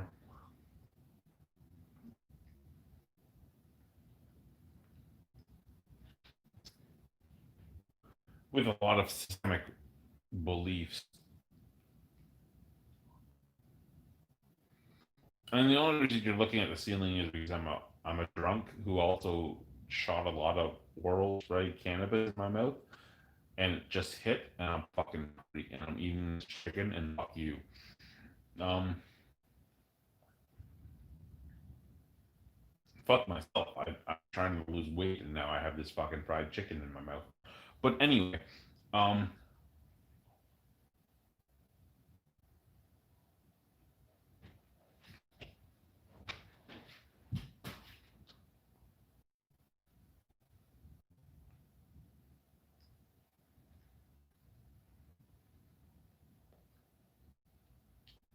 where I was going,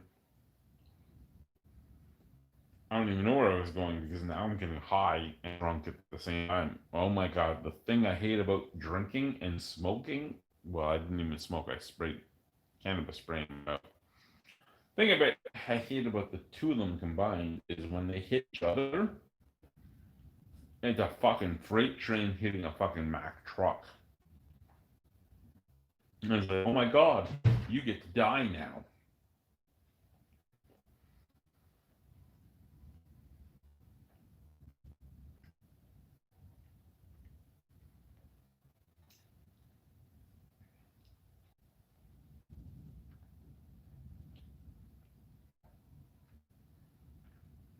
Even fried chicken on my fucking chest hair. What the fuck loser am I?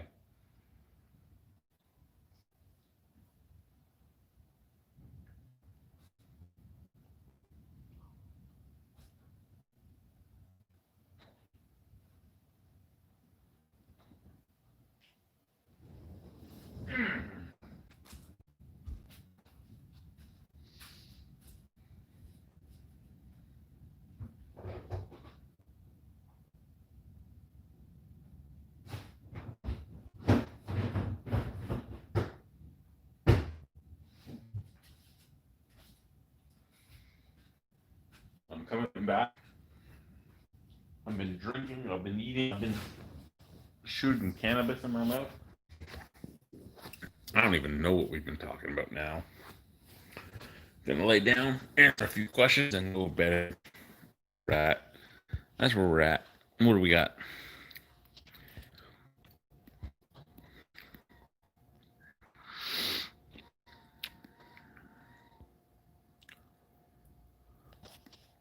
And you know what?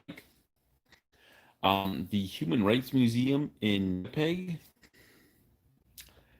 makes you realize that because all the bullshit that happened in Canada has been swept under the rug. Now, as a guy that's white but is of a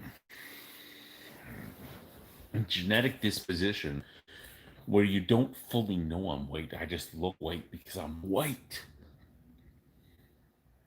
You don't know if I'm black, indigenous, whatever. Here's what I have to say.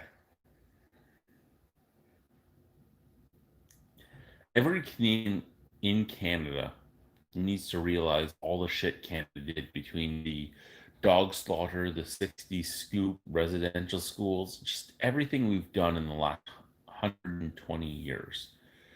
It all needs to be realized.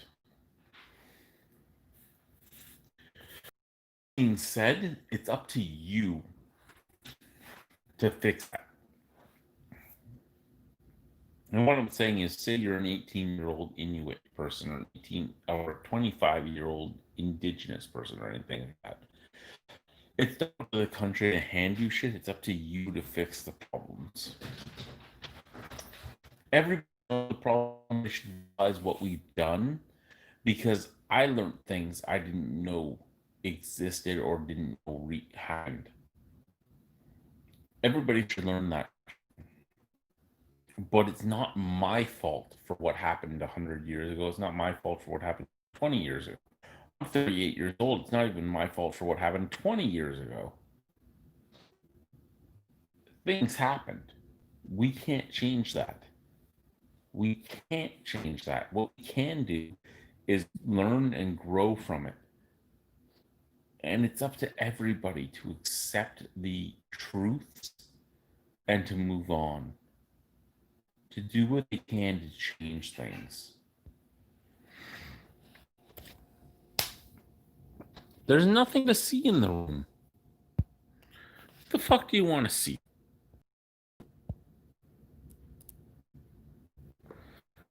Oh shit, there's my legs. There's my window. There's a couch. There's some movies. There's a TV. There's another window. There's a hallway. There you go. You see him.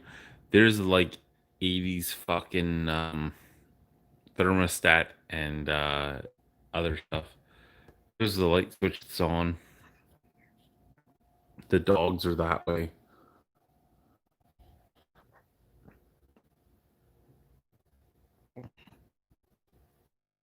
Not seeing the ceiling, you're seeing me. The ceiling is a better fucking view than me.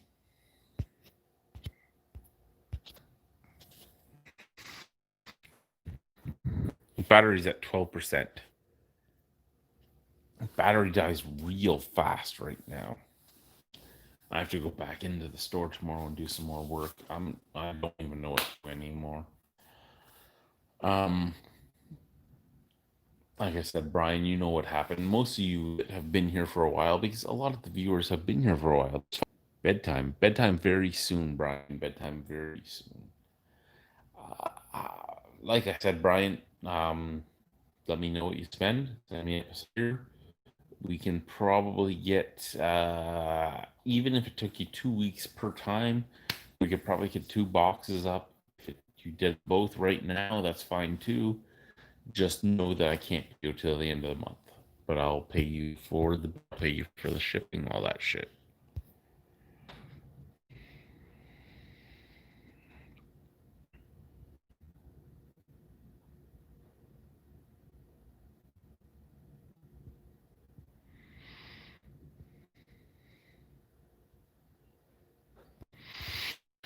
We're money for racism and degeneration. Trust me, you're a good guy, but a majority of the country still hate any.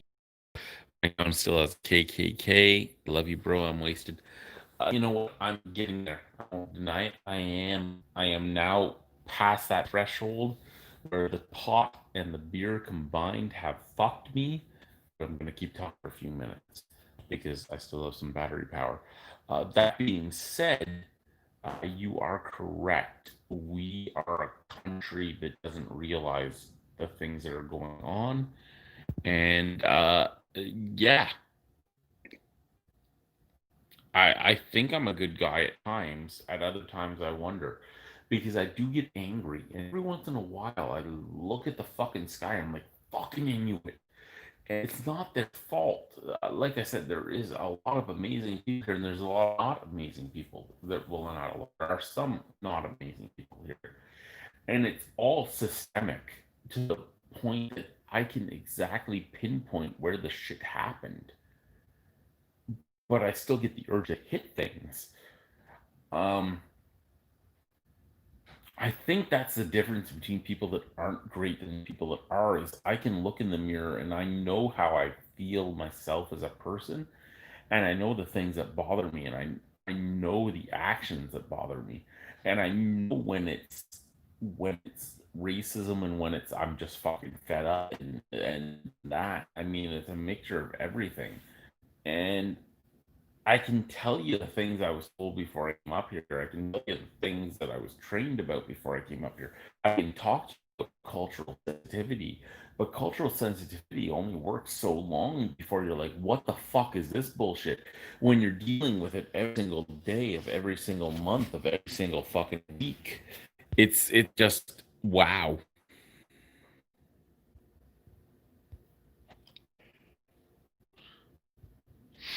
Brian, like I said, I love things I haven't had so I can review them. If it's stuff I have had, I'll just drink it and I'll enjoy it. So whatever, man, whatever.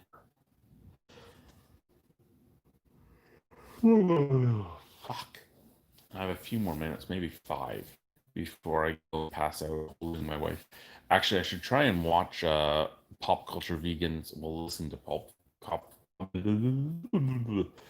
Culture Vegans videos before I go to bed, and I gotta floss the meat out of my fucking broken tooth.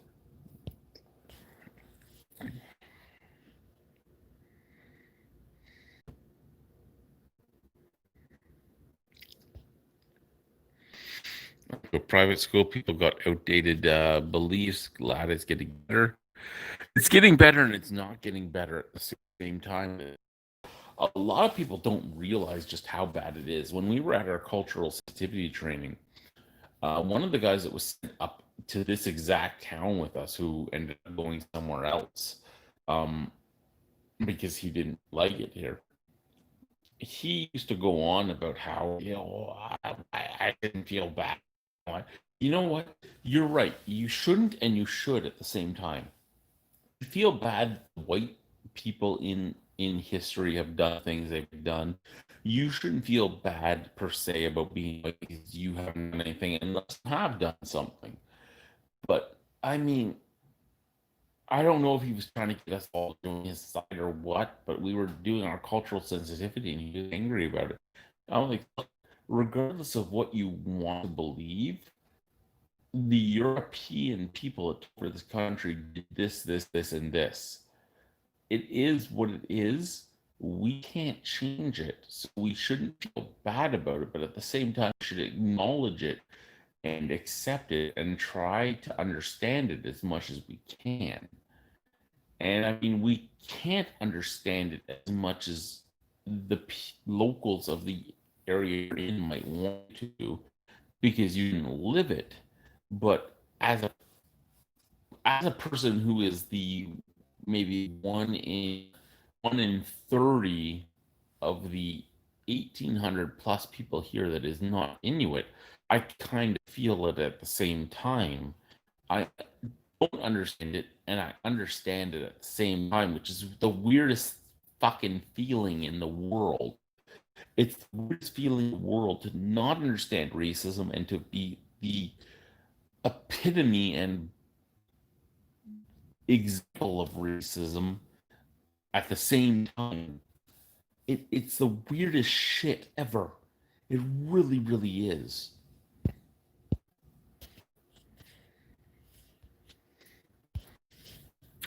Okay, my battery is at 10% again. So you guys have about 3 minutes to say anything you want to say. 3 minutes. Right now. Say it. I remember an old story my grandpa told me. Queen Elizabeth took the 10 smartest native children and only she came back. I don't know if you guys watched the Gord Downey thing, the what the fuck was it? Something Highway. Gord. Okay, we have 3 minutes left. Comments, questions, concerns. What do you have left? 3 minutes. Questions about the article? Questions about anything? Do I have a big? No, but my wife fucking loves what I have, so I'm okay with that. I was raised to think I couldn't be a woman until I met my wife. Oh, the things I can do. Hey, Brian, what's going on? This is just me and you. No, there's 7 of us still. There's 7 of us. I fucked the internet up because I'm drunk and I fucked it up. And I'm high. I'm drunk and I'm high. I don't think anyone wants to see. I don't even think wife wants to see. She's angry now at me because we talked so long in the bedroom. She was asleep. I was talking to her and she was ignoring me or asleep. And she still yelled at me to go to sleep now. I don't deal well with being told what to do. Ask the supervisors and managers at the casino. Don't deal well with being told what to do. Go on about Secret Path. Anyone that watched the Secret Path should really watch the Secret Path. one of the last things Gord Downey did before he died, and it was an amazing, amazing thing. And the first song in the Secret Path was about a kid we learned about in our cultural awareness course. Well, about a group of kids that we learned about in our cultural awareness course, and the whole concept of the Secret Path is true. I mean, everything about every you don't realize until you live through it. I mean, like I said, I went to the Human Rights Museum, and I think every Canadian should really travel through the Human Rights Museum. I think the Human Rights Museum should be in every major metropolitan in the country. And I think everybody should really travel through it because there's things about our country, especially, that you don't realize. I mean, you know a lot of things in the Human Rights Museum if you're willing to read everything and take it in properly. But Canada in general, I don't think enough people realize the things we did or do still, and how much of it was swept under the rug. The only concern or comment I would say about the Human Rights Museum is when you first walk in, the first 2 floors are basically Canadian, and the next 5 floors are the rest of the world. The Canadian floors farther up in the traversing the museum itself. Um, you don't realize just how bad human rights still is until about the 4th or 5th floor. So I really think that Canada should be the last few floors, and I know each floor gets smaller, but I don't care as much about what happened in, say, Cambodia or Khmer or India or anything like that.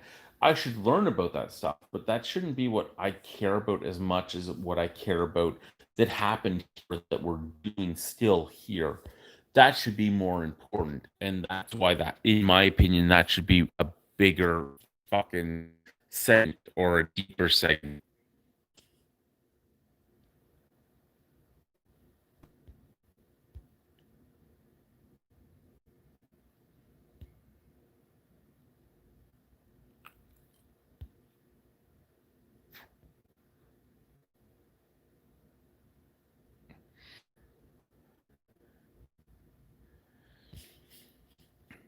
My dad was Irish, right from Ireland, and he's a biker from Ireland, and he still posts things about the old beliefs. And my between me and my wife, we usually shoot down all of his posts, and we shoot it down with thought and theory, and he deletes the post after that. But you are right. The great thing is, for the most part, the old beliefs are dying. But the problem is, a mixture of beliefs are starting again. The racism is starting again in a different way. Sneaking, and most aren't even realizing it exists. And the everything is racism belief. I guess there's 3 rounds, right? There's the path I won't take, which is we should all be equal and everything else. And then there's the fuck you, you're white, and then there's the fuck you, you're not white. And all 3 of those beliefs exist. And I really think we need to go right down the middle, but it's not really going to happen anyway. It's fucking what? It's late. It's AM. Um, Tomorrow's supposed to be my day off. Not going to be my off. Like I said, I have to go to the store and deal with the fact that my fridge has melted my entire store. I've been dealing with that for the last 2 days while my bosses wanted me, my boss being the one that runs both stores. I run my store, but she is the one I report to, and she runs the big store that my wife is the administration manager at. And she's been harassing me to be at both stores. I need you to stock these shelves, and I need you to do this and that. I need hours upon hours upon hours of work at the other store because she wants me to open on Tuesday. We're not ready to open. We're not even close ready to open. Um, I need to spend hours at the store tomorrow So I could go to get some sleep, go and spend hours tomorrow. I don't want to. Um,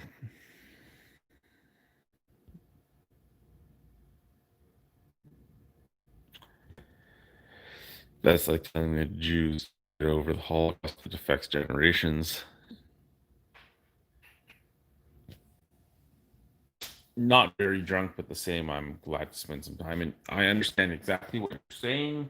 At the same time, like I said, it takes one person, just one person, to stand up and say, you know what, I'm not going to take this anymore. I need to better myself, my kids, my this, my that. People, my included, being Irish, my family blames the English for most of our hardships. We wouldn't have a lot of our hardships if we had just stood up and said, you know what, we're not doing this anymore.